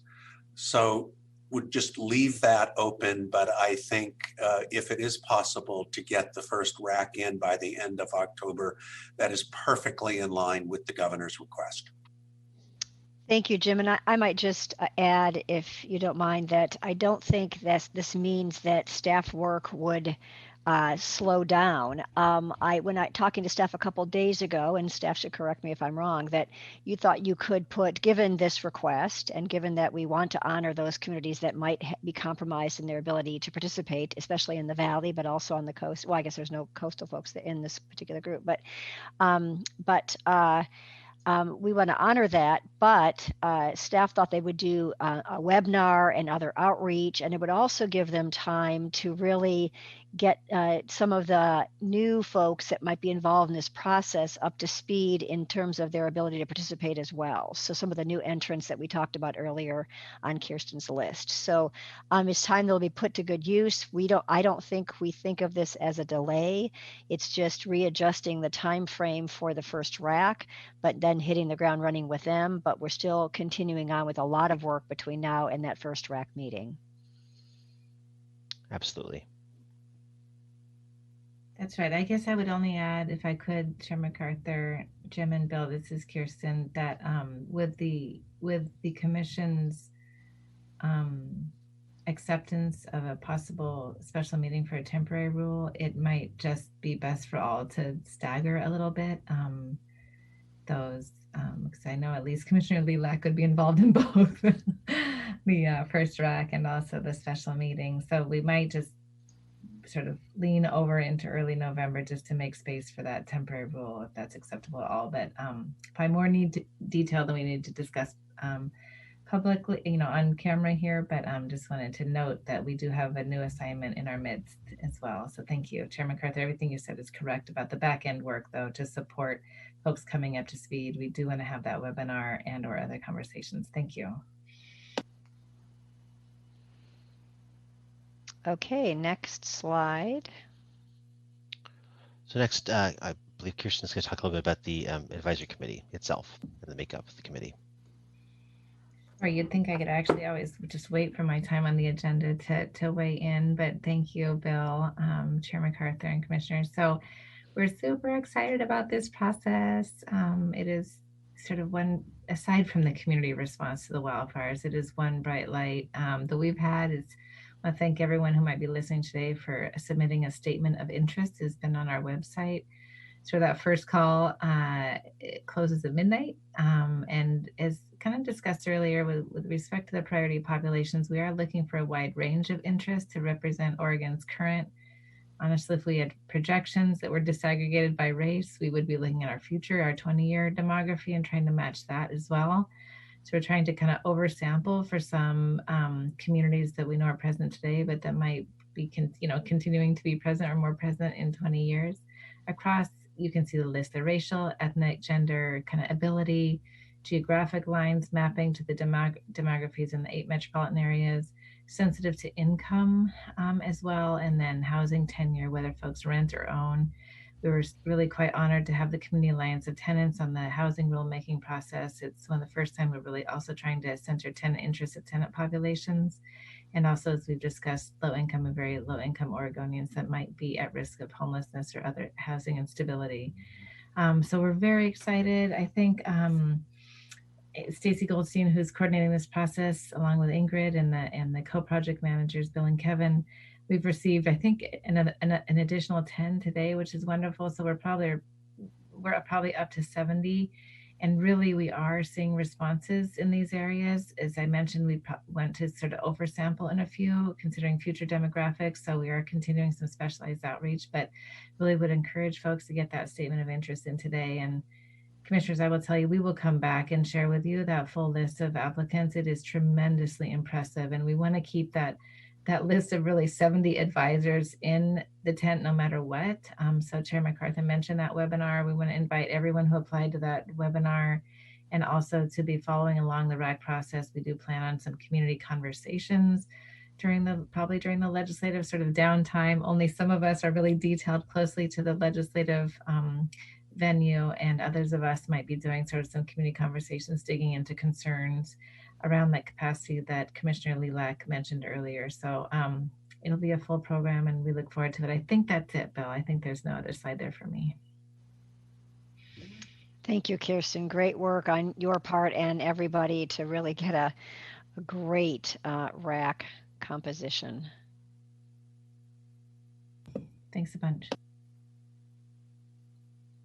I should say, sorry, Chair MacArthur, if I could, there's just one thing I felt called to say earlier when Commissioner Halava raised it. She's so right. And Jim Rue, Director Rue, we've all failed you by not saying this is a transportation and housing and equity rulemaking. It's in the staff report. It's all over the charge and charter. But Commissioner Halava, thank you for raising the housing production strategies.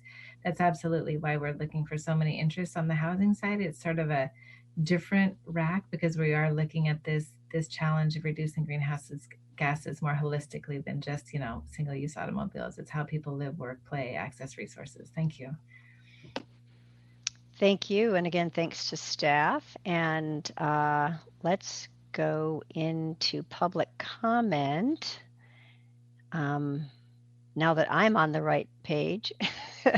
Sorry about that, staff, earlier. And is this the full list, Esther? I'm trying to figure out the timing relative to breaks and things like that. So. Yes, it is the full list. Great. I still would like to limit testimony to 3 minutes each. And I know several of you have given written comments, so we can get those out of our packet and look at those as you're speaking. But if we could limit to 3 minutes each, and I believe it, Ms. Taylor is going to give me a text when your 3 minutes is up once you start. So let's start with Helen Kennedy. Okay, Ms. Kennedy, you have been unmuted.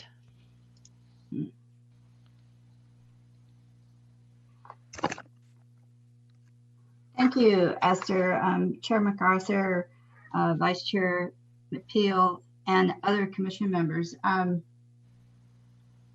I was really impressed with the actions that the staff had done in response to the fires and the need for temporary housing.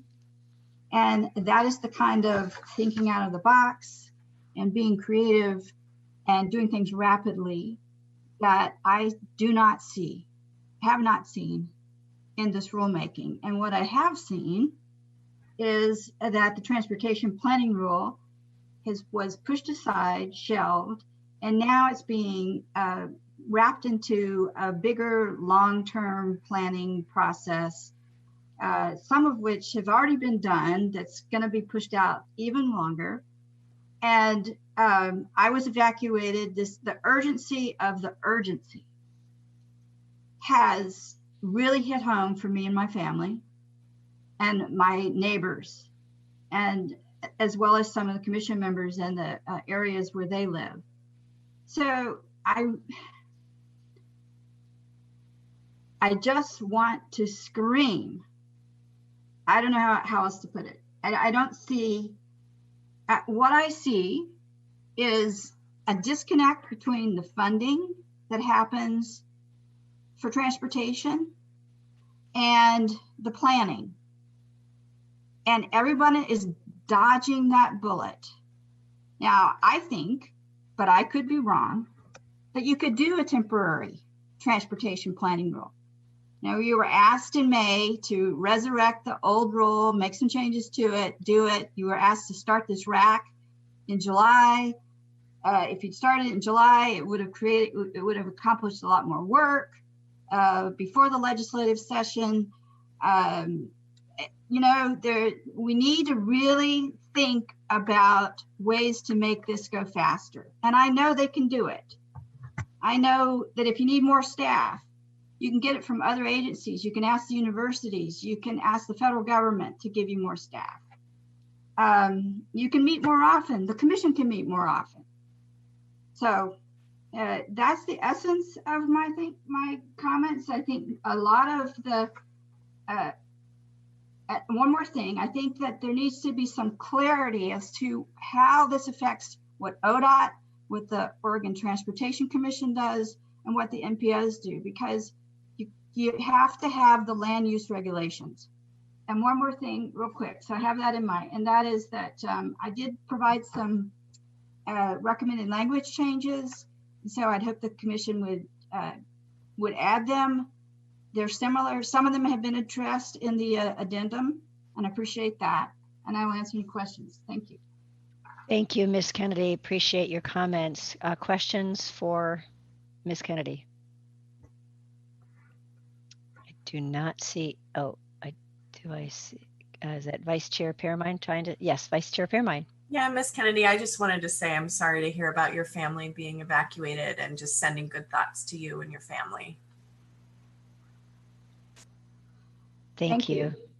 I appreciate that. But I think that I would recommend that the commission direct the staff to come up with some form of policy statement, guidance document, temporary rule, whatever it is that they can do, so that we can move forward with having transportation planning rule updated by the end of the year, or by the end of January. Somehow you ought to be able to do this. Thank you. Thank you very much. And I don't have thank you. I appreciate that. I don't have the list of the next person. So thank you, Esther. Oh, Bob Courtwright. And you have in your packet written testimony from Bob, but we're always happy to see him in person. So Bob, take it away. Okay, and Bob should be joining us in just one moment while the screen refreshes. Got it.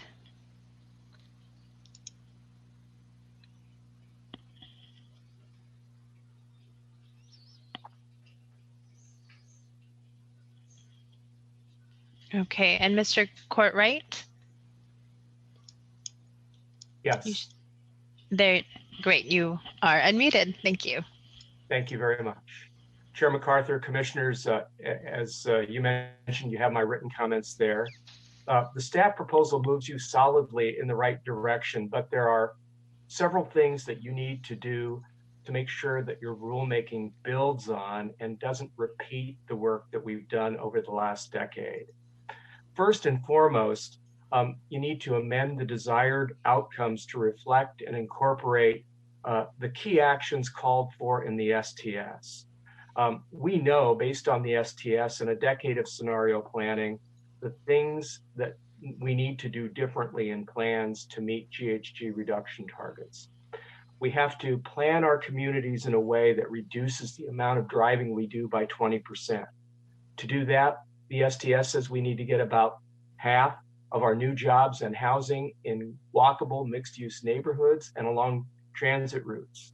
And we need to support that kind of development pattern by tripling transit service and providing improvements that increase walking and biking by similar amounts.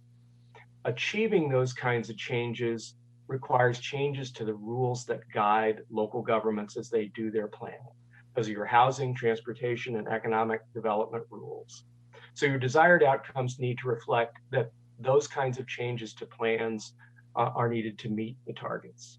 And I have written language that I suggested to amending the desired outcome.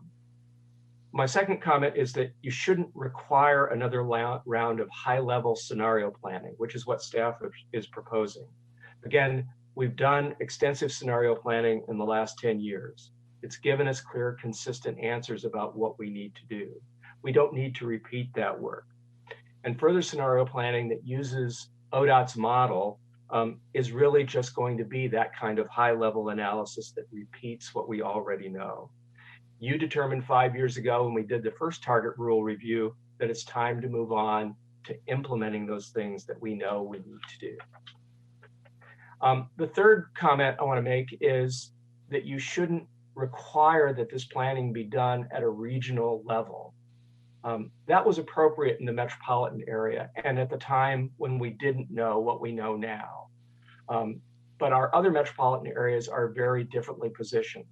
And it's cities, particularly the larger cities in those metropolitan areas, that have primary responsibility for the plans that do the things that we know need to be done. So the things that we direct in this rulemaking should be directed to those cities. Certainly they should cooperate and coordinate, but they should also be able to do that on their own if that's their preference. The fourth comment that I have for you is to suggest that you ask the department to revise its target rule review to reflect where we are in reducing emissions. And the reality is we're way behind where we need to be. And that's important because the targets that we've adopted are based on an assumption that vehicle emissions will be reduced at a significant amount. The targets are for reductions above and beyond what we expect to happen in terms of improved vehicle technology, fleet, and fuels. And we made very optimistic assumptions 5 and 10 years ago that have not borne out. The situation doesn't look much better, and the implication is clear. The targets are going to have to increase. I don't recommend that you change the targets because we have a lot more pressing business to do, but it should bring home the fact that we really need to get going on this because we're going to have even more work to do. Thank you. Thank you, Bob. Appreciate that very much. Questions for Bob? I will have questions for staff later. In particular, you don't need to answer now, but I was wondering, especially Bob's point about on the first page of his written testimony, having the specific reduce in vehicle miles traveled, dramatically increase the share of housing. Later when we talk about it as a commission, I want to understand if we can go ahead and include those in the desired outcomes specifically. So, but do other people have questions for Bob before I move on to Michael Jaffe? Chair, I have a question. Yes, Commissioner, thank you. Bob, are you saying that I'm just curious, the scenario planning option approach A, B, and C, staff presented that and I think picked B as the approach. Are you saying that you would pick a different one of those, or? I think the element that is in, I think it's the second half of the staff recommendation to focus on performance monitoring and reporting gets closer to the specific things we need to do. That starts with an assessment of where plans are now, and then that can point to the specific kinds of changes to plans that are needed. I think that's more productive and gets more quickly to the kinds of on-the-ground changes that we need to make. I've definitely beefed that up. And for staff, which section is that? We had that 1, 2, 3, 4 ideas, and then we had performance measures. Do you have a sense? So for Bill, are you available to come back on? It's in the scenario planning options memo, I believe. Is that right? Yeah, I'm looking at that. I'm just trying to relate his comment to which number. Option 4, the local baseline assessment. Okay. So is your recommendation that instead of following this approach A, B, C, there's an approach D that does number 4 for all of the areas? Again, I think that's the essence of it. I would beef that up to say, we're not just going to monitor, we are going to use that monitoring to guide and direct changes to local plans. Thank you.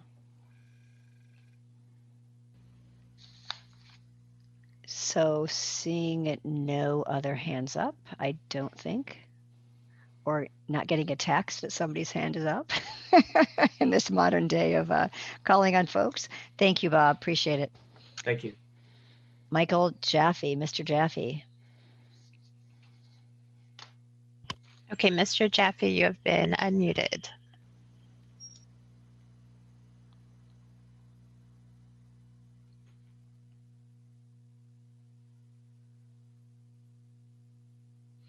We can't hear you, Mr. Jaffe. You may be muted at your end, so.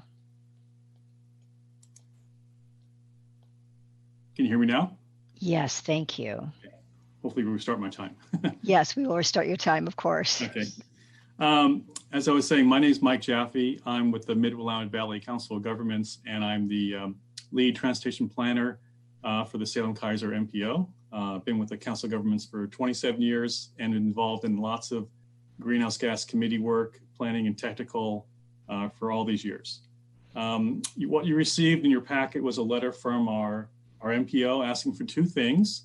One, that for the RAC appointment, we have someone or more represented from the Salem-Keizer area, since these rules will obviously have a big effect on the Salem-Keizer region. And we have submitted, my understanding is there have been 3 submittals from our area. Kathy Clark, who is the current MPO chair and has been since 2014. She's the Area Commission Vice Chair and has been on the League of Oregon Transportation Committee, League of Oregon Cities. And then 2 staff members from the City of Salem, Lisa Anderson Ogilvie, who's the Community Development Director, and Julie Warnicki, who's the City of Salem Transportation Planning Manager, was also on the last TPR RAC with myself, so is very versed in all this work. Is also a member of SCATS and has a background in public administration and environmental studies as part of her master's work. My second comment is about the timeline. We're glad to see an extended timeline. We think this has to be well thought through and not rushed. So I like the timeline going to the end of 2021. My third comment has to do with Salem in general. I think in the discussions I've heard, there's kind of been a mischaracterization of transportation planning in the Salem-Keizer area. I have a lot of notes here I wish I had time to go through, but we are only spending about 25% of our funds as an MPO on auto-oriented projects, 16% to planning, but 58% are going to projects for complete streets, for transit support, demand management, and bike ped projects. So we are putting things on the ground that are heading in the right direction for reducing greenhouse gases. Our transit district likewise has made so many changes to make them a more modern transportation system. Importantly, Salem and Keizer are doing the kind of scenario planning work with the R Salem and the revitalization work that a lot of this work, this regional transportation planning is already going on. So like I said, I had a lot more I could have said, but I am in somewhat agreement with the other letters from Thousand Friends and Oregon APA that regional planning may not be the most necessary step to do, but performance monitoring is something that I think that would be very effective in our area. Unfortunately, I'm out of time, but I'm happy to take any questions you have. Thank you very much. Great comments. Commission members. Oh, Commissioner Haleva. Yeah, I have this. Thank you. I have the same question that I gave to Bob with regard to, because there's a lot of different terminology, so I just want to ground myself in the staff report. Your recommendation, and I don't know if you have that report, is I know you talked about performance measures. Did you have a specific recommendation regarding what the staff has recommended with their approaches and what you would prefer to see or not? You know, I'm kind of neutral about whether having the Salem-Keizer area do a full scenario planning exercise. I'm looking at the comments that were submitted in May to the commission regarding Central Lane. And while they did scenario planning and they felt it somewhat useful, it didn't really change their plans going forward. So they're kind of recognize the plans they have right now are suitable and the actions they're taking are in the right direction. So I don't know how much a regional plan will help or change things. I think a lot of things, and I think what the commission doesn't know is there are a lot of things going on at the local level that's already going in this direction. If you look at the R Salem process, they are doing a lot more mixed use planning. They just had their city council presentation about all the changes they're doing for their comp plan. They're about to start a climate action plan task force, which I'm going to be part of. And I mentioned a lot of our actual work is supporting alternative modes. So regardless of a regional planning exercise, I think we are heading in the right direction. Now, the regional planning exercise may help, may open some eyes on whether we're going to meet the targets or not. So like I said, I'm kind of neutral. It could be a useful exercise, but will it really change things radically? I'm not convinced. Thank you. So along those lines, what are the top two things that would make a difference in the regional local planning and implementation of these principles? Do you have a thought about that? Well, I am a little concerned about the regional planning, and as some of those letters you've got from other members of the public, we have had difficulty in Salem-Keizer moving forward on a policy level as an MPO. What emphasis we put on greenhouse gas reductions. Some of our cities are full for it. Some of our counties are against it. And so as an MPO in the region, we've struggled with this. And I'm a little fearful that doing this regional planning exercise may raise that level of discourse among the players.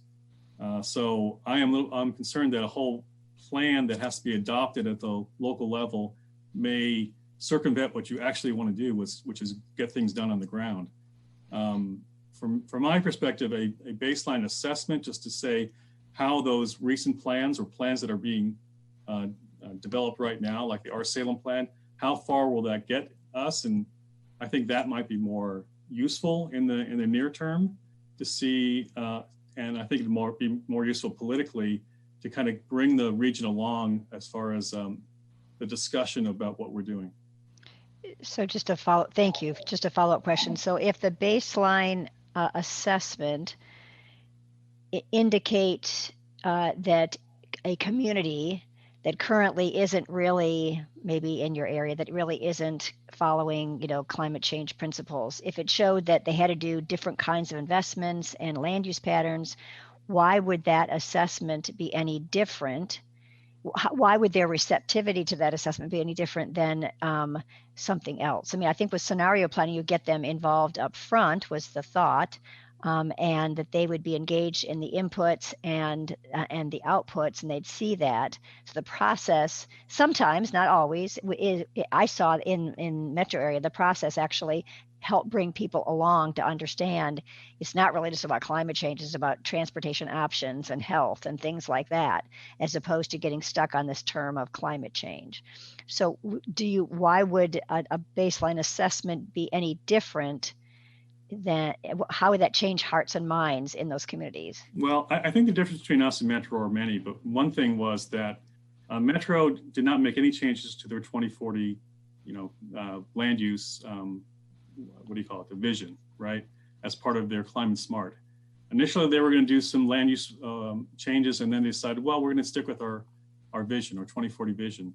I think what a scenario plan may attempt to do is say, well, you're doing fine in land use, but we need you to do even more of this. And I think there is not a lot of reception to the idea of the state telling the locals how they have to change their land uses, especially since they are making a lot of changes already on their own. So that's one difference between us and Metro. I don't think the cities and the county are receptive to the state saying, this is what you have to adopt as a scenario for your land use planning. Thank you, I appreciate that. And my understanding is that the scenario is developed with local input relative to local conditions, but I will go back and talk to staff about that. But thank you, Mr. Jaffe. Any other questions for Mr. Jaffe? I Yes, please. I have a question that's going to be for staff, but I don't know if Mr. Jaffe can address it at all. In the local baseline assessment, one of the constraints is, the constraint that's listed is reports progress on actions, but I don't know if I read right, but does not directly measure performance toward achieving those targets. So it's basically saying doing this does not directly measure performance toward achieving those targets. Is that something that you understand as a constraint to this local baseline assessment? I'd have to really look at the staff report to give you a better answer. I'm a little skeptical about our area actually achieving the targets. Even with all the positive things we do as an MPO, the positive things I see as far as the comp plan changes to land use, I think those targets are going to be very unachievable. And I've seen that in the reports written for Corvallis and Eugene. They're not going to meet those targets unless there is significant statewide changes to how we do travel. So I'll stop there. Thank you. Thanks, Commissioner Halva. Other commissioners? Chair MacArthur? Yes, please do. Amanda Peets, yes, thank you. I'm Amanda Peets, I'm the director for the ODOT Climate Office. And just to weigh in a little bit on the points raised thus far. So the strategic assessment that Commissioner Holova is mentioning does look at a baseline to understand where communities' current plans get them relative to the greenhouse gas reduction target. What we've seen with experience in those is that none of the existing plans by themselves meet the greenhouse gas reduction target and that more is needed. So it does give you a good sense within those strategic assessments. We've also looked at paths, potential paths that communities can use to get there. So that's been effective at doing that. Speaking real quick to Bob Courtwright's comments as well, the statewide transportation strategy does point to a lot of effective actions for reducing greenhouse gas emissions, and that's been emphasized over and over again through our strategic assessments and scenario planning. So we know the type of actions that we need to pursue. But to your point, Chair MacArthur, going through a planning process does really create that buy-in. And so if we create something that doesn't have buy-in from the community, it's not likely to be implemented. It's not likely to make a difference in the end. So the bare minimum, there needs to be that monitoring and that adjustment and accountability.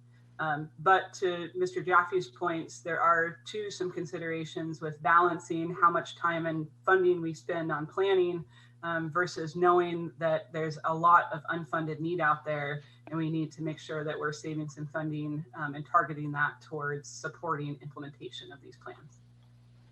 Thank you. That's a helpful clarification. Okay, seeing nothing, no other hands from commissioners, let's go on to Jonathan Harker. Thank you, Mr. Jaffe.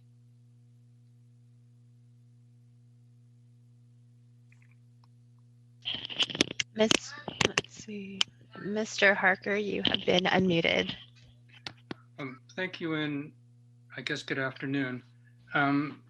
For the record, my name is Jonathan Harker. I'm a retired land use planner, having worked for the city of Gresham from the mid-1980s through the mid-2010s. Today, I'm testifying on behalf of the Oregon American Planning Association. Our written testimony is Exhibit 7. I don't want to repeat some of the points that Bob mentioned. Basically, a lot of those are the same kind of thoughts that we have. I think one of the things I wanted to emphasize in our comments about the maybe having more urgency in the schedule, and our comments about being concerned about doing more planning through the scenario or other regional planning, is that the changes that will actually give people the opportunities or the options to do something other than drive a vehicle, they're only going to happen once the zoning is in place, once the transportation system plans are in place. And then that takes some time to actually then start to have the mixed use apartment buildings or housing that people can live in and be close to where they shop or work and those sort of things. So that's a sense of urgency, I think, in our comments, is that we need to see the jurisdictions pivoting as quickly as possible to actually changing their plan amendment. They're doing plan amendment work, their comp plans and such. I appreciated what Chair MacArthur has talked about in terms of the Metro Climate Smart project. I was also involved in that. I represented Gresham on that committee. I think one of the things that is important to recognize is that, as the previous person said, that the land use patterns, the allowance of or requirements of mixed use, of having mixed use areas, of having densities where transit supportive, both reducing the parking amounts required and limiting the amount of parking that you can have. Those things had already happened, mostly in the late 1990s as part of the region's response to the 2040 Growth Concept Plan. So we're not sure that, we don't really have a record that the scenario planning itself leads to the land use changes. It's just how quickly we can move. As Ms. Kennedy said about, the fact that the climate is just changing and the impacts are happening, and we need to be in place to meet those as quickly as possible. I think that there was some points that we made that there are questions about that. I'd be happy to respond to those. I did want to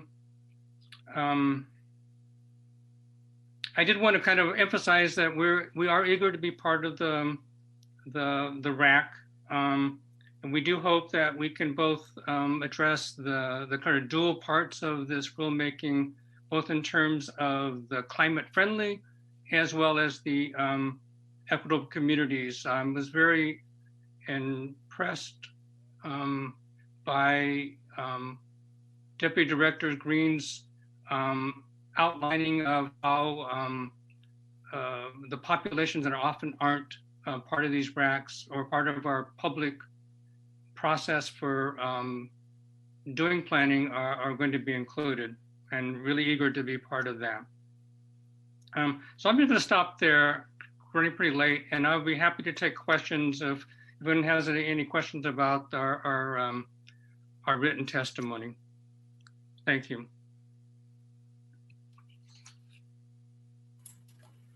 Chair, you're muted. Once again, muted. Okay, gives me a chance to eat my apples while people are talking.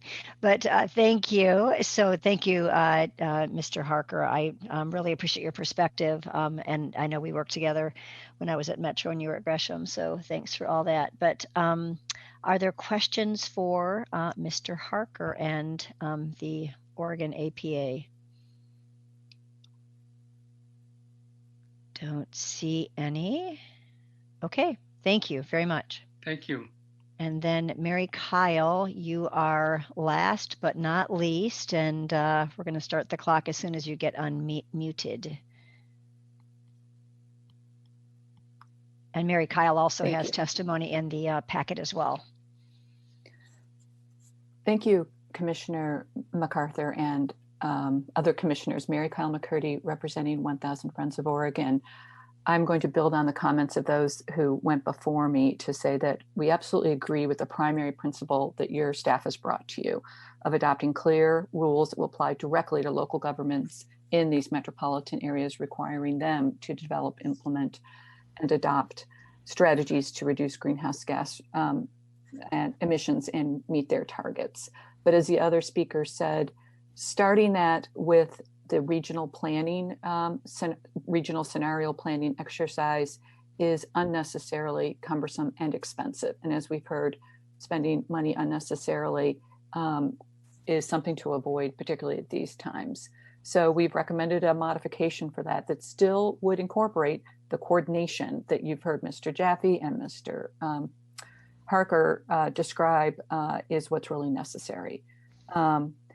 The regional scenario planning tells us what we already know from over a decade of having done it, that the cities need to significantly increase plan capacity for employment and housing in compact mixed-use areas, and at least double, if not triple, their mode split. These are actions that have to be taken at the city level, and they can be measured now at the city level and not by green stub or a vision val, what it's called now, and would be much more meaningful to the cities. And actually, we know that increasing the compact mixed-use area density for employment and housing is really what's lacking, in addition to the mode split.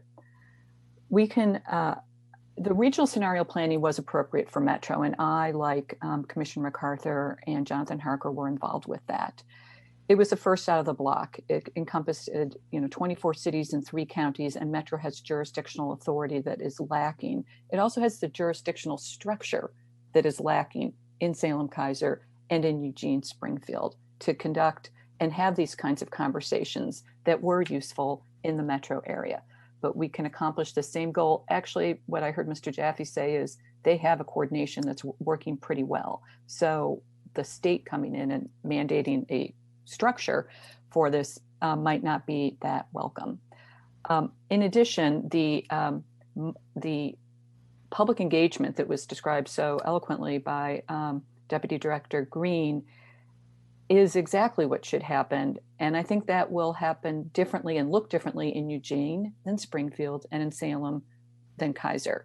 And I think we should let that happen without at all not engaging in that public participation that really helped at the Metro level. So we believe these rules should be directed immediately to the larger cities in the metropolitan areas and require coordination as they go along, for example, by requiring that coordination of regional analysis. We've heard the local government say they know what to do. They just need the funding and the technical assistance from ODOT and DLCD to do that. And allow cities flexibility in how they meet those greenhouse gas reduction targets by demonstrating that, one, they meet the greenhouse gas reduction targets that have already been set. Those are per capita greenhouse gas reduction targets. So I don't think the fact that it's a regional target is that meaningful in this context. Or those can be translated to a VMT per capita that is modeled and can be modeled at the local level that corresponds to the greenhouse gas reduction target. And the performance measures and targets that are based on the STS strategies for that increase of housing and employment by 50% in compact areas and double or tripling mode split, and then require them to coordinate. We believe this approach will require working together and will get us to the same place quicker and less expensively without short shrifting any of the public engagement that is absolutely essential. Thank you. Thank you, Mary Kyle. I appreciate that. Questions for Ms. McCurdy? Commissioner Halava. Yeah, I kind of have the same question because, we have the staff present and it sounds really great and comprehensive, and it's like a package. And then we have a lot of comments, which sound really great, poking at the package, let's say. It makes it hard to figure out what we want to do unless it's addressed, this in this certain way. So I don't know if you have, I saw your letter, but I don't know if you have any opinions on this approach A, B, C, or an approach D, this 1, 2, 3, 4, and how your recommendations would or would not, or is it don't do any of this, at all? Commissioner Halava, can you remind me which of the many attachments those are in? So that's just sure the, yeah, totally. That's the staff report. No, it's attachment C. It's attachment C. Yeah, okay. C. Right.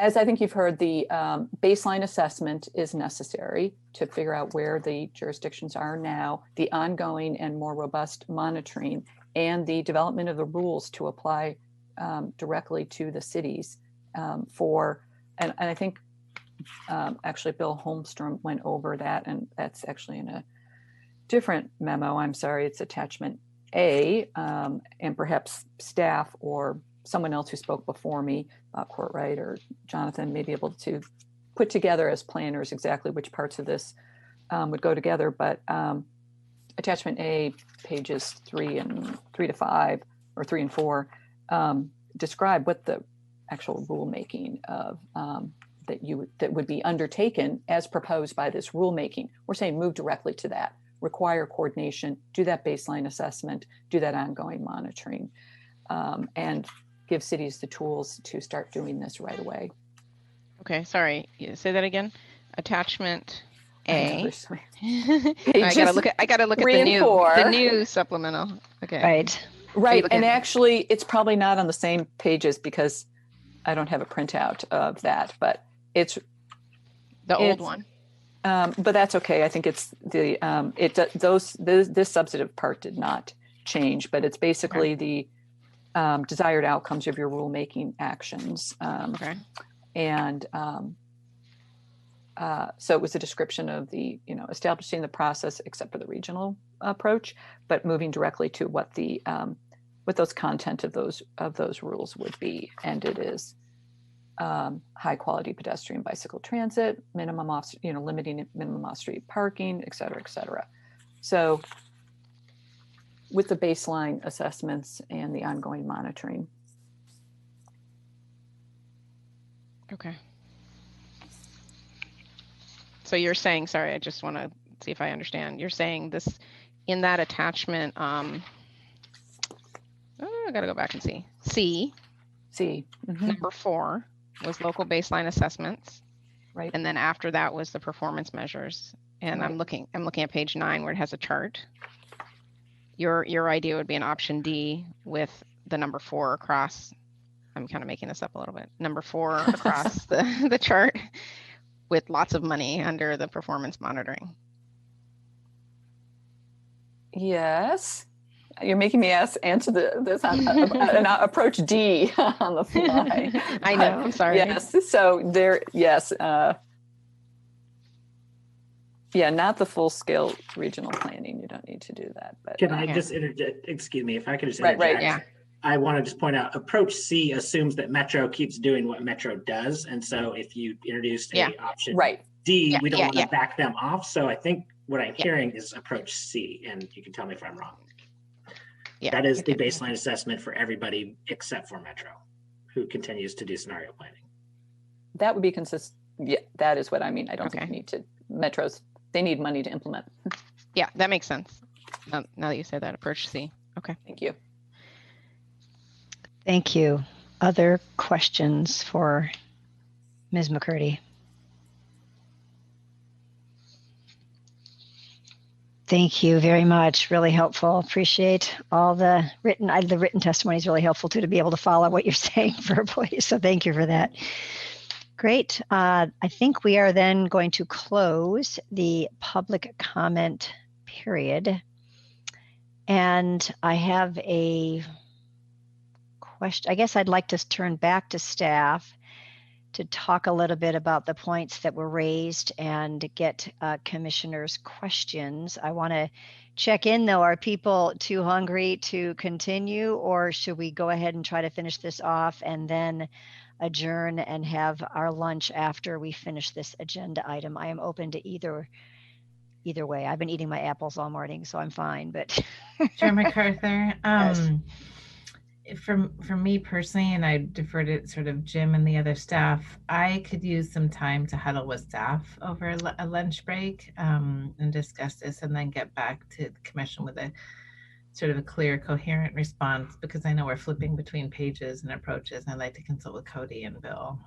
I think that makes a lot of sense, but I wonder if you could summarize what things, or commissioners could add what things they might want you to huddle on relative to the testimony. I think you were taking notes, but it'd be nice going into that so you don't have to huddle twice. You might still have to, but to get a sense of what our thinking is at this point.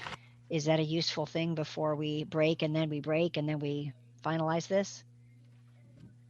I could take a stab at it, but I'd really then like to hear from Bill, Matt, and Cody if I got it right. But I think fundamentally you're hearing testimony to lighten up on the sort of quote unquote requirement for regional planning and to move more quickly to action. And that's where I'd like to get back to commission with our staff's response and how we see that folding out.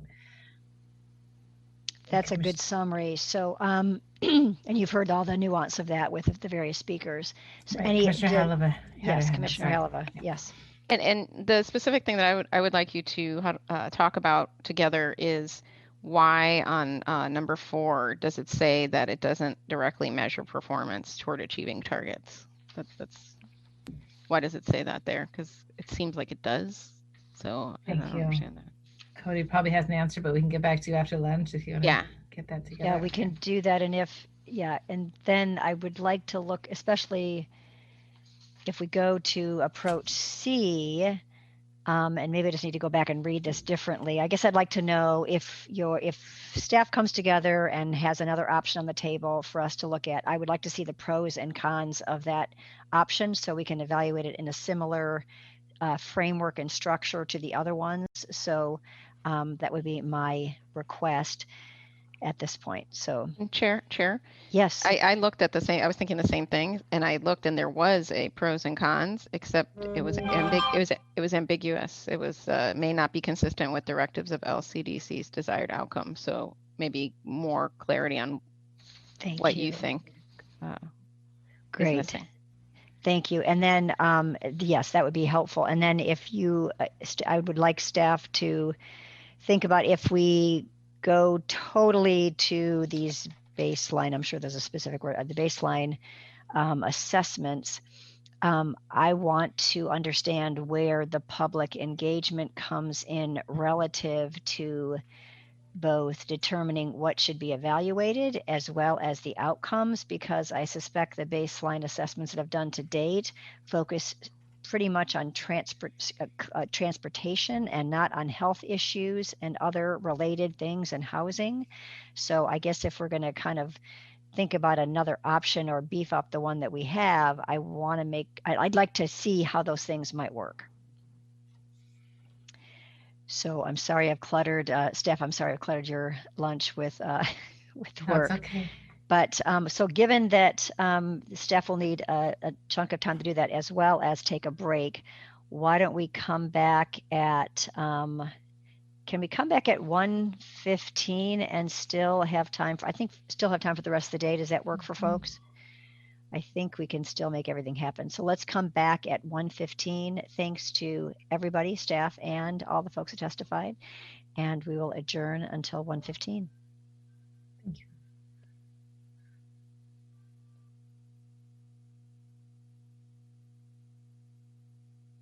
Or something, just jump in there. I just don't want to ignore you because I can't see you. I appreciate that. I've been, for a lack of, I've had kind of a lack of words today, definitely. So.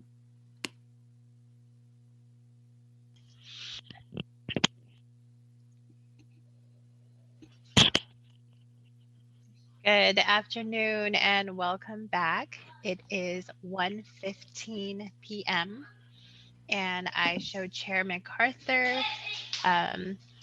Commissioners Jacobson, Lilac, let's see, Vice Chair Pearmine, and Commissioner Warren. Commissioner Warren, yeah. And Commissioner Heleva. Although I don't see her video just up. There it goes.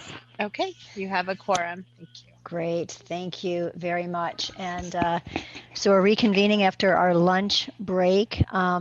I know staff has been busy, but I did notice when I was checking my emails that Esther was really already on scheduling that special meeting on the emergency rule. So if you folks could look tonight or tomorrow morning and give her feedback on those dates that she is offering for late October and get back to her, we might be able to secure that date by the end of tomorrow's meeting.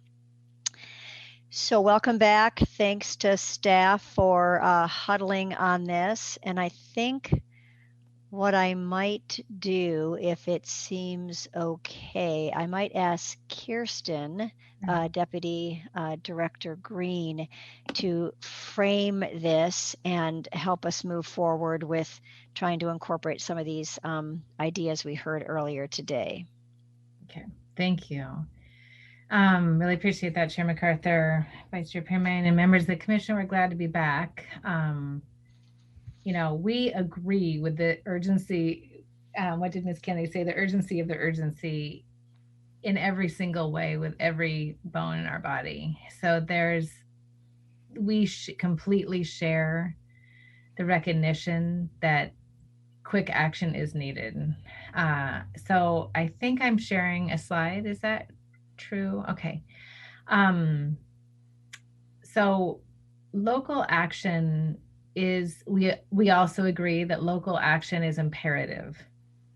And that is all action, all politics is local, all action is local, all investments, most investments are local. So we actually find that we may have sort of misled readers and commissioners by simply having the scenario planning come first. So trying to flip back to that most important page here, page 3 of 5 of the charge, and on rulemaking actions to meet desired outcomes, we might even suggest that commission direct us to flip the order so that it reads, number 1 would be require climate friendly and equitable land use and transportation planning and land use regulations becomes number 1, because that is our near-term order of business, which is this rulemaking. Does that make sense, Chair MacArthur? Do you see what we're seeing there? I want to just make sure it took me a while to get on that page. Just tell me which page if that is on. Yes. That is the supplemental, attachment A, supplemental, and what page, just to reference for me and the rest of the folks listening in. So I hope it's page 3 also of the supplemental. It's the section that on page 2 actually that starts with rulemaking actions to meet desired outcomes. And then there's the first number was require planning for climate pollution reductions in metropolitan areas, which is kind of the scenario planning. And we think we sort of got hung up on that when it's really number 2 is the first order of business. It's writing rules that apply to everybody. So that is what we call the dark blue line in this graphic here. And we know this graphic has a lot going on. But in every case for every metropolitan area, so that sort of the y-axis there and the x-axis both relate to everyone gets the dark blue line from the adoption of the rules. Every city would have this apply. Sorry, cities, but this would apply to all the cities within the regions, and we would be conducting regional planning, conducting regional planning because it makes sense. I'll get to that in a moment. And then also offering scenario planning. So I just wonder if that point is clear because it's quite fundamental. It's clear to me, and I wanted to make sure that when we think through this, I really like the change because it kind of highlights that, but I'm glad that it applies directly, and I think it reads that way. But, transportation is a system. It doesn't stop at a city boundary. So the thinking behind having a regional approach is that there is a need to coordinate the transportation system plan for the city of Tigard, let's say, with the neighboring city of Beaverton. And that would be the same with communities throughout Oregon. That's right. That all the communities within a travel shed need to be doing this kind of planning and implementation. That's right. And so Amanda's here with me, but the modeling tools, so a decade's worth of investment in Oregon, literally millions of dollars of investment in this program, have been building at a regional scale. So while action is local, the models are regional and the rules are regional and people travel regionally, to your point, Chair MacArthur. I don't know if Director Rue wants to weigh in on this, but he also is in agreement, gave me a call right after we adjourned, and we're just not prepared as staff to roll back to a city by city approach. It just doesn't make sense from a planning perspective. It doesn't honor the state's investment to date. There's a host of other reasons, but that it would not be a staff recommendation to roll back from regional planning. I have nothing to add. You stated it perfectly. Thanks, Jim. So questions from or comments from commissioners? Chair? Yes, Commissioner Helva. For number 2, when you say now, could that have dates associated with it? So we would be happy to support them now. I think that the intent of our group, our huddle, was to, I looked to staff on this because, Bill and the TGM team and the transportation planning team are always working with cities, but this would be now, I would probably change the say now and effective with a rule adoption. I guess it was, let's say it starts today. Yeah. I don't know what the now when it starts. Yeah. When does it end? Right. Right now we've said rulemaking would conclude in 2021. So we are currently, sorry, Commissioner. So that's the rule part, but the, oops, my phone. I was more saying support cities and counties in amending their plans. When do they have to amend their plans by? That's a very good question. I have to ask staff because I know our rule, I've always assumed that the rule that would compel local governments would have been effective. We were hoping for effective January 2022. That's a short answer of the new rules. We are always working. We have several tools, both agencies work every day to amend plans to meet current TPR. But the new rule would be effective for everybody. The dark blue line would be effective as shown at the end of 2021. So the new rule would define when people have to get their plans in compliance with the rule. With the rule.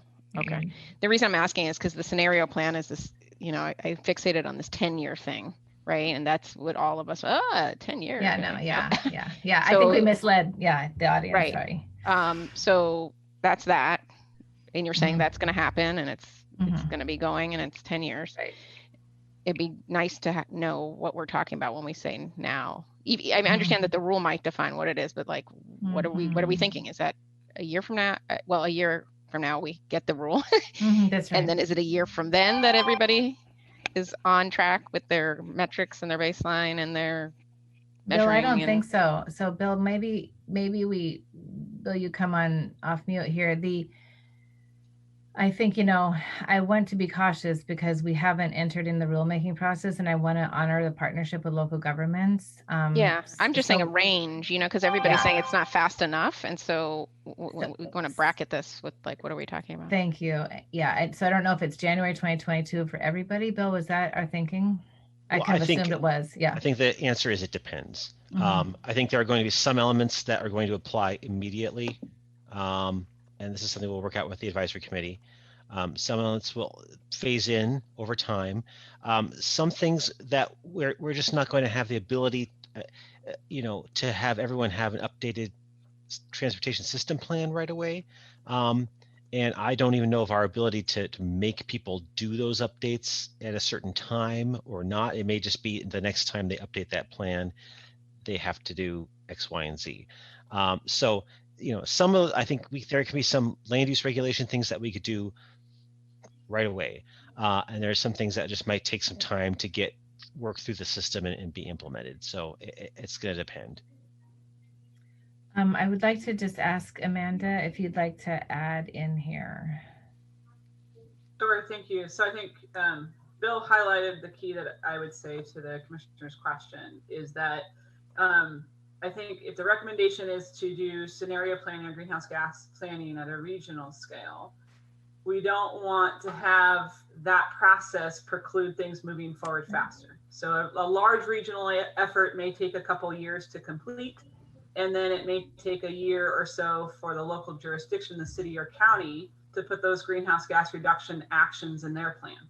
So instead of waiting to have those actions deferred several years down the road, if there's a community that's ready now to incorporate greenhouse gas emissions into their plans, and then later by rule a requirement as part of their transportation system plan update, we as staff can provide some technical support to how they might do that, and some guidance to how they might do that. So I think it's that combined approach of it's not regional and it's not just city or county, it's trying to support regional while also making sure we're hitting cities and counties and not delaying those efforts.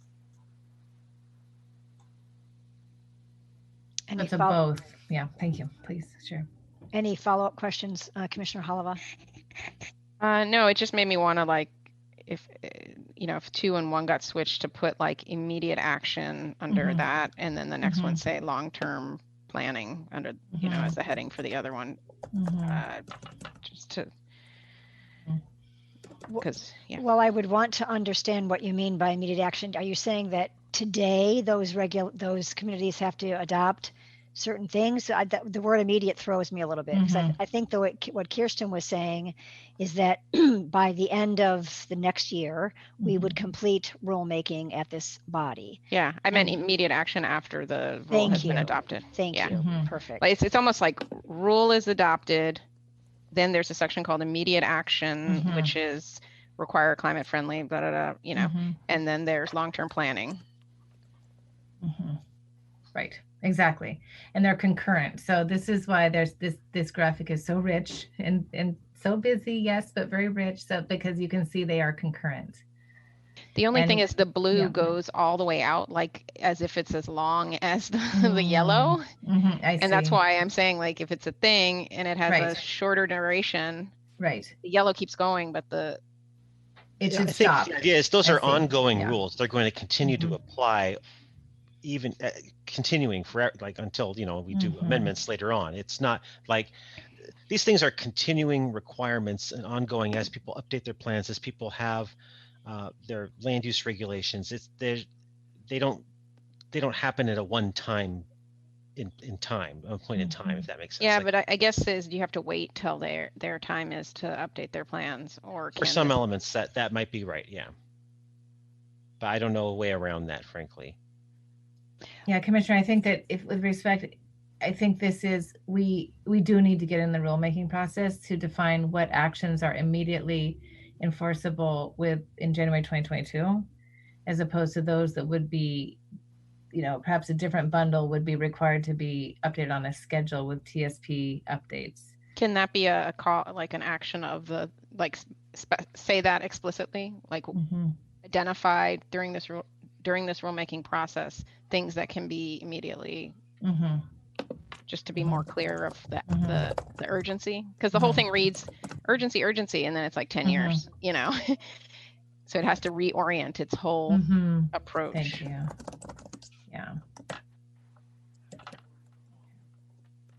Yeah. Commissioner Lilac, do you have your hand up, or? Yeah, thank you.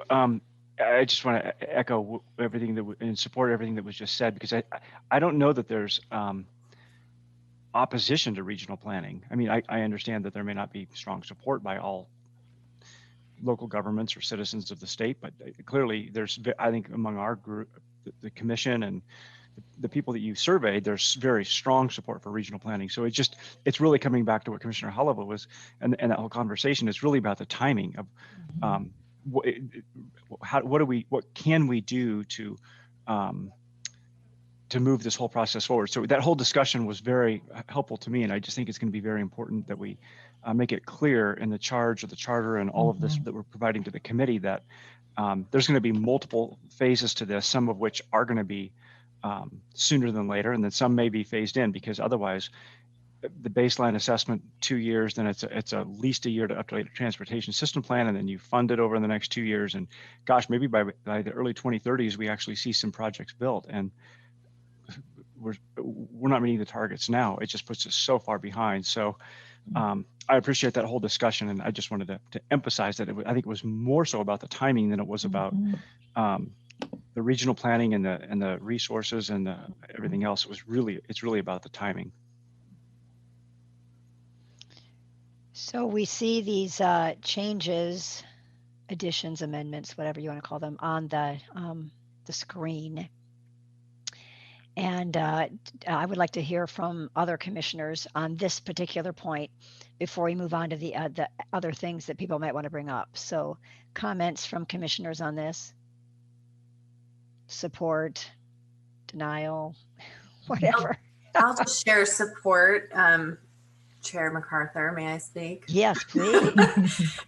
Share support, appreciating this robust discussion, and would say related to timing, it's sequencing, right? So like really showing the sequence, and that I appreciate how and the need to communicate to the public and one another the urgency that we all feel. So throughout this, and I know the staff feels this too. And so I just want to really honor that I know you feel that. And so I think that's where that sequencing piece will help us communicate that we too feel it, we're feeling it shared and so I'm appreciating that and support.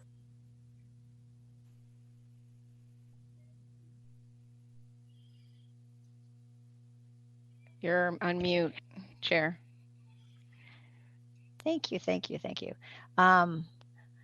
So I'm wondering, we don't need to micromanage this, but I'm wondering if that chart just has to be kind of rethought, because I think there's a lot of things trying to be conveyed in there, and both the adoption as well as the fact that these rules are going to be in effect for a long time. I get that. So I just rethink that. I think because if this is our kind of big communication tool, as Vice Chair Pearmine said, we needed to really be succinct, and maybe it's a couple of different charts as opposed to one. I think it was a really great try. I'm not saying that it wasn't, but I think it's an awful lot to comprehend at a glance. So besides that, am I seeing or hearing general support for these changes that Kirsten and others have put together during the lunch hour? Chair? Yes. Can I, the only thing that was brought up that is different than all of this is the idea that, and I might be exaggerating when I say this, that the larger scenario planning takes a long time and takes a lot of money and isn't really necessary. So that was conveyed, right, as a concept, like just don't do that part, regardless of the regional or not nature of it. And so I guess one of the questions is that, I guess it's a Central Lane, Salem area. If there, I don't know how to explain this. There's one thought, keep it like this. There's another thought, remove completely the scenario planning. It's not needed. We already know what we need to do. We just need to do it. There's potentially a third one, which is push back the regional planning for, that's the only area that shows it starting immediately, and instead use that money to help make sure that early initiatives get adopted. So are you saying not do scenario planning at all? I'm not sure if I understand. Somebody was saying not, I mean, yeah, sure. Yeah. People were saying that, right? They were saying it's a lot of money. We don't need it. So I'm just saying it wasn't a given. And I don't necessarily know if I would love to hear from the staff the case for scenario planning a little bit better, considering that people said just get rid of it. Another option that nobody said, but is out there in my mind, is do it, but delay it and use the money you would have spent on that to implement, because everything seems to come around. We can't implement, and we can't, we don't have money to implement actual measures, and we don't have ways to monitor them. So that's more like a resource question. Like if you had a pot of money and you knew that was your only pot of money, what would you do? Would you spend it on a plan that you might not be able to implement later, or would you spend it on implementing what you know now? If I may, Chair MacArthur. Please. Commissioner Halava. Thank you. I think we're saying for just an intellectual exercise, we're saying we would do number one. We're saying we're committed to just doing what needs to be done now. Regulating. We like to partner and not regulate, but I think that this, governor's asked us to kind of increase the regulations to make sure we meet our targets for the state, so that we are in a regulatory role here at DLCD, unfortunately. So we do need to get there.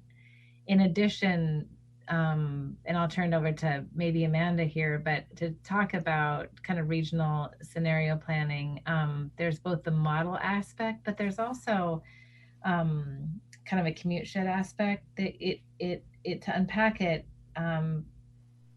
people, we live complicated lives, right? We all can imagine how many times we cross a jurisdictional boundary to get to work.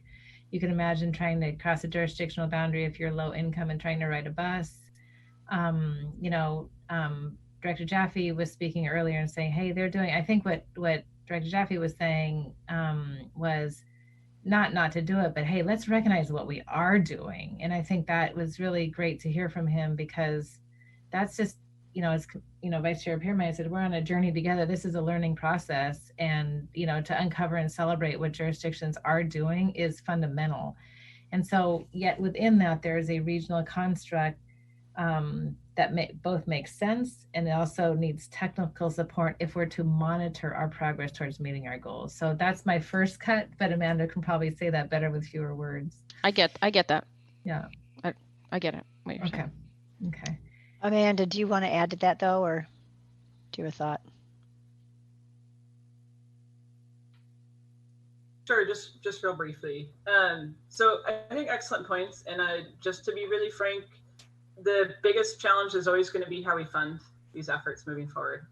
There's a shortage of funds. There's a shortage of the right color of money to fund the things that we really need. So that will be a big challenge we need to be mindful of no matter what approach you take. I think you've heard comments, we do see a lot of consistency in the type of actions to reduce GHG emissions. So I think we have a pretty good sense of what those things need to be. I think a rulemaking committee can help sort through how deep you go in scenario planning, and help inform, I think, the good questions that you've brought up, but probably some form of looking at that, because we also know that today's plans don't meet the targets, that more action is needed for that. And so how do they get those additional actions in their plans? And then how do we take those plans into actual projects in the end? All those questions are key. Thank you for explaining. I was just going to say what my fear is around this effort is that 30 years from now or whatever, we say they did a plan that led to a plan that led to a plan and a plan. So that's where I'm coming from. Mm-hmm. So I get everything that's saying, and that's just where my concern lies. Well, yeah, I hear that. I think that's important to keep in mind. The way it works in terms of funding projects is that transportation projects need to be in the local and in the regional plans in order to be offered up to ODOT, if it's ODOT funding, to be funded. Projects need to be in a plan to be funded. And so if the right projects are in the plan at ground zero, that means that that's the pool of projects that are available for funding as we go forward and apply those dollars. Chair MacArthur, if I may. Yes, please do. So one of the things we didn't quite get on the screen here, this is Kirsten again, was that we're sort of 12 people in a room in Salem, not today, but that's always my worst fear, is that 12 people in a room in Salem, or even if it's a virtual room, are deciding what's best for the Rogue Valley, or deciding what's best for Corvallis, or other metropolitan areas. And I have the strong urge to want to be in dialogue with staff and leadership in those regions to decide what is right for them. I know how scarce long-range planning resources can actually be. And so, I think Director Rue and I were always interested in making those funds available to other metropolitan areas to do this regional planning and scenario planning. But if those regions say, hey, we've just suffered dramatically from wildfire, obviously, the Rogue Valley is not coming up quickly, but we've heard how that is a very long process. We've also heard earlier from Josh that both cities, Talent and Phoenix, for example, within that area have completed extensive urbanization processes. There's no need to redo some of this work. We want to lift up and advance the work folks have done and apply it on a regional level and see what else might be needed. But I think it's just fair to offer that from an equity perspective, to offer the same for all, the kind of Portland, we can never afford, probably all of us, what Portland Metro was able to fund, but that each region is offered the same kind of tools and long-range planning process that they may not otherwise have. And we're grateful to ODOT for having found those funds. I just think a dialogue sort of in the communities is needed as we figure out what type of regional planning is necessary. Maybe it's not full-scale scenario planning, maybe it's scenario planning light, maybe it's simply regional coordination with a public process. But Chair McCarthy, you've spoken earlier that we don't want to give up on that, hear from new voices and new outcomes as we build out, complete and livable communities over time. So I just added that to the screen. Noting here on an already busy screen. Oh, sorry, Chair McCarthy, you are muted. Oh, I really appreciate your comments, and I was under the impression that this commission, in order to sort of launch rulemaking, needed to endorse one of the approaches in the scenario planning memo. And so if that's not necessary today, I kind of like your approach of hearing. You've heard what we've had to say, you've heard from the stakeholders, and then go back to those communities and figure out what is needed. I know that staff's already done that once. I'm not implying that you haven't, but if we frame the question as something like, for each community, for each regional area, what is the best mechanism to engage a broad stakeholder group in assessing current plans relative and to a range of outcomes? And that would be greenhouse gas reductions, health impacts, transportation choice, accessible housing, whatever, a whole range of things. And then also how can that mechanism be used to then engage folks in what the future should look like? Something like, so frame it like that, because I think we're trying to, because the assessments that have been done already and the plans that have been done already may or may not have been done with a broad stakeholder group. And we are really embracing the concept that there's lots of people that need to be consulted, not just use something that was done 5 years ago. It's an opportunity, Chair McCarthy, with respect. I think it is an opportunity to revisit and make sure all the right voices are at the table, and some communities may have already done that. Chair McCarthy, if commissioners are ready, we could go to this. Mr. Courtwright had suggested putting in kind of some numeric targets from the statewide transportation strategy in the charge, and we, with respect, staff over lunch discussed that it would be better to use this phrase, which would be to direct staff to utilize statewide transportation strategy trajectories in the rule. And Amanda could probably speak better to that. I know trajectory is not sort of a everyday term. Just real quick, trajectories really means that the statewide transportation strategy is our roadmap for reducing carbon emissions. And it says all the things that we need to do and how hard we need to push each thing. So the trajectories tell us how much do we need to reduce vehicle miles traveled, how much do we need to increase biking and walking, increase public transportation, those kind of activities. So trajectories is the same as metrics or outcomes, or I'm trying to find the word in my paper somewhere here. All of the above, correct. Okay. And so Mr. Courtwright's, I think, used some different math. We don't disagree with the principle at all of putting in hard numeric targets in the rule, but the way that it was, I was advised by staff, but the way that it was explained in Mr. Courtwright's testimony, it differs from the statewide transportation strategies currently as written, and we would need some time to kind of interpolate where they were, what the conditions are today, and then to embed them into the rule. So we wouldn't recommend adopting his language per se right now, but we do not disagree with the principle at all. And it would be up to the Rule Advisory Committee, though, to come out with those specifics. Is that the idea? That's right. Staff basically in the Rules Advisory Committee. Yeah, well, of course, that would make sense to me. Yeah. So it's honoring the concept, but just kind of making sure that we have time with the Rules Advisory Committee to do some work on that. Exactly. Were there other questions or thoughts that commissioners have relative to what they heard in public testimony, or other kind of final comments on this before we perhaps get to a place of making a motion?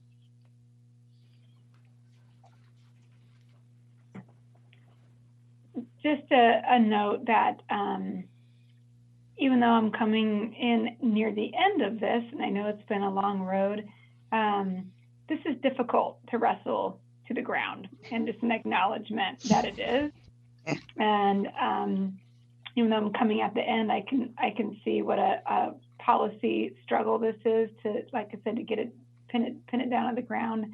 And just additionally, kind of a comment in relation to all the public comment is, yes, obviously this is a priority, and we all recognize that, and we want it to move fast, and we want to see the outputs of the policy in place, but just an acknowledgement that it takes a lot of effort to do the types of outreach and acknowledgement of people's thoughts, opinions, input, etc., to get a piece of policy that actually creates what you want it to, instead of, rushing forward and then doing something quickly that you have to go back and fix later.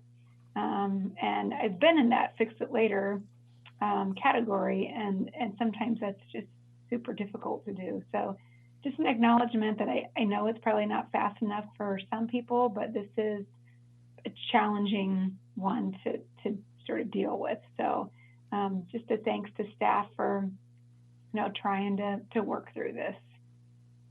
Thank you, Commissioner Jacobson. That was very well said. Seeing no other hands up, Commissioner Warren, do you have any thoughts? I know that your computer isn't, your Wi-Fi is not strong enough to have your photo or your visual of you, but is there something you'd like to say?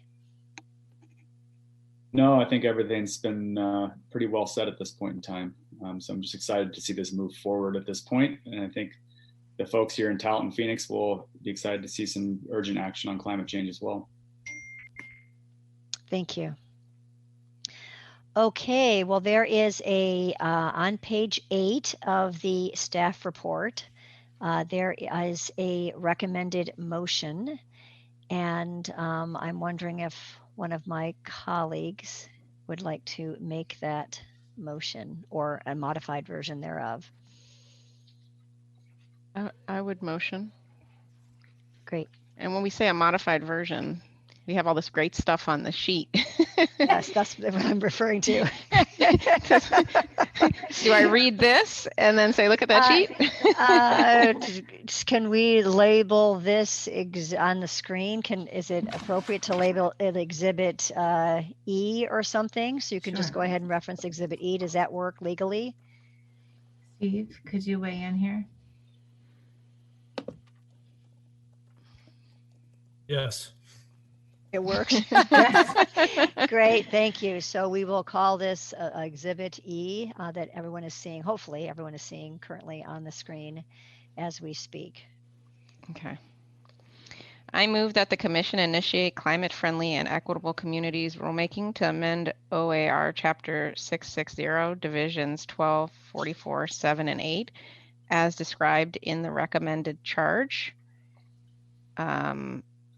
Form a rulemaking advisory committee that will operate as described in the recommended charter, and authorize the director to appoint members to the advisory committee. I should have said the Exhibit A after the charge. In addition, follow the recommended approach in Exhibit E. Thank you, Commissioner Haleva. Do I have a second? I'll second. Thanks. Commissioner Lilac seconds. And when you are ready, Esther, could you call for the vote?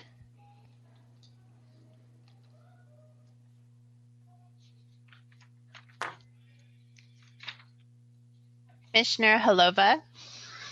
Aye. Commissioner Warren? Aye. Commissioner Lilac? Aye. Commissioner Jacobson? Aye. Vice Chair Pearmine? Aye. Chair MacArthur? Aye. The motion passes unanimously with the excused absence of Commissioner Sandoval. Thank you, everybody. Great work, staff. Thank you to the testifiers. It feels really good to be able to launch this puppy. And as Commissioner Jacobs has said, it's really complex, lots of moving parts, but I think we've gotten it as clear as we can at this point in time. So thanks to all. Chair MacArthur, could I give a friendly update? Yes, please do. So as we were going through this, Kirsten Green here, this agenda item this morning, we were pleased to receive a formal request for consultation on this rulemaking from the Confederated Tribes of Kusla, Umpqua, and Sayusla Indians. We had, per government-to-government relations protocols, sent a letter inviting consultation to all 9 tribes and 9 nations in Oregon, and we did just receive that request from their invitation request from the director of their natural resources. So we'll be following up to find a time with Director Rue and some of the staff. So that's good. We also plan to sort of follow up and check in with the other eight tribes in Oregon. It's certainly a challenging time with the fires, et cetera. But we have requests for consultation out to the tribes on a number of areas, but both climate adaptation and this mitigation aspects. So I just want to provide that update. Thank you. Thank you. Wonderful news. Okay, let's take a breath of fresh air and go on to agenda item 5. Seems like we've been at it longer than just getting to agenda item 5, but we are at agenda item 5, and that is commission business. And we have 3 things to cover. We have the budget. We need to initiate the director's evaluation and then look at the LCDC meeting schedule for 2021. And so for the budget, we have Carol Bovett. Thank you for being here. And you sent a 3-pager, I think, yesterday, and yesterday's supplemental packet to describe the budget situation. I did. Thank you. And for the record, my name is Carol Bovett, and I am the Administrative Services Manager for the Department of Land Conservation and Development. And as you know, Chair MacArthur, we had a meeting of the Budget Management Subcommittee on Tuesday of this week, September 22nd, in which we had a discussion about the current financial status of the department. Wow, there's a lot going on. I know that you received a good amount of information about our current status of our budget from Director Rue. But I would just go ahead and add some of the things that are encompassed in our staff summary, which I think was actually under the director's portion of your materials. But as you are all aware, I believe at this point, we took substantial cuts to our current biennial budget, which based on the time that we have left in the biennium represent approximately 34% in cuts to our budget. I also included a little bit of information in the staff summary that kind of pointed out specifically where our reductions came from in terms of budget category. The total amount of the reduction to our budget that was levied against us on August 10th by the state legislature is $2.9 million, or $2,898,312.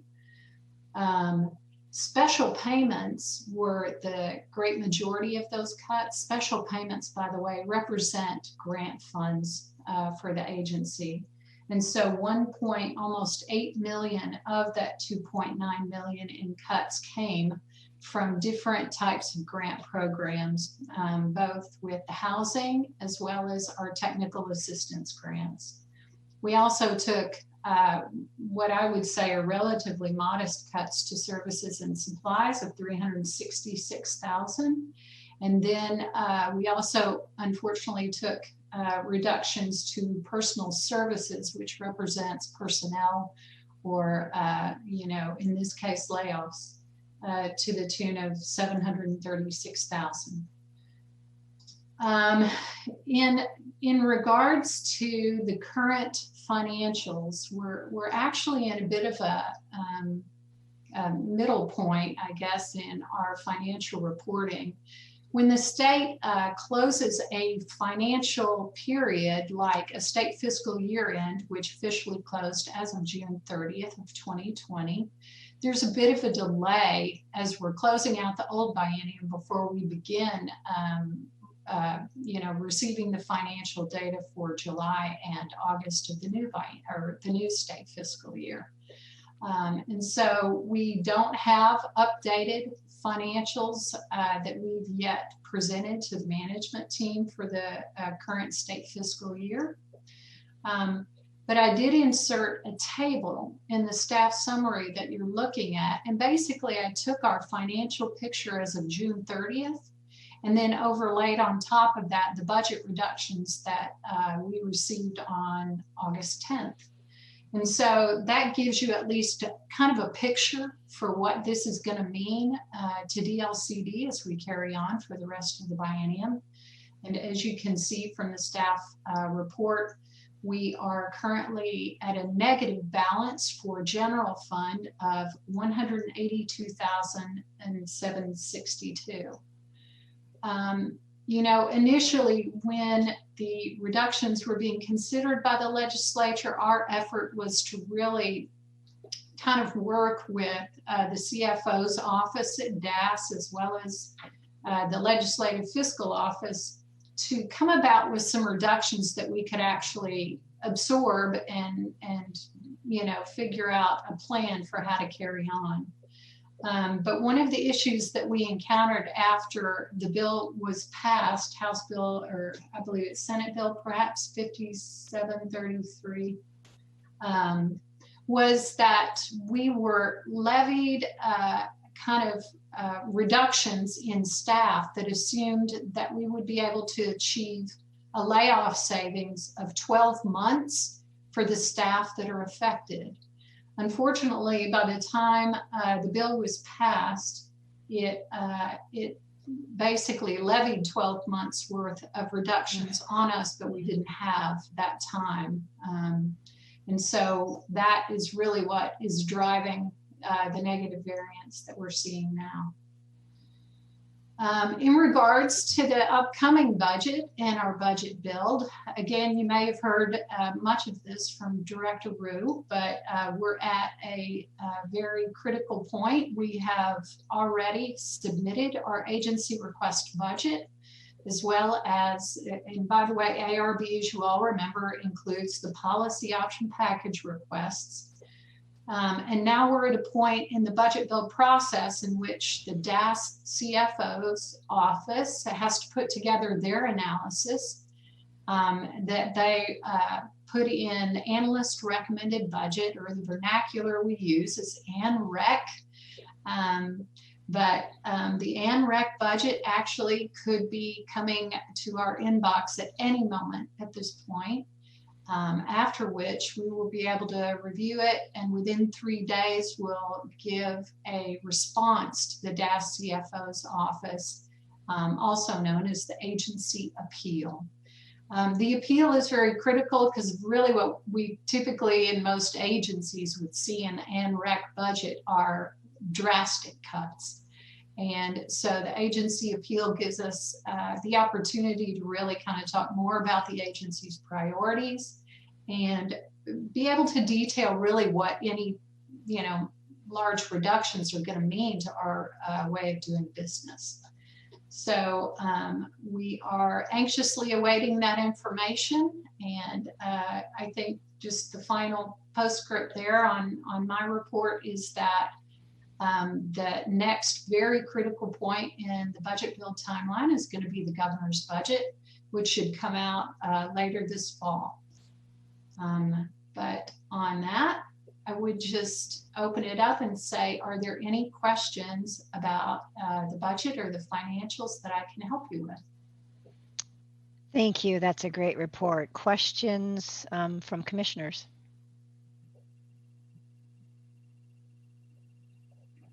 Don't see any. Very thorough as usual. So I appreciate it very much. I don't think I think we're done with that item. All right. Thank you. Thank you. Second item under commission business is the director's evaluation, which we initiate every year in September. We go back and forth between, we'll alternate between short reviews and long reviews. This is a long review year. You have in your packet the schedule and the criteria for that evaluation. And I don't know if Katie Leahy is going to be able to check in or not, but Anyway, I can just. Chair MacArthur, sorry. Yes. Kirsten, once again, I am available to support this agenda item if our Human Resource Director, Katie, is not on the phone. Thank you. Great, thank you. I don't want to cut her off, but I don't see her. So, so this lays out the schedule, as I said, and the questions, and then the initial attachment basically had the stakeholder groups that we connected with 2 years ago. It's been updated, however, with to reflect the changes of 2020. So you can see that in that packet item as well. So any questions about that? Chair? Yes, Commissioner MacArthur. Thank you. I see the list of everybody that's going to be contacted and involved, and you can certainly replace me as a community development director with a local jurisdiction. I don't need 2 votes on Director Rue's evaluation, but I appreciate the thought. I just saw Carrie McLaren. Well, that's right. Yeah, I think what the old one is there new. There's an old one. There was a new one. I think that was sent out a couple of days, or either. Okay, I missed that. Yeah, thank you. But yes. Looking at the wrong one. Well, because that was sent out with the original one. So the new list was sent out a couple of days ago, but it basically has these same areas of interest, but the current incumbent in those positions is listed instead.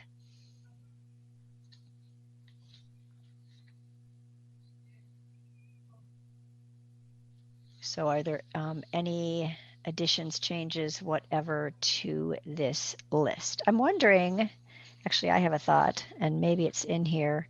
In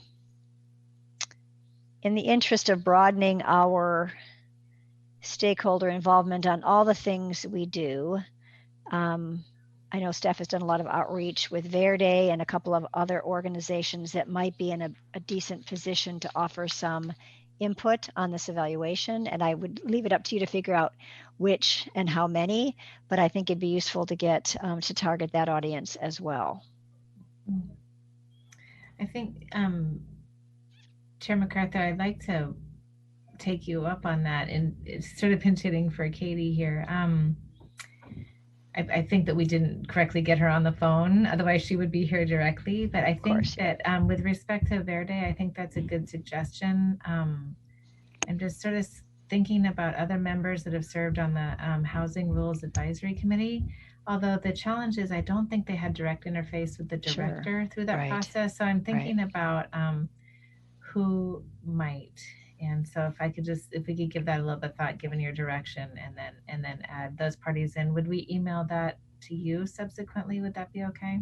You could email it to me, and also whomever else is going to volunteer in a moment to be on this committee. But and then also, I guess Katie Leahy obviously would be in the know. Yeah, in the know on that. So, so that would be any. Well, before we talk about liaisons to this effort, which I guess we didn't get to at the at our retreat in August. But are there any other comments or thoughts about Director Rue's evaluation?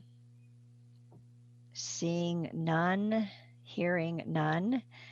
So we'll assume that we're a go on this, with the addition that Kirsten will do a little bit more evaluation about who might also participate. And I am willing to be on this, and it would be nice to have at least one other person. We often have 2. I thought Professor Sandoval expressed interest in it at the retreat.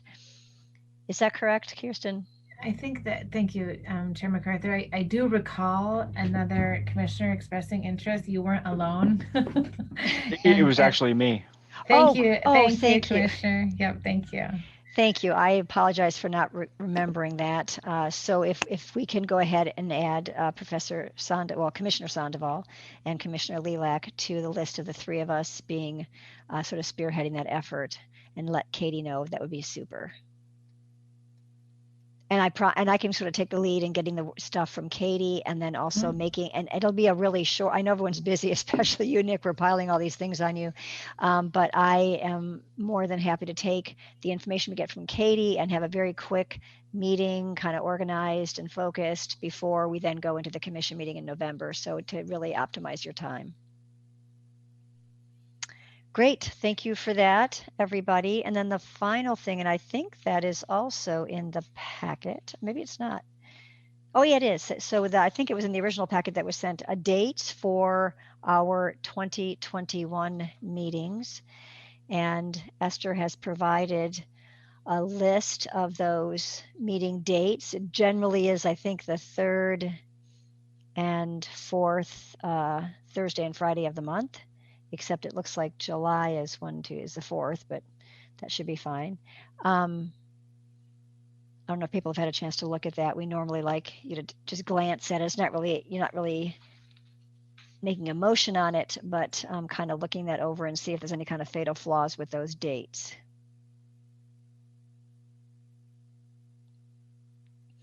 And for the newer commissioners, we normally have some really interesting locations listed on that chart.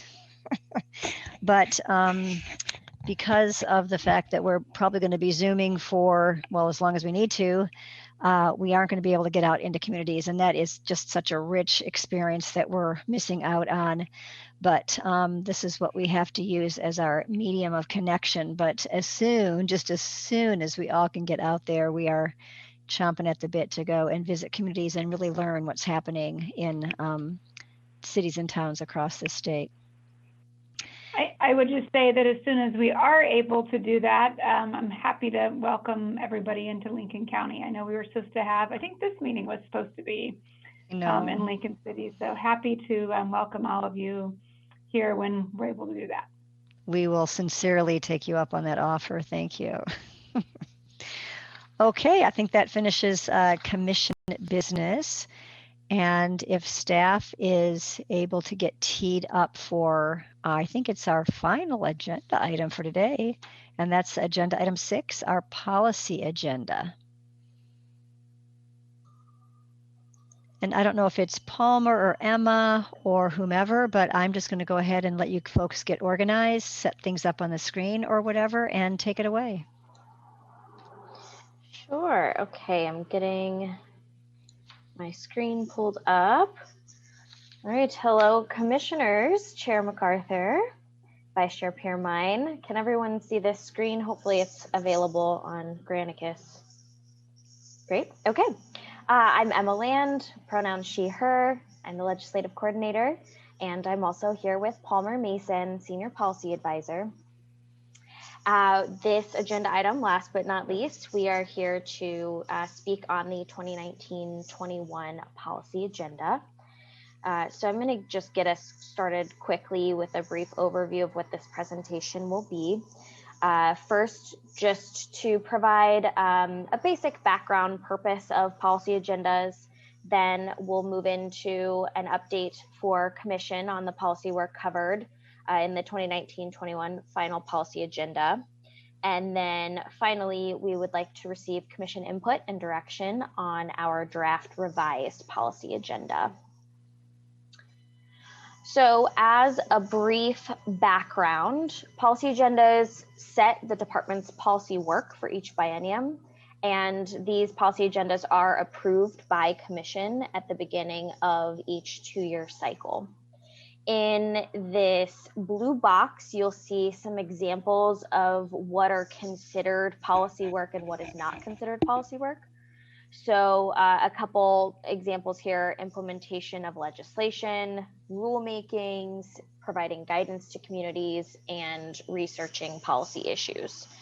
Over on the right-hand side, while these examples are critical aspects of the department's work and to our core work, they're just not technically considered policy work. But these examples are things like reviewing local comprehensive plans and or amendments, distributing grant funds, and then also managing budget for staff. So roughly halfway through each biennium, LCDC considers revisions to the policy agendas, and so that's why we are here today. This graphic here shows just a basic timeline of the 2019-21 policy agenda. So back in July of 2019, on July 1st, that's when the 2019-21 biennium began. And during the July Commission meeting, LCDC considered that draft policy agenda. So then fast forwarding to September 2019, LCDC approved that final policy agenda. Now we're here in September 2020 for Commission to consider our revised policy agenda. And hopefully at the next November Commission meeting, LCDC will potentially approve that revised final policy agenda. So the draft revised policy agenda that you should have in your packet, I believe it's attachment A. This draft agenda is divided up into 4 sections of policy projects that are categorized as completed, ongoing, new, and deferred. So we're looking for input and direction on this policy work, and the plan is for staff to take this input, consider all public comments that's received, and then present the final revised policy agenda at the November Commission meeting. So with that, I'm going to hand it over to Palmer, and he's going to kind of jump into those 4 categories that I just discussed in the agenda, starting with the completed policy projects. Okay, thank you, Emma, and Chair MacArthur and Commissioners. For the record, my name is Palmer Mason, Senior Policy Advisor at the Department, and good afternoon. So as Emma said, the revised draft policy agenda has been broken up into 4 different parts, and I'm going to go through each of those parts, each of those sections, and update you on what the staff is recommending, and that'll tee us up for questions from you all in direction at the end of the presentation. If you were looking at the staff materials, the attachment A is what we call the draft 2019-21 revised policy agenda. It's a large chart, that the idea being that in one glance you can see the policy project that, and then the work that's been done, if it has started or when it proposes to get going, what staff is involved, deliverables, sort of key details about each policy project. And then the different sections have been color coded to make it a little more user friendly. There's also a separate attachment, attachment B, that if you're someone who's more visually inclined, that does the same thing but in a more visual way. It's a Gantt chart. So those are 2 different documents you could look at, but for official purposes, we kind of consider attachment A to be the policy agenda that we're talking about, because again, it provides the most detail for all of the different projects. With that background, I'm going to jump into the different sections. So start first with the work that's been done. And this is the policy work that's been done since the summer of 2019, last summer. Much of this you all are probably going to be familiar with. So in this slide and in subsequent slides, I'm going to be quite high level in my descriptions of these policy projects. But in any event, we'll start here with conforming rulemakings. These were mostly done to take 2019 legislation and ensure that our rules conform with whatever policy changes the legislature made. Mostly these are focused on our sort of resource lands, farm and forest lands. There were about 12 of those conforming rulemakings. And while they're really more straightforward and there aren't policy issues attached to these rulemakings, it is quite a bit of work to navigate these through the Administrative Procedures Act. So quite a bit of work was done for those rulemakings, and they are all done now at this point. I'm going to move on to the next one here, the Green Energy Corridor Pilot Rulemaking. This was a rulemaking that we undertook to set up a process so that Morrow and Umatilla counties could designate a corridor through farmland for electrical transmission lines. That's an area of the state that's seen a great deal of development for renewable energy, particularly around wind, although there are solar facilities also going into that same part of the state. You, as Commissioner our Chair MacArthur was talking about, when we so fondly were taking trips out to different parts of Oregon. We were out there last summer and we saw some of these different facilities. So a great deal of economic development around renewable energy facilities, and this is why this rulemaking was appropriate for these two counties. It does only apply to those two counties. It is not a statewide rulemaking. I'll move on to the next one, the Goal 18, pre-1977 Development Focus Group. This was an effort to look at Goal 18, and Goal 18 relates to the development and protection of the state's beaches and shores. And the question here that this focus group, which was made up of stakeholders and staffed by the department, we're looking at the question of what types of development should be eligible for beachfront protection. You know, structures like riprap and other things that protect beachfront properties from erosion. That work has been done, and there is a related rulemaking that I'll talk about later that'll be looking at a very limited exception under Goal 18 for public facilities. Then lastly here, a very apropos topic as it were, the Governor's Council on Wildfire Response. Probably several of you are familiar with this council and the work that they did, may have even actively tracked it both on the commission and off the commission. But just for the sake of everybody, this was a broad mandate from the governor and this group of stakeholders from all across the spectrum to look at fire prevention, mitigation, and suppression.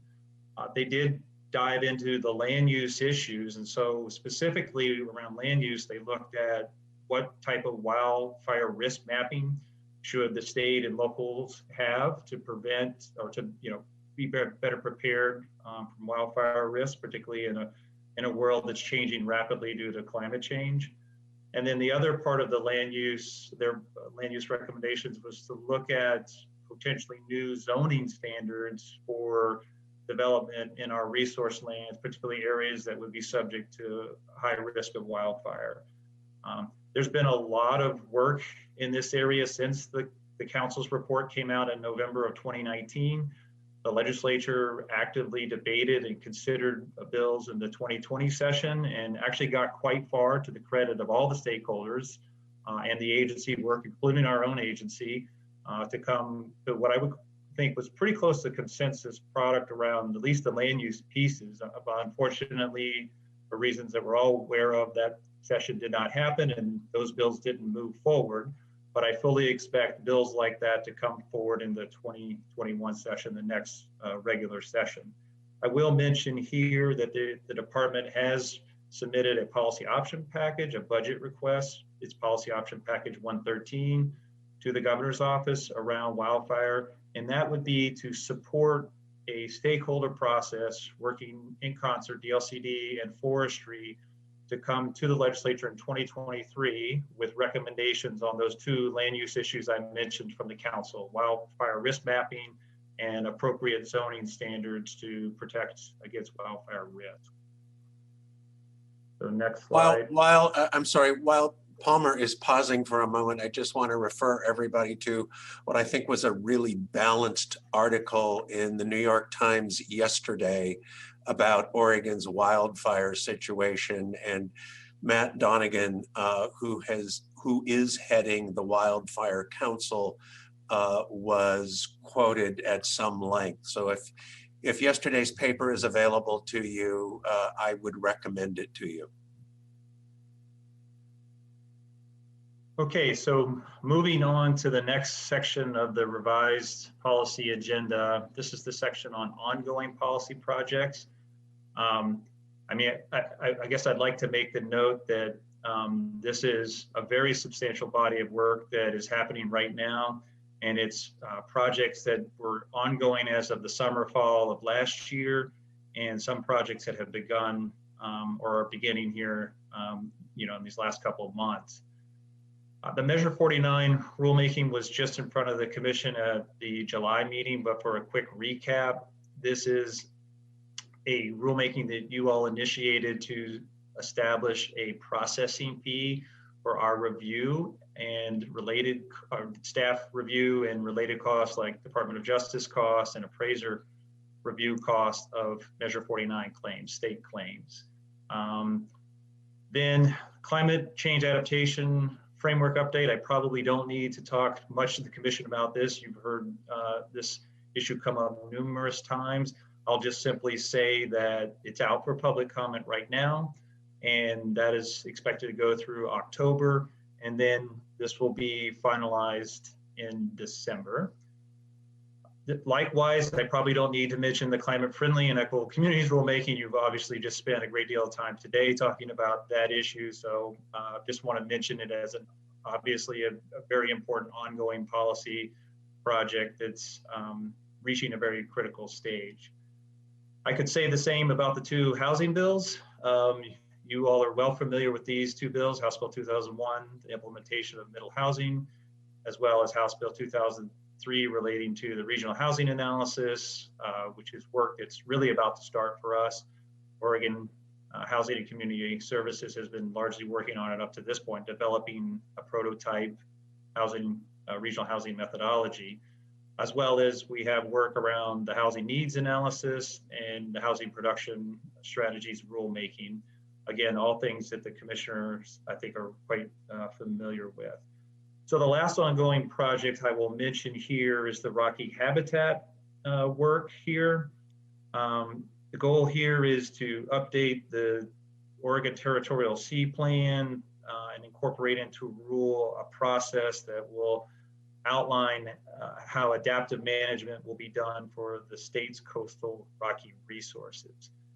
I will also say this is not every single ongoing project. There are a couple more in the staff report, but for the sake of time, I tried to pull out the ones that I think are sort of the biggest efforts that we're undertaking and relate to our priority issues of housing and climate change.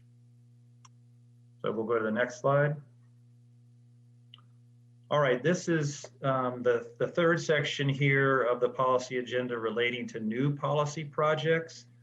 So this would be work that would start for sometime in the remainder of the 2019-21 biennium. The first project here I want to mention is the undersea cable policy. Currently in the Oregon Territorial Sea Plan, Part 4 of the plan has requirements around the uses of Oregon seafloors, and specifically around how equipment for telecommunications and other utilities is managed.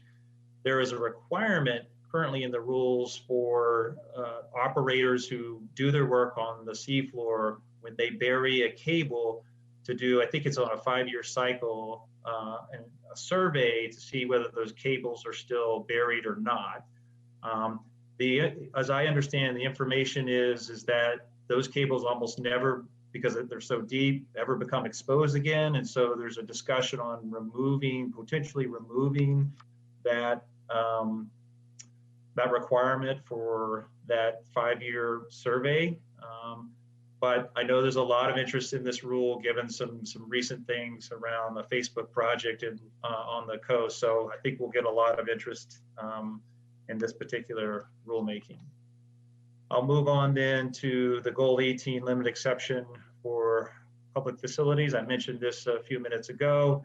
This is the rulemaking that is an outgrowth of the earlier project where we had the stakeholder focus group looking at the Goal 18 issues and protecting beachfront properties. And so this particular rulemaking would look at the question of whether it's appropriate to have a very limited exception to the Goal 18 prohibitions, which generally do not allow, even for public facilities, additional armoring and riprap and other beach shore protections if those developments or that infrastructure was put in after 1977. This would be looking to make potentially a limited exception to that general prohibition for public facilities, and would probably most focus on Highway 101. And then I'm going to move here to the last project. This is a part of the executive order that the governor signed back in March, Executive Order 2004. And this particular project here on carbon storage and sequestration goals would require that the Global Warming Commission work with state agencies to develop proposals, specific goals rather, on storage and sequestration in our agricultural, forest, and natural resource areas. DLCD is going to be working with other agencies and the Global Warming Commission on that effort. And even though it's not specifically mentioned in the executive order, we are particularly engaged on this because we want to talk about coastal resources also being an opportunity for carbon storage and sequestration. And we'll move now to the next slide. All right, the last category that I want to talk about today is a set of deferred policy projects. These projects, we are recommending at this point that they be deferred for a few different reasons. I think the most important reason is much of our policy work for the remainder of this biennium will have to be focused on implementing the executive order on climate, Executive Order 2004, and then also finishing the work the legislature directed us to do on House Bills 2001 and 2003. I've said it before, you all I think are well aware, all of those efforts are very substantial projects involving a great deal of staff time and effort, a great deal of outreach and engagement with communities, stakeholders, and in particularly now with those who have been historically marginalized and not historically involved in the process. So there's a great deal of work trying to move those things, and it doesn't leave any real staff bandwidth or resources for a set of projects. And one other thing I'll need to mention, because of the budget cuts that Carol just shared with you and talked about, particularly the staffing cuts, that's another reason we will not be able to move forward on these projects. Some elements of these projects, though, are going to be rolled into some current efforts, and I'll highlight that as I talk through each of them. Rural resource lands is a subject that's come up numerous times in front of the commission. The issue here is trying to define appropriate standards that we use to identify parcels and areas in our resource lands. So think about our agricultural and forest lands, and where those parcels and areas arguably have no or limited resource value. There are quite a few counties around the state who are very interested in this issue and have asked the commission and the department to take action on defining those standards, but we've just always been unable to muster the resources, the staff resources, to take on what would be a very complex, very controversial rulemaking. So unfortunately, this particular biennium is really no different. The next one here is farmland protection and improvements. I think this is also an area where some stakeholders have asked the commission and the agency to move forward, but we've just not had the staff resources to go forward. This would be, the idea behind this particular policy project is to look at potentially developing criteria for defining when it's appropriate to allow commercial activities in conjunction with farm use, and to possibly look at quantifying cumulative impacts of non-farm uses on agricultural operations. This is also another area that's very complex, would be a very involved and a detailed level of research and work, and we just don't have the staff resources to take this project on unfortunately. The Goal 10 and Federal Fair Housing Acts, this is, so the department has a guidance book from 1997 that outlines best practices and information on how to comply with the Federal Fair Housing Act. We had originally hoped to try to update that guidance in this biennium, but given the staffing cuts and the level of work with House Bill 2001 and 2003, we're not going to be able to get this project done within the biennium, so it's being deferred. Elements of this, though, are being rolled in and discussed as a part of the House Bill 2003 work on housing production strategies. But at some point, we do hope to revisit this particular project because that guidance is quite out of date. And Then I'll also mention here that another project, the statewide planning goals project. This is one I think the commission has heard about from a number of stakeholders as well.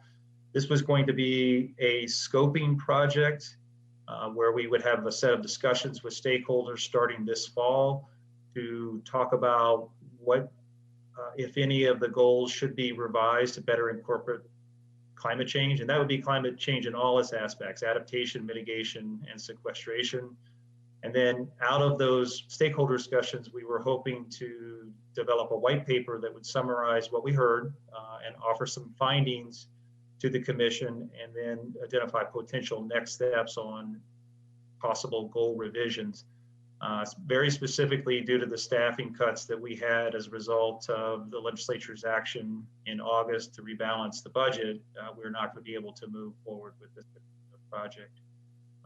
There is one project that's unfortunately not on the slide that is in the staff report. It's a deferred project, but it's the Metropolitan transportation rulemaking. But that's really all that work, which was related to updating the transportation planning rule, is being rolled into the climate-friendly rulemaking. So with that, commissioners, I think we've done an update of what's been done and what's ongoing and what's new and deferred. And then we're happy to take questions. We did want to ask the chair if she had a preference, or the commissioners had any preference about wanting to get any public comment there might be on this item before you provide direction, or we're happy to take the direction if that's the commission's preference right now. Thank you, Palmer and Emma. A great presentation, very clear, and this chart in our packet is really good as well. I'm actually just wanting to comment at how amazed I am at the level of work the department is doing and is going to continue to do through the end of this biennium, given the budget situation. I'm massively impressed. Anytime I talk to staff, I'm just really impressed by everything people are doing and doing it in creative ways. I just want to comment on that. Even though we can't do some things because of budget constraints, I'm just extraordinarily impressed. So I just want to start out by saying that. If there's any questions that commissioners have of Palmer or Emma before we go to public comment, I'd like to ask that you ask those now. Commissioner Lilac. Thank you, Chair. Palmer, just the one question about the Rural Resource Lands Project. If I recall correctly, it wasn't likely that you were going to, not you, but the department was not likely to initiate that project this biennium, if I recall correctly from the prior. So it's listed as deferred. And if I recall it, anyway, belaboring the point, but it wasn't really anticipated to be initiated this biennium. Is that correct? So Chair MacArthur, Commissioner Lilac, that is correct. It was never really on the policy agenda, but I think what we wanted to do in trying to improve upon the policy agenda adopted in September is try to be, more clear and more transparent about what projects would be deferred and create a new category where everybody could understand, commissioners, the public, and stakeholders alike, what's being deferred, and track that a little better. So that's why we made this change here. Thank you. And Commissioner Jacobson, did you have your hand up? I did. Thank you. Okay. I don't have any responses to the questions offered, but just if I can get into the weeds for a minute, or maybe saying get into the seaweed would be a better comment, better pun. But comments about cables, I would just say, the potential of taking away that rule for surveys worries me. And while cables really unbury their entire cable, scouring does occur. And a scoured cable does create a potential large safety issue for commercial fishermen and other mariners, as you have exposed cables. They're pulling nets through the water, don't know that, trawl over it and get snagged. That's a potential life-threatening kind of situation. So that bothers me a little bit. And I guess the other thing I would say is, the requirement to do a survey every 5 years, you might be able to expand that or something, but obviously that initial inspection is really important, I would say, because we're required to bury cables in Oregon so that people can fish over the top of them. And if you didn't do an initial inspection, you wouldn't know that they were actually buried. So I don't know. I guess I would just say that as you move through that issue, I would like to be involved. So, Commissioner, I could definitely share that with the coastal staff, your concerns and your interest in being involved. I'm happy to pass that along. Thanks. Thank you. Others?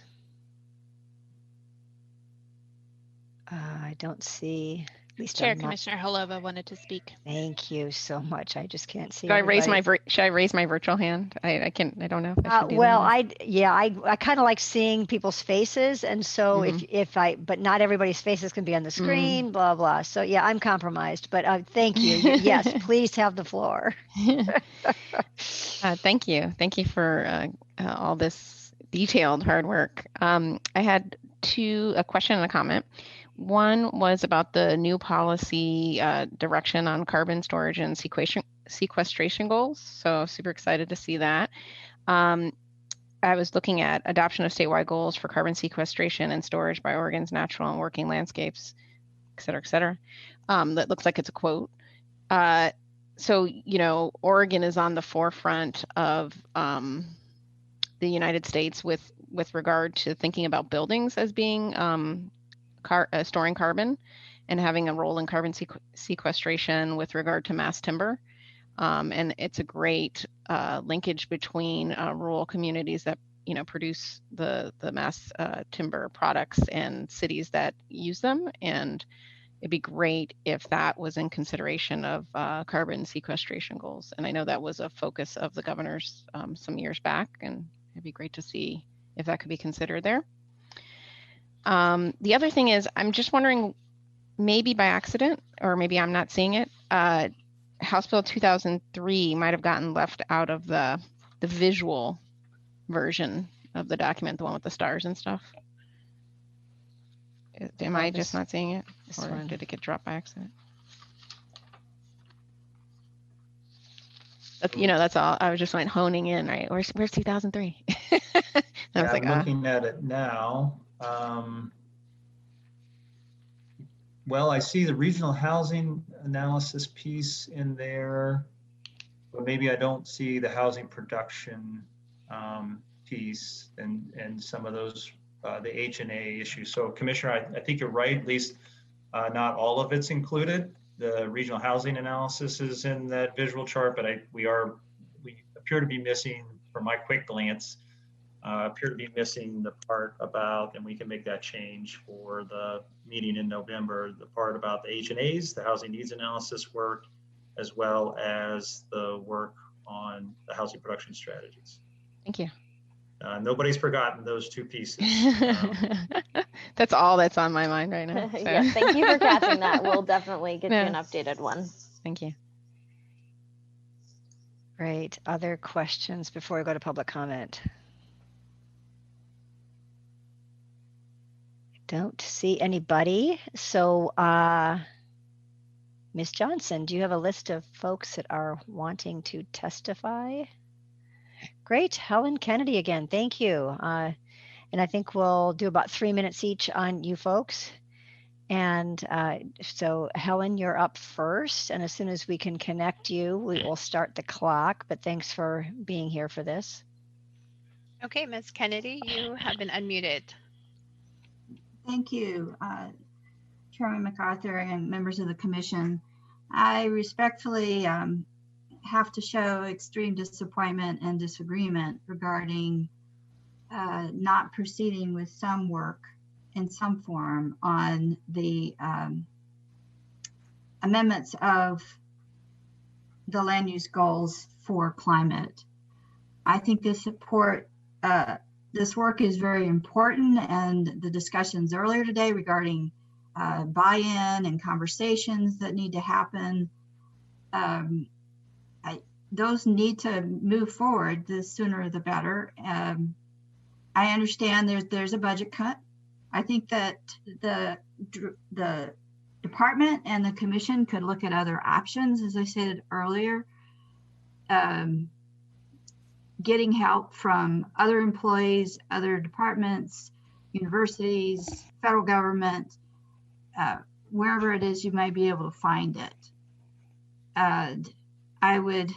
I'm also concerned that if this thing is quote deferred and quote past the end of the biennium, then are we going to lose the money? Let's say it's funded starting in July. Are we going to then sit around in July and August until sometime late in September when it's approved as a policy action? So my main point is think outside of the box, find some options, get started to the extent that you can. And I'll say one more thing. Oregon needs this. We psychologically, those of us that have been displaced, we need some progress here, and we need to find out ways to do it. Thank you very much. Thank you. Appreciate your comments, Ms. Kennedy. And then I think Jonathan Harker was teed up next. Is that correct? Welcome back, Mr. Harker.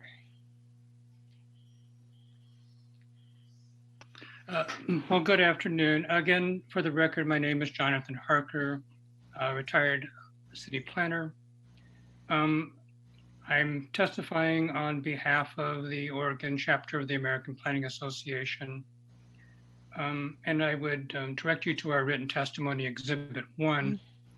I did want to say, preface remarks of, I did listen through Director Rue's report this morning.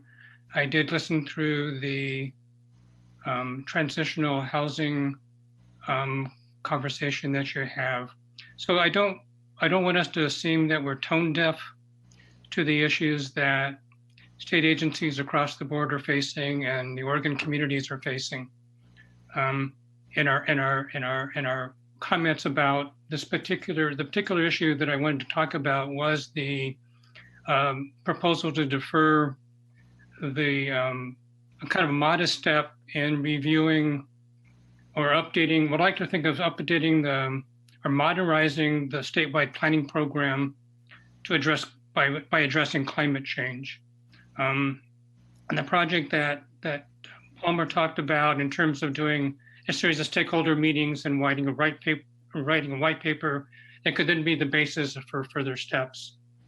The planning goals are the basis, as you know, for the criteria that local jurisdictions and special purpose districts use in making land use and infrastructure decisions. They are the basis, goal 2, for the factual information that should inform their plan policies. They are the basis, goal 1, of how and when and who is informed and involved in public participation. And I think goal revision to address climate change, our local planning programs just won't have the impact they can have on emissions reduction, sequestration, and adaptation that we need going forward in this climate change environment.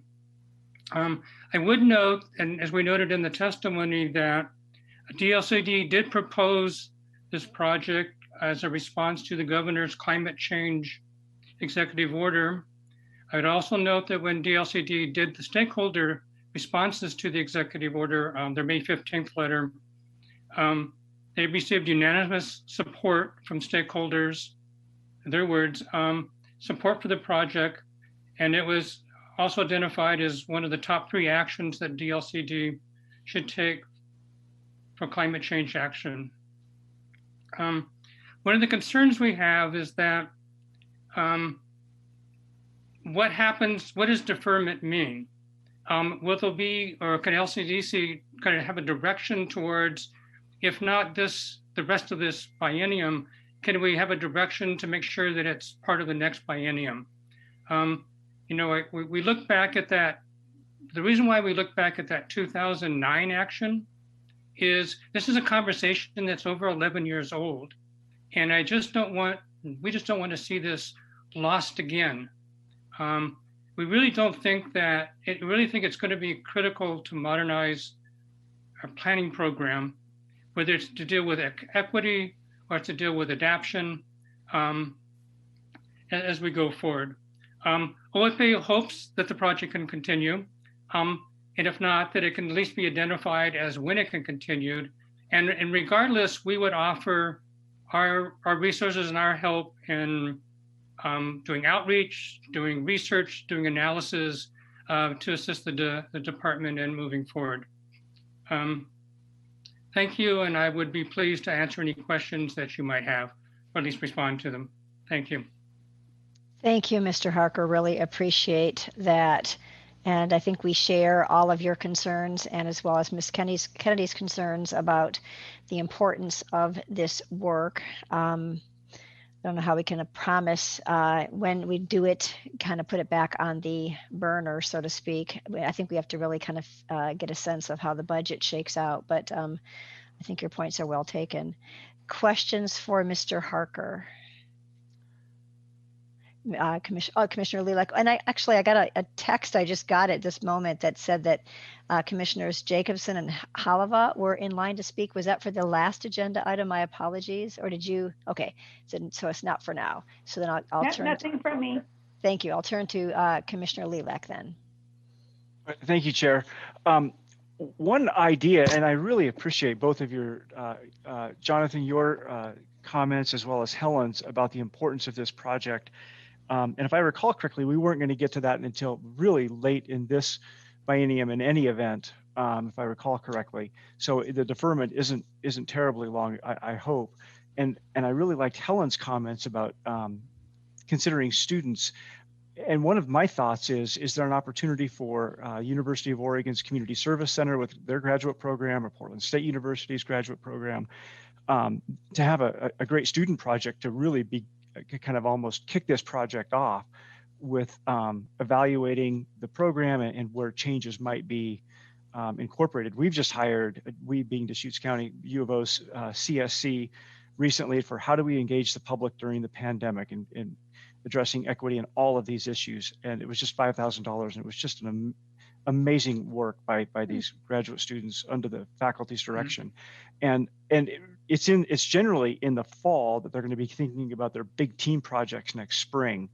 And so there could be that opportunity. That the challenge is, I know that the department, we just learned, is 182,000 plus already in the hole. So it's finding those resources, and it's not significant. And maybe it's something that OAPA could lead in coordination, just recognizing how much the department has on its plate. And one of the things that I expect, one of the things that Palmer didn't mention is also adding to the agenda, and just because we just made the decision today, are the temporary rules for shelter and interim housing. It's a whole nother project. So I appreciate it, a very needed project, and that might be one avenue to consider how to kick it off. Thank you. Thank you. Other commissioners? Vice Chair Permine. Yeah, just working off Commissioner Lilac's points there too, that I really appreciate Mr. Harker's sort of offer for support as well. So I would be interested in staff or to hear more related to, like you just mentioned, Commissioner Lilac, which universities might have space or capacity, and Mr. Harker, what it might look like in the planning community as well, because I agree that this is essential and we don't have capacity. It's just clear. And as more urgency, it's a little ironic, right? We're in a climate crisis, so we can't plan for climate. It's not funny ironic, it's just true that these changes keep coming through, pressures on climate refuge and refugees in general with housing, now wildfire pressures. So just really would look forward to maybe some follow-up in that space of hearing what kind of capacity different folks would have. Thank you. Other commissioners?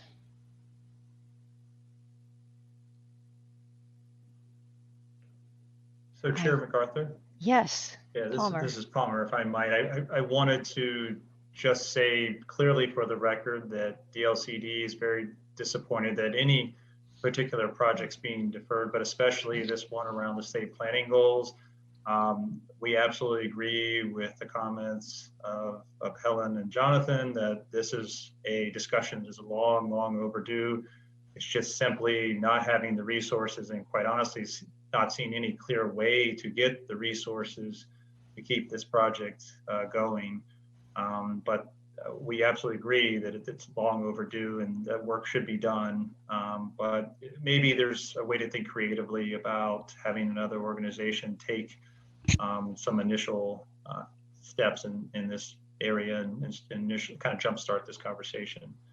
I also wanted to say too that Commissioner Lilac beat me to the punch. I was going to mention that we did want to have the draft revised policy agenda reflect the work that you all just authorized on the temporary rule for wildfire and housing recovery. So we'll make a note of that and update the policy agendas to reflect that as well. Thank you. Yes, Deputy Director Green. Thank you so much. Chair MacArthur, Commissioners Palmer, Emma, great job. It may not be apparent, but some of the reductions we just took in trying to protect frontline staff that serve communities with the regional representatives, we just, Palmer is now the policy office as of October 1st. I just want to give everyone a reality check on that, and also support Palmer in his work. We are going to be, Palmer's job is already, with, our stakeholders, they are many. 19 goals brings a lot of stakeholders. The governor and the legislature, Palmer's work was already 360 degrees and broad and demanding and stretched. And he just lost 2 of the 3 members of the policy office as of next week, which is tragic for our department. So I just wanted to temper folks' expectations around this. And while I also am looking at my other screen on OAPA is committed to, and they're offered to assist the department in moving the project forward, including doing research, outreach, and analysis. In 2 parallel universes, I so appreciate that. And I'm trying to figure out even who from DLCD could support either the universities or OAPA in the design. If we were to design it, just speaking to Mr. Harker, if I could, we would start, you've seen kind of today how we start now with priority populations on any engagement strategy. So happy to kind of share that methodology that we've been using.